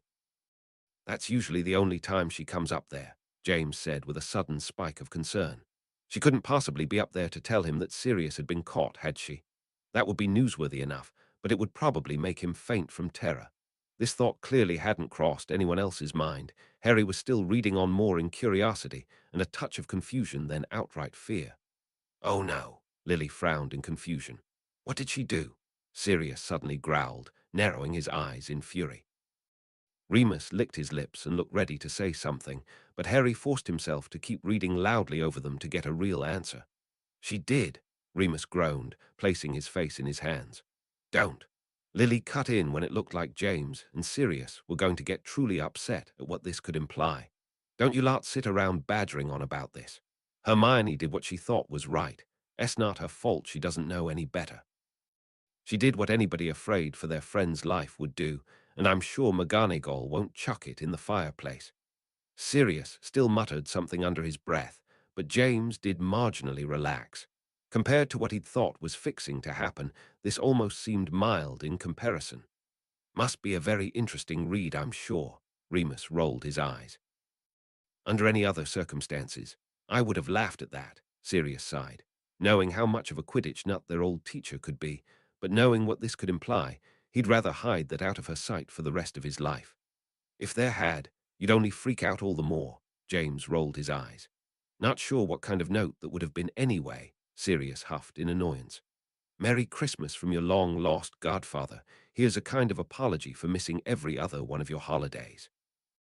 You know I hate it when you do that, Remus snapped at him for the horrible joke, causing Sirius to at least sort of back down. All five of them sighed in horrible disappointment, not at all pleased they'd been right. Yet with any hope, McGonagall wouldn't really do anything but test the broom to make sure Sirius hadn't done anything. Surely she wasn't going to actually destroy the broom. Right. Thank Merlin, Sirius sighed in relief. You'll have that thing back to you by the end of break, Remus smiled, and they'll be all sorts of humiliated. James laughed eagerly at that conversation, still more annoyed than anything. Harry hadn't gotten to enjoy his gift long enough to even ride it, but so long as he got it back he'd forgive in the end. Oh, it's not that bad, James reassured, when Harry seemed to be getting a growing look of horror at what that could mean. They don't do anything to the broom physically. They simply put it through a series of rigorous tests to make sure nothing more was done to it than the manufacturers intended. They do it all the time to professionals to make sure they didn't try and enhance their brooms. Harry let out a long sigh of relief, having been picturing something far more medieval and irreparable being done to his new treasured gift. Wish she would actually believe that. Sirius rolled his eyes. Oh, Lily muttered, thinking that these two already had more than enough to fight about. This wasn't going to make it any better. Well, I can say this for her, Remus grinned. She stands by what she does. Oh, the horror, James rolled his eyes. Never bleeding crossed our minds, Lily smirked. Chapter's over, by the way, Harry shrugged, tossing the book back over to Remus, who fumbled a bit and accidentally had it crash into Sirius' head. Ouch, Sirius grumbled, jerking the book away. Geez, you klutz. Can you even see straight to read? Yes, Remus snapped right back, snatching the book back and flipping to his chapter.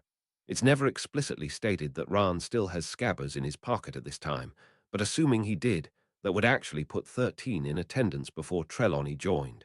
Dumbledore was the first to rise from that then group of 13, and guess who died first at this table? It's not something that'll ever be brought up in fic, but it was fascinating to have that pointed out to me. Chapter 12, The Patronus. Chapter text to all those asking, I'm so sorry my archive account got deleted. It's frozen from my access until Nav. First, so I couldn't even post a message explaining why. I do still vow I shall have the last book up. Somehow. As of now, my only option left is Wattpad, but I'm not facing the very real fact it'll be pulled down from there eventually as well. I'm torn between posting the summarized version on there and risking it, or scraping the whole project and somehow reworking it, again, in a new format. Any suggestions would be appreciated, but until then, I do also apologize for not updating this in the meantime. I've been in a bit of a funk, but I'm much calmer now and still vow to keep this going on schedule. Harry noticed with puzzled concern that Remus' hands were shaking slightly, though it steadied out some when he found his place and looked to start. He also seemed to be getting paler by the hour, and Harry couldn't help but wonder for the first time in his life when the next full moon was. They must be awful for him, since every time it seemed to come up in the book, both his father and Sirius gave him concerned looks. He still felt a little too embarrassed to ask about it, and since no one else was offering up the information, he let it go as Remus started. "And I really don't blame you," James nodded with a light smirk. "I'd have thrown a fit if one of my friends did something to get my new broom taken away." Lily frowned at him, still more defensive of the girl as she shot back. "That's hardly fair, James. She was doing what she thought was right. She thought she was trying to protect Harry. I'm positive if she'd come to Harry first, he and Ron would have shot her down." "Well, don't get me wrong," James shrugged. "I'm happy Harry's got such a good friend like that, but the fact that I know it's not a problem means I get to be annoyed." Lily let her head thump back against the couch, feeling like she was talking to a brick wall half the time instead of her husband. At least he admitted he was almost overreacting. "Trust me, you will," Sirius said, in a completely assured tone of voice. "McGonagall wouldn't dream of actually keeping that from you permanently." "Wish someone really had explained that to you, though," Remus sighed, thinking that was all Harry needed, one more thing to be worrying about. As if Ron didn't have reason enough to be upset with her. Lily frowned, feeling that if someone didn't step in soon and try to get these two to fix this, it could turn into something irreversible. Would Harry do this? She honestly hoped so, knowing personally how easily a friendship could slip away. All of them were frowning now. Harry most of all as guilt began welling up in himself. At the time, he'd been frustrated with her for having something like this happen, for something of his to be taken away due to someone else yet again in his life. Worst of all, someone he'd thought of as a friend. Now looking back, and having his parents explain better to him what was actually going to happen to his broom, he recognized he'd been acting pretty harsh against someone who was only trying to help, even if she could have gone about it in a better way herself. Lily was frowning and fidgeting, fighting down the urge to scold him for acting this way. Surely a broom wasn't more important to him than one of his friends. Then she glanced over and saw how shamefaced Harry really looked for his actions, as if given the chance he'd get up right now and go apologize to her. Lily couldn't help but smile and reached over to pat him on the knee, instead offering reassurance and saying, "Don't worry, love. I'm sure you two will make up. I've not seen any evidence that you'll hold a grudge long." Harry mulled that over for a moment, trying to search internally for the emotions that supported his mom's words before turning hopeful and nodding in agreement. "Rude," Lily huffed. "Oh," James scowled, shifting his weight around uneasily as a whole new worry seemed to be cropping up. "What's this about?" Sirius snapped, not liking the way this was starting. Remus didn't look any happier as he continued. "He's not," Sirius cried in outrage. "Is he actually going to kick you off the team for this?" James hissed. "He's trying to cope with it, at least give him a chance." "Relax, you two." Remus was frowning down at the pages in annoyance as well, but seeing Harry looking just as devastated as the other two, he reminded them all. "I did promise to give him lessons, remember? I'm positive once Wood finds out, he'll cut Harry some slack. He's not stupid enough to really try and get a new seeker halfway through the season." Harry looked instantly relaxed at the news, having a very good feeling Remus should be right. Sirius and James still looked outraged that the thought had even crossed Wood's mind, but acquitted it wasn't worth shouting about until it actually happened. All of the boys released breaths of relief that could have gone so much worse if Wood had chosen not to believe him and instead gotten a replacement to be on the safe side. "Oh boy," Sirius grinned now, picturing Wood's reaction would be pretty similar to theirs. "No, he got a fake one to get your hopes up." Remus rolled his eyes, sarcasm dripping from every syllable, which distracted Sirius enough from making his favorite joke, and instead caused him to laugh for his friend's wit. "Hopefully Wood explains the idea to you a bit more," James said eagerly, still peeved McGonagall hadn't gone into more details. Surely he knows what she meant. Lily narrowed her eyes in agitation, not finding it remotely funny like the boys seemed to since they all chuckled in amusement. She'd personally like to see Wood show a bit more concern than he was for his teammates, really wanting to smack him and tell him his players were more important than the game. Merlin, even when she hadn't liked James, she'd recognized that quality in him. Least he tried to be logical about it, though I do think it would be easier than they're thinking, Sirius shrugged. Clearly he's not going to be explaining anything, James frowned. Maybe the term for it went out of style, Sirius offered, and they call it something else then, so Wood doesn't know what Harry meant. It's only been a dozen years or so, Remus disagreed, cocking his head to the side. Would it really change that much? Only thing I can think of, Sirius shrugged, and James did as well, so the boys just let it go for now. Hopefully McGonagall explains it to him, and Wood will turn around and explain it to Harry. Lily tried to pacify the boys, who were clearly thinking far too hard on this. Now that's what a magical creatures class should always be like, Remus beamed. Hopefully this means Hagrid's getting himself back into the swing of things, Sirius nodded happily.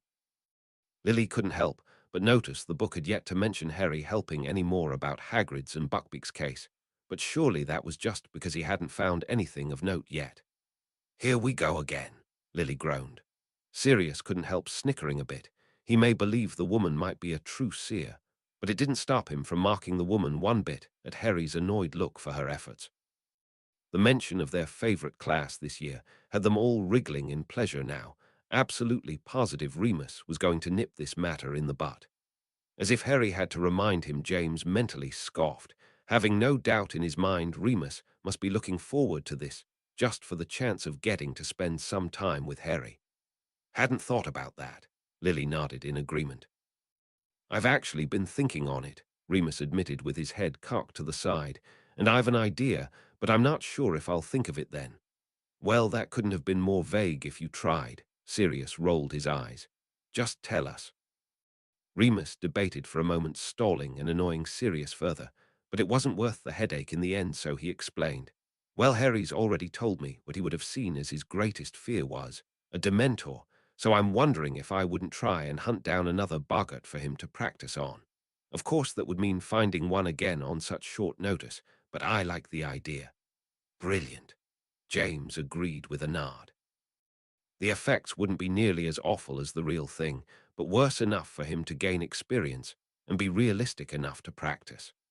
Hope you do think of that then, Lily nodded in agreement.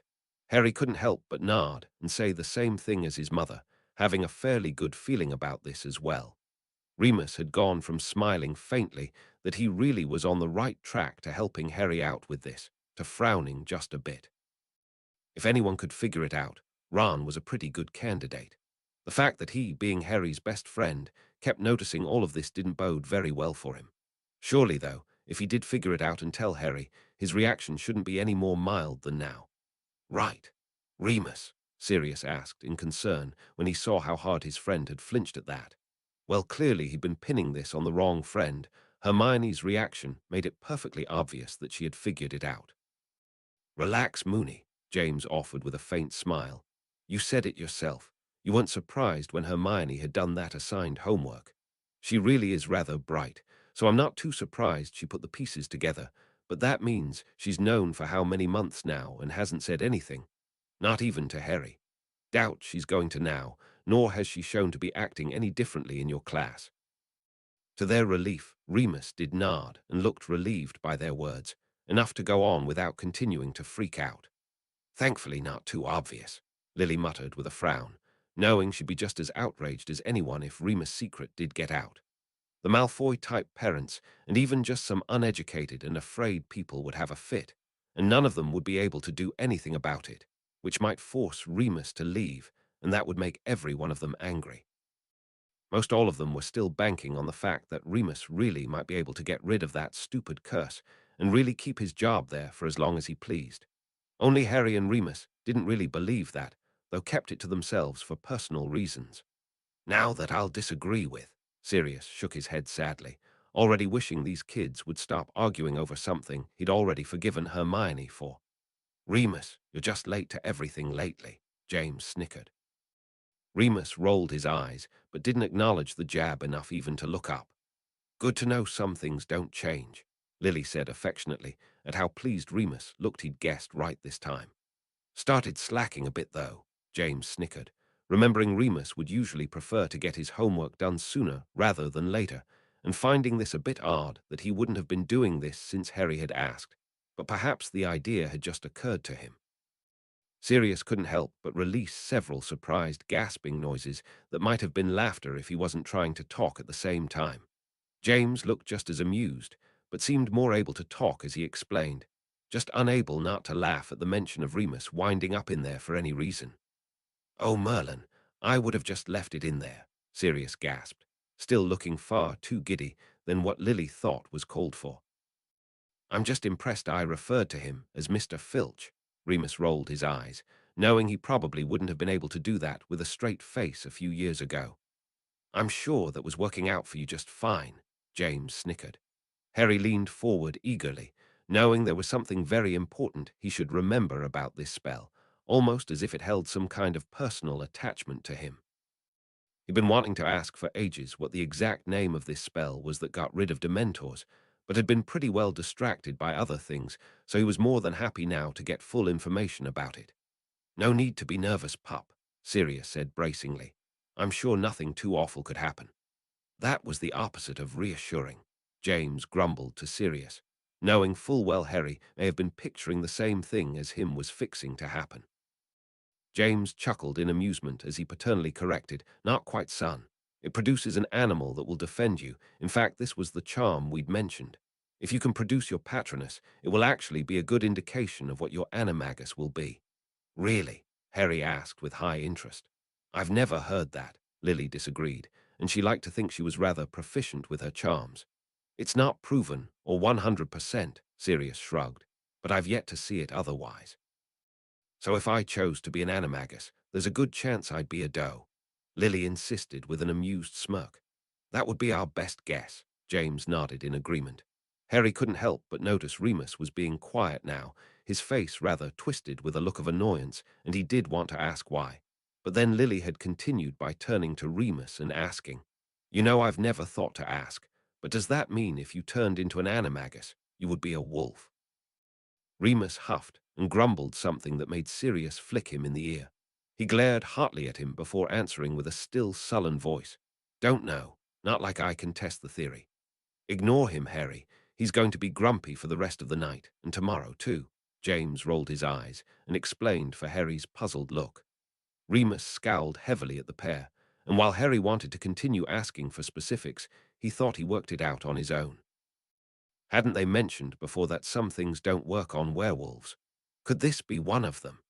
Maybe Remus just wasn't capable of being an animagus. Surely that would have fixed his problem, since he'd be able to turn into his animagus rather than being a werewolf for that time period. But perhaps not, or he would have done it already. Remus didn't look ready to continue talking about this either way, because he continued reading loudly. "In all fairness," Lily corrected, "when learning the charm we hardly had a Dementor, real or otherwise, to practice on, so you can't really be too harsh on them all." "Wasn't saying you should be," Remus shrugged. "Just making sure Harry understands this isn't going to be easy. Make sure he's prepared enough." "I got it," Harry nodded in understanding. "But if you have to create a happy memory for it to work, then how does that ward them off? Don't Dementors feed on happy memories?" Remus was actually getting some of his usual happy manner back as he explained. Forcing it on the Dementor in such a concentrated, powerful form like this overwhelms it. That's why it's so powerful to do. He also couldn't help but continue cautioning, to pull together the very thing they're taking from you and shove it back at them with all your might. Harry nodded in understanding, not looking remotely concerned at the warning. James couldn't help a little frown that came over him, wanting to curse and grumble that he couldn't be in any one of those memories Harry would use. Merlin, he felt lucky Harry, even had happy memories at this point. Hopefully, he'd come up with one good enough that he wouldn't have to re-experience Lily's last moments for long. Lily made quite the murderous face herself, all the pent-up anger and rage at them making a sudden reappearance. She hadn't been prepared for that time, but refused to let it linger as she really wanted to hear this. "That's not nearly powerful enough," Remus sighed, Giving Harry a rather sorry look, he had to rebuke him for that. You'll need something with much more feeling, all-consuming, to produce even a faded Patronus. Harry frowned, already trying to cast his mind around for something even better for his next attempt, ignoring the build-up of tension that was beginning to happen when he realized his first attempt might not work, and what he would soon hear because of it. Oh, yeah, multitasking. Sirius smirked over at him, successfully distracting both Harry and James and causing them to give half-hearted glares. Can't expect you to get it perfect on the first try. Remus grinned encouragingly at him. And that's about as far as most of our class got in our 7th year, Sirius laughed. While some of us had mastered the spell years ago and showed off a bit, James snickered. Lily sighed with a roll of her eyes, remembering that memorable class as she'd actually been able to produce her Patronus near the end of the lesson, and the near-constant teasing from her classmates that hers and James had ended up being a matching pair. Remus, however, was scowling all over again, looking ready to snap at his friends to shut up so that he could move past this. Harry couldn't help but wonder why the subject bothered him so much, but again didn't get a chance to ask before he kept going.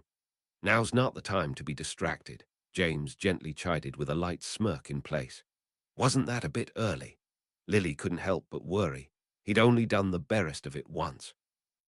How could he practice and know it was good enough without testing it? Remus said right back. So he produced a vapor. That's good in theory, but if it was going to be helpful, he had to try it. He could have sat around for hours working on that one memory and never realized it wasn't useful enough until it was too late. Lily backed down with a resigned look. Lily couldn't help but make a horrid choking noise, suddenly realizing how Harry might linger on this, and why he would being as this was the first time he'd heard her voice. And oh, Merlin, if he actually wanted to linger on this. Oh, Lily whimpered, and Harry couldn't help but lean into himself, feeling rather ashamed this wanting of hearing an old echo was causing his family so much pain. It's all right, Harry. Sirius tried his best to smile over at Harry, who had wrapped his arms around his mother and muttered sorry for her benefit. But now the pair turned back to him curiously as he insisted. It's sort of like looking in that old mirror. Depressing as all get out, sure, but we can hardly sit around and blame you for wanting this. James was twitching fiercely, still looking like he was going to be ill, but for more reasons than the others suspected. No, he did not want to sit around and hear his wife's final moments over again, but like Sirius, he could hardly get mad at Harry for wanting it.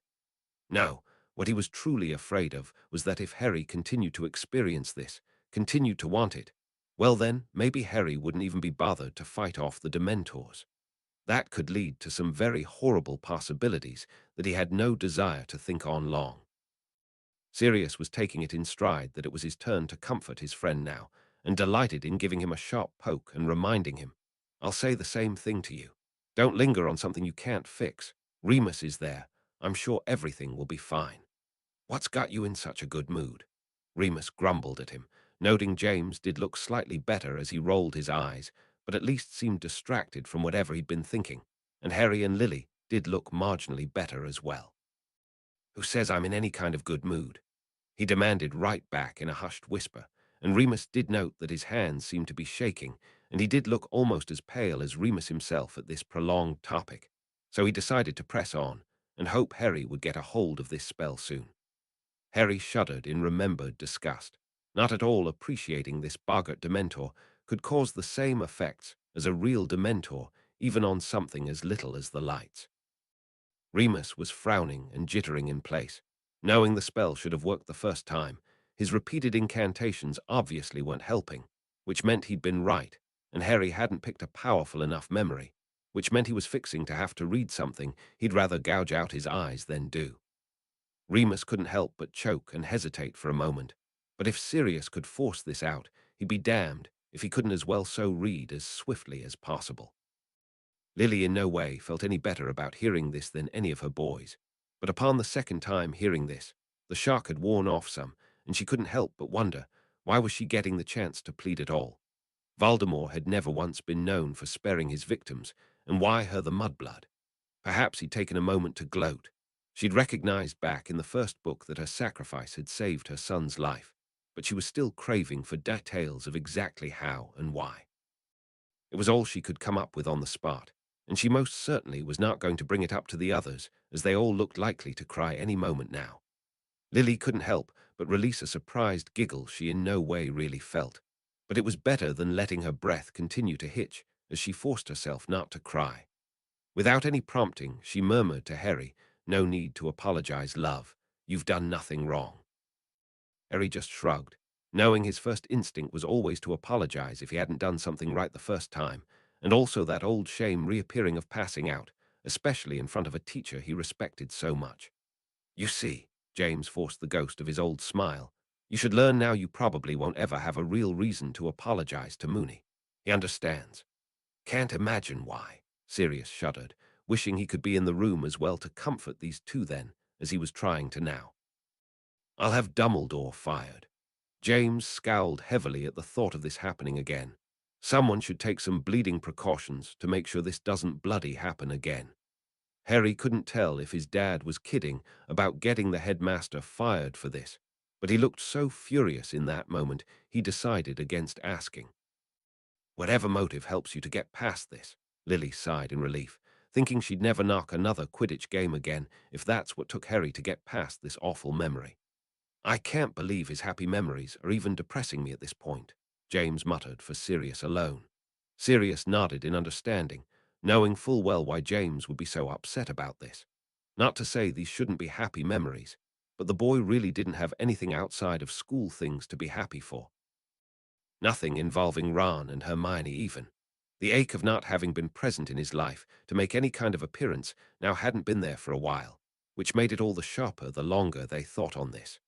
Remus was already wincing, having already guessed Harry's new memory was hardly better than the old one, and none too pleased about being proven wrong. Then Remus shuddered so hard the book knocked against his knee a few times, not that he really noticed. Of course, he should have realized at this rate of progression. If Harry had heard Lily, of course he'd hear James too, and it was just his luck he'd get to read about both of them back to back. And no, he wasn't fixing to vomit or cry. He had to shake his head around a few times to clear his vision, and focused back to find James gritting his teeth so hard he was likely to break his jaw. Sirius leaned his weight into him again, muttering, "You did all you could. I've no doubt you gave Voldemort the fight of his life. You can't blame yourself for this any more than us." James sucked in a soulless breath, but Remus decided it was high time he keep going before he allowed anyone to continue dwelling on this.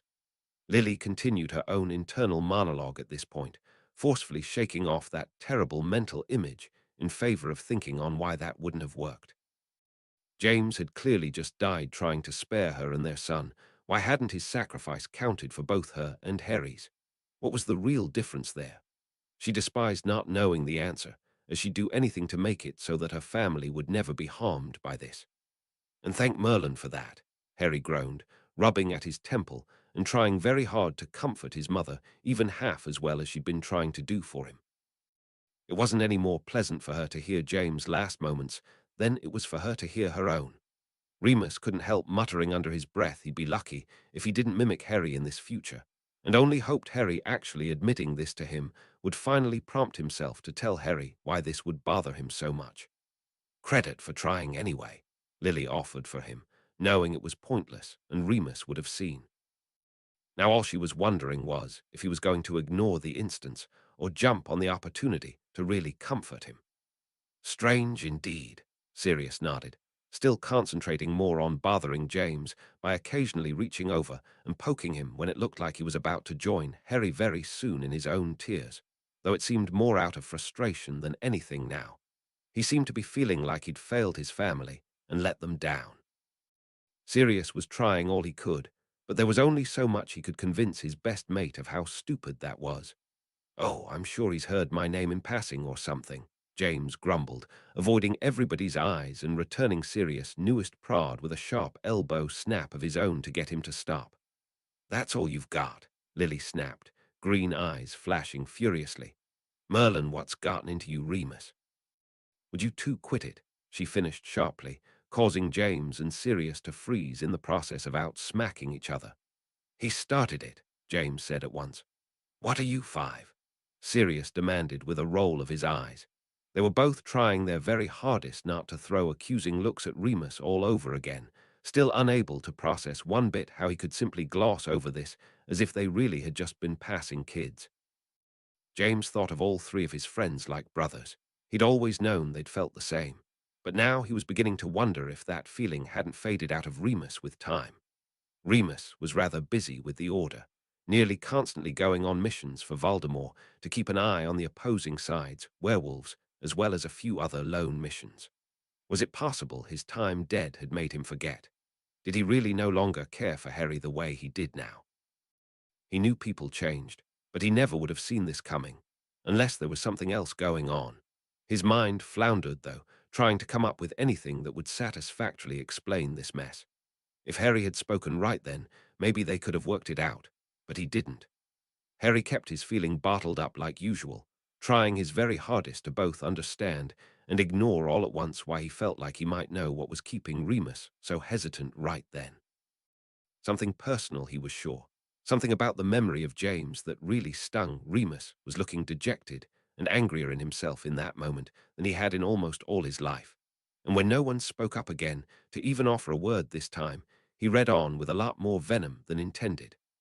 "Well, I'm glad someone did," Lily sniffed, noting no one else like McGonagall or Dumbledore seemed to be going out of their way to make sure Harry was all right after that first instance. "I'll actually back you up on that one," Sirius nodded with forced cheerfulness, remembering quite well how smug he'd been upon the realization he finally had an excuse to get out of his parents' house, a house he was already growing to question even before he'd started school and learned what a real family could be like. Lily still couldn't help the little miserable sigh that came out of her upon the reminder that leaving his home was considered a happy memory at all.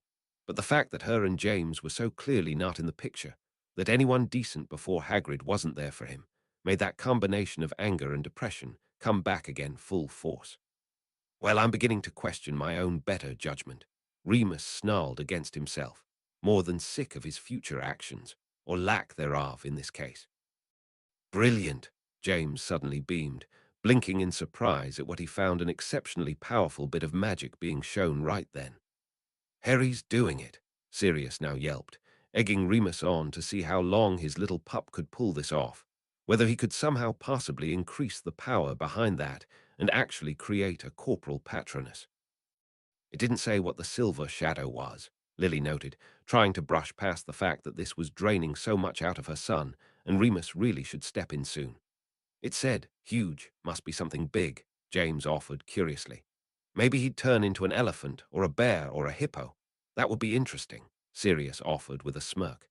You just listed three of the most random animals you could, Harry noted with amusement, still brushing past the annoyance he couldn't remember himself. Thank you, Lily sighed in relief. How come you were doing that with just the fog instead of the full Patronus? Harry asked curiously, now wondering if Remus, Patronus wasn't the cause for his surly attitude for this particular bit. Hadn't his mum said it would be a wolf? Was this what was bothering him so much, that an animal meant to represent your spirit was one he hated so much? I didn't want to chase it off like a Patronus would have done, Remus said absently, just wanted to ward it off long enough to put it back. Then he kept reading quickly before Harry got a chance to ask further. It really was dear.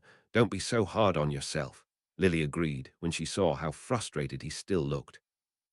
Look at it this way, James offered, casting his mind around for Harry to see this the proper way. At least if you're able to produce this already, you'll be able to keep them off you long enough to hit the ground and call time out, and that's just after the third try. I'm positive by the next match, it won't even be draining you as much. Harry considered this for a moment before nodding in acceptance. He still somehow knew he could do better than this, somehow felt he was capable of producing the full Patronus, but for now he'd accept the shorter option for the sake of his game. Despite how annoyed Sirius still felt by Remus, it didn't stifle his giggling one bit at that mental sentence. Nor did it really dull just how grateful he was that Remus was doing this at all. He'd take Harry getting defense against Dementors with a touch of annoyance at Remus any day. Remus was already frowning, mentally preparing himself for how this could go, but didn't give anyone a chance to ask Harry before reading. Sirius went A, and waved his hand in a vague gesture with a roll of his eyes while Remus grumbled, "Wish I didn't some days." "Well, this ought to be fun," James snapped with a touch more sarcasm than normal, guessing this wouldn't go any better than when his name had come up. "Dumb luck and an inherited sneakiness," Lily grinned indulgently. "Thought you were going to be found out about hiding my arse, huh?" Sirius snickered. "I wouldn't have any idea what Harry really knew about it," Remus shrugged, "so I can imagine I was being a bit cautious." "At least you were vaguely more subtle than dropping something this time," James agreed with an idiotic grin in place. "Ouch!" Sirius winced as if Remus had smacked him again. "Make sure you don't try and drop a hint of what you really think or anything." Remus had his head cocked to the side curiously, still more blasted than anything why he and Sirius weren't trying to talk to Harry and tell him what surely must really be going on. Aside from Harry, why else would Sirius be hanging around here? It had been more than enough time that he really was beginning to wonder if something else wasn't floating around that the pair of them were trying to figure out and clearly wanting to leave Harry out of. "Yeah, I wouldn't want to share with Ron either," James muttered, like the others still distracted by that small little exchange. "Probably doesn't like being asked about it because he's such a terrible actor," Sirius snickered. "Now that's not fair," James disagreed at once, mischief sparkling in his eyes as he appraised him. "Remus always came up with the best lies on the spot. He just couldn't say it without acting like a shifty little nit," Lily agreed fondly. Remus made sure all of them could see how unamused he was by their light picking before reading on loudly. "Oh, come on. Go back to talking about me now," Sirius scowled, deciding he'd spend a whole book about his life in Azkaban rather than consistently hear about this. James didn't really agree with him, but he hardly looked any happier about Harry's current train of thought. Lily made a horrible choking noise, somewhere between wanting to vomit and a sob, hardly able to comprehend what that must feel like, knowing she didn't want that for her son, but unable to even begin to say it was wrong for him to want it. Harry tried to give them as much comfort as he could by offering, "That's not true anymore. Please, guys, I'm sure I don't dwell on this for long, and now I've got all the time in the world to hear you guys talk." This was hardly the cure for the situation at hand, but it was a brief reminder that this future just had to be changed. They wouldn't allow anything else to be possible. "And there's that," James frowned, but didn't say it loud enough for anyone to have heard him. "There you go. Focus on your goals," Sirius encouraged. "Anything to keep away from that vat of depression." "Dang," the boys muttered, knowing they would have been much happier playing Ravenclaw than Slytherin for the simple fact it would have been more sporting. There was already so much bad blood between Gryffindor and Slytherin, they didn't really need the championship to fall between them. 5. Lily scowled. "Merlin, he's a seventh year. Doesn't he have his own homework?" "I feel like, so long as he wins the cup, he doesn't really care about his newts," James shrugged. "My best bet for this kid, he's probably looking for a career in the worlds." Lily still couldn't help but frown, thinking he should have some other career to fall back on rather than banking on a sport. But as she wasn't his mother, she really couldn't say anything else. Remus couldn't help but wince a bit, wondering if he was taking too much out of Harry. But upon reflection, he admitted he really couldn't do much else. Harry needed those lessons no matter how much they took out of him, and it's not as if he could lower them any. Sirius nodded in agreement, though he looked more in pity than smugness as he commented, surprised, "It took her this long to crack, honestly. And I thought she was a bit of a workaholic before." James frowned in sympathy, wondering how much this girl could really be sleeping with all of that. "So many jokes to make about that. I don't know where to start." Sirius smirked, picturing all sorts of pleasant poisons he wouldn't have a problem getting his hands on. "Wait, what?" Lily demanded, her eyes going wide in disbelief. "He can't mean that. It's not possible. What did you think her schedule was implying for her to do?" Harry demanded in exasperation, rubbing at his own temple in frustration as the answer yet again slipped through. "That, I don't know, that she was somehow keeping up with all of those classes through notes and special permission, but this is unfounded. There's no way she could actually be attending those classes at the same time." "Time," Sirius muttered under his breath. What on earth was it, time watch time? What are the odds Hermione will just decide to tell them when you ask? James groaned, more than sick of all of these mysteries surrounding his son's life. One peaceful, uneventful, quiet year. Was that too much to ask for? Since they've yet to make up for that fight about the broom, slim to none, Remus muttered, turning back to the book without hope. None of them seemed to notice Sirius was quietly muttering to himself, trying to sift through a half-drunken memory. Lily sat there for a few moments more, running her hand through her hair in frustration. She couldn't figure this out before turning back into the story. Pity that, since they're so dang useless, Harry grumbled. Harry clearly didn't inherit my nosiness then, James grinned. I'd have never let this slide without getting an answer. Don't I know it, Remus grumbled.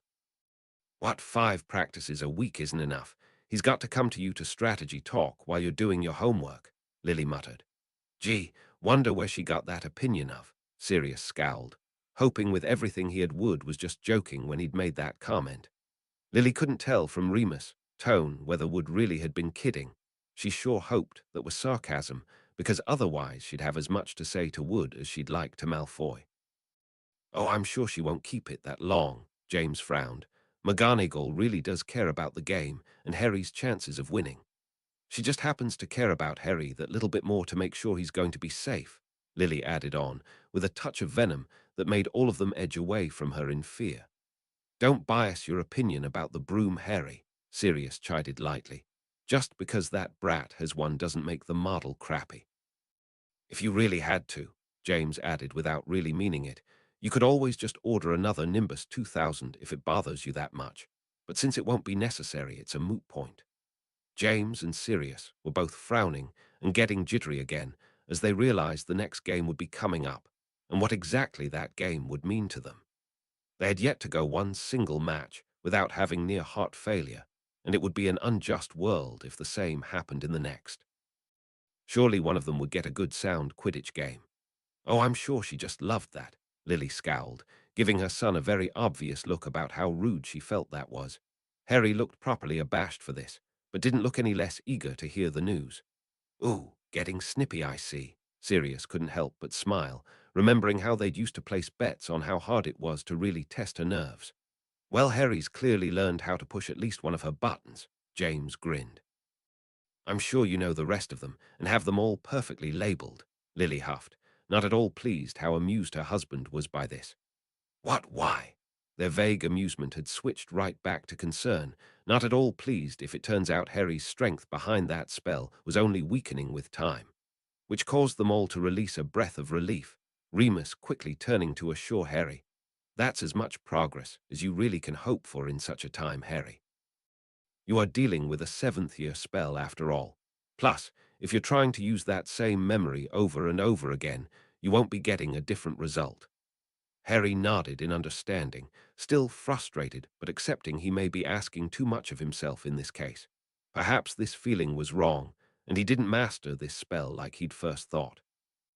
You cannot hope to control that, James sighed, trying to keep as much misery out of his voice as possible as he consoled. All you can do is try to focus on something else. Harry nodded in understanding, still wishing more than anything else he'd never had this experience to begin with, that his father giving him advice now wasn't so treasured because it should have been commonplace. At least Remus will set him right, Sirius nodded sternly. And there's the silver lining I was looking for, Lily beamed, smoothing Harry's hair flat for a second. And that's all you were asking for walking in, James reminded. Harry bit at his lip, still wanting to argue and say he could do more than this, but still agreed all the same he'd take what he could get. Oh, Sirius said at once in a sing-song voice. Let's see if Harry's any better at playing this off than Remus himself would be, James agreed brightly.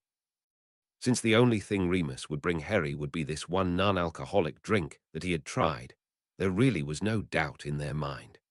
In fact, they felt a warmth sweeping through themselves, as if they just had their own mug of butterbeer at the obvious thought Remus had tried to put into this simple action.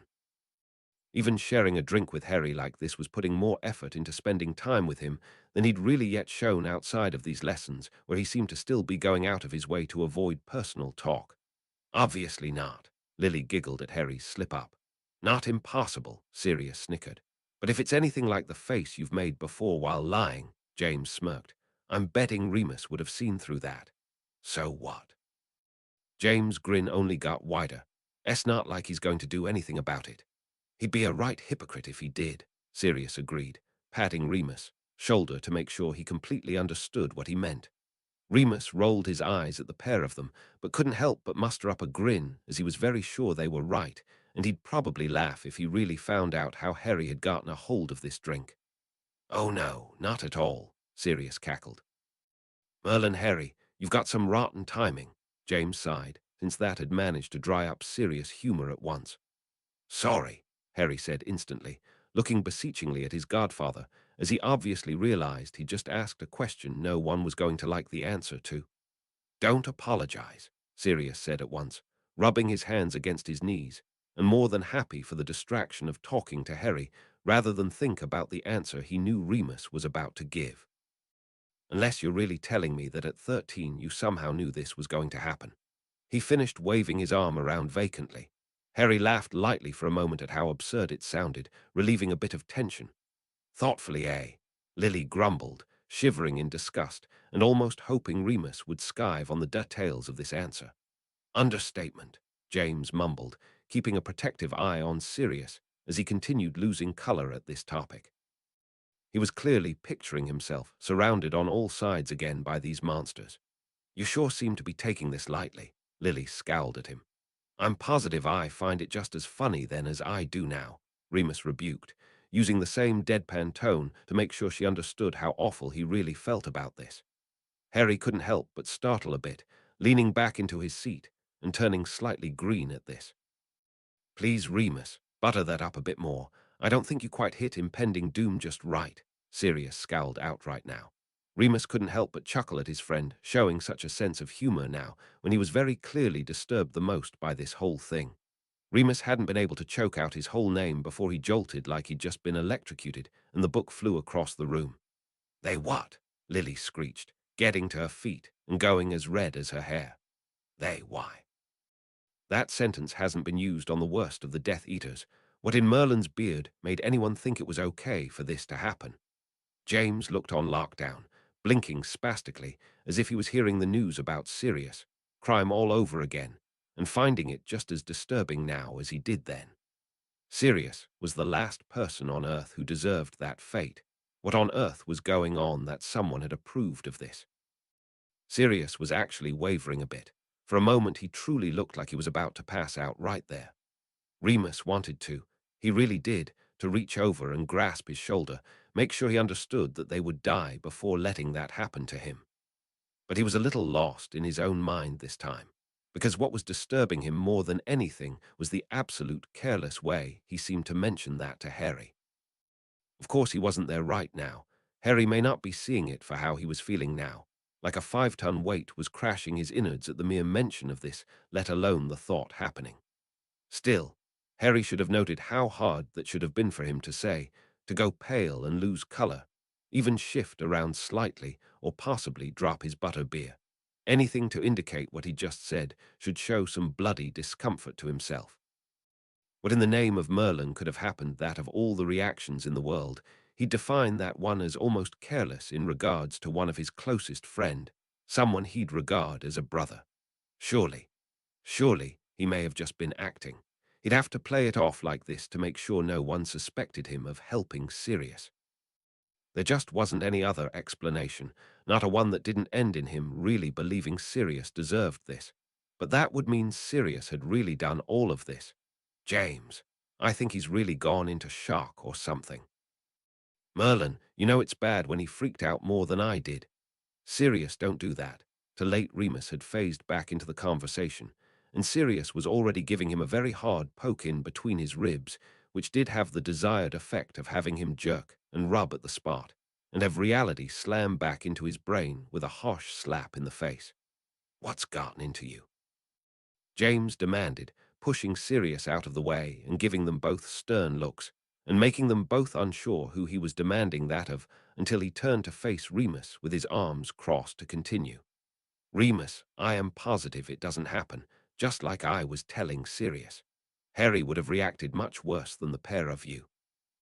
Harry was nodding eagerly over his father's shoulder, bouncing on his heels and watching him just as carefully, looking like he was personally blaming himself for whatever reaction this had caused.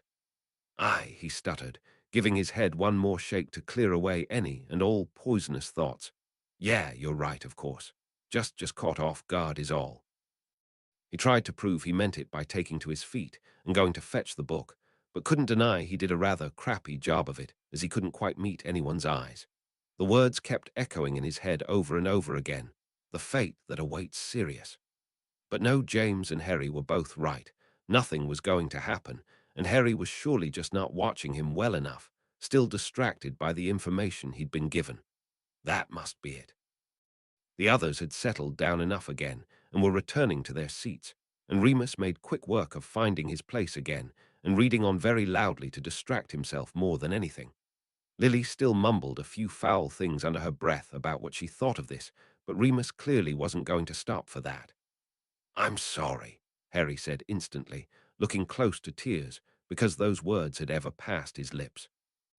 "I'm so sorry, Sirius." Sirius waved him off, effectively pretending he hadn't just thrown up a little in his mouth, and he wasn't blinking back tears of his own that Harry had ever thought this of him in any way, shape, or form.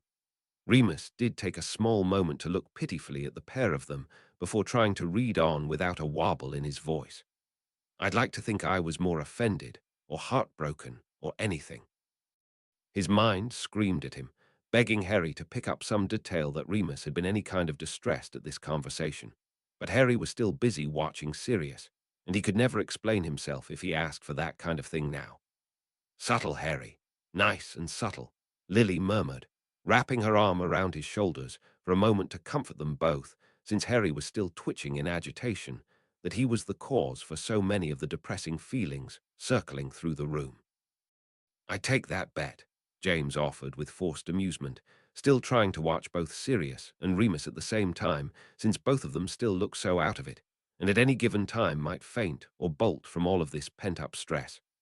"Oh, joy. A whole new wondrous thing to brood on," Sirius hissed, shifting his weight around and dearly wishing he had the baby in his lap, or anything to help take his attention off this hell storm.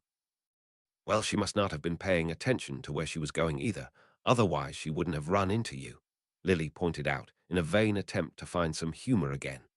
Remus blinked spastically for a few seconds, rereading that bit again for good measure, and then joining his friends in a whoop of joy. It may have seemed petty and a bit shallow, but after the horrid news, they'd just experienced any type of good thing to look on would be celebrated for as long as possible. So all five of them spent a rousing time laughing and commending Harry on getting his broom back, more than amused and waiting for the moment when McGonagall exclaimed she'd been wrong. And of course, nothing was wrong with a broom like that. By the time Remus was ready to move on, their spirits had lifted so much they were almost genuinely smiling for what felt like the first time in ages. "But of course," James scoffed, "she'd never do a thing to harm that broom." "As serious as I am," Sirius beamed, bouncing around in sheer pleasure. They were in such a good mood that James and Remus didn't even physically scold him for that, but instead just groaned miserably at what they felt was an overused joke. "She means it, I'm sure. McGonagall wouldn't joke about that," Lily said quickly before Sirius could make the same joke in a row. "I'm sure that had absolutely nothing to do with you getting this back the next day. Nothing at all." Sirius released a bark-like laugh at the end at the thought of that exchange. "Suppose he's been running around the castle like a crazy person looking for you," Remus snickered. "Merlin, Harry hasn't even gotten his first go on it. Give him a chance," James chuckled. "Harry," Lily snapped, some of her amusement beginning to ebb away. "You should have apologized to her ages ago, not the moment you get the broom back. If you knew all along she was just trying to help, why were you being so rude to her for so long?" Harry opened, then closed his mouth, turning away sheepishly and only murmuring a few half-hearted replies. Truthfully, this fight felt as shallow as his mother made it out to be in hindsight. Even before he'd gotten his broom back, he'd felt guilty for his actions, and really had been wanting to apologize, and just hadn't been able to think of a way to phrase it, not as used to it as Ron about making up in fights, or even having them really. He'd chosen to say this now, because here he had a ready-made reason to go and talk to her again. He said as much, and some of Lily's anger washed back out of her when she realized how repentant Harry clearly was. "Forever love his sense of humor," Sirius snickered. "And how did he work that out?" Sirius yelped in surprise. "Can't have conned it out of him. Neville doesn't seem the type," Remus said thoughtfully. Possibly did a favor for him. Some of the portraits will go for that, James offered. The poor thing, Lily sighed in sympathy, wishing Neville would catch a break every now and then. It's no wonder he wrote these things down. Remus rolled his eyes. I'd forget half of these. Not surprised one bit. James couldn't help but beam, puffing his chest out slightly with undiluted pride his son was getting this well-deserved attention for a change. From the best godfather ever, Sirius said just a tad pompously, which only increased when no one bothered to correct him, though Lily made sure he could see her eye roll for the comment. Sadly not, James was quaking at the thought, but you won't be able to get him off of it soon. Well, they're an enthusiastic lot. Lily giggled at all of the admirers her son seemed to suddenly have. Are you sure? Remus quirked a brow in amusement. Are you absolutely positive? Because I'm not convinced that's what that crowd was going on about. Harry gave him a cheeky little smirk right back, more than pleased that whatever funk Remus had been in during this chapter, he was clearly trying very hard to stay out of it. Now, was that really necessary? Lily chided. Had to make sure he got his point across. Sirius rolled his eyes, indulgently, at what he was sure was a common exchange between those two at this point. I'll take the trade any day, James nodded in fervent agreement. Lily was torn for a moment between sighing in exasperation and giggling her head off as all four boys nodded in complete understanding of these actions. Eventually, she ended on chuckling and shaking her head at the lot of them.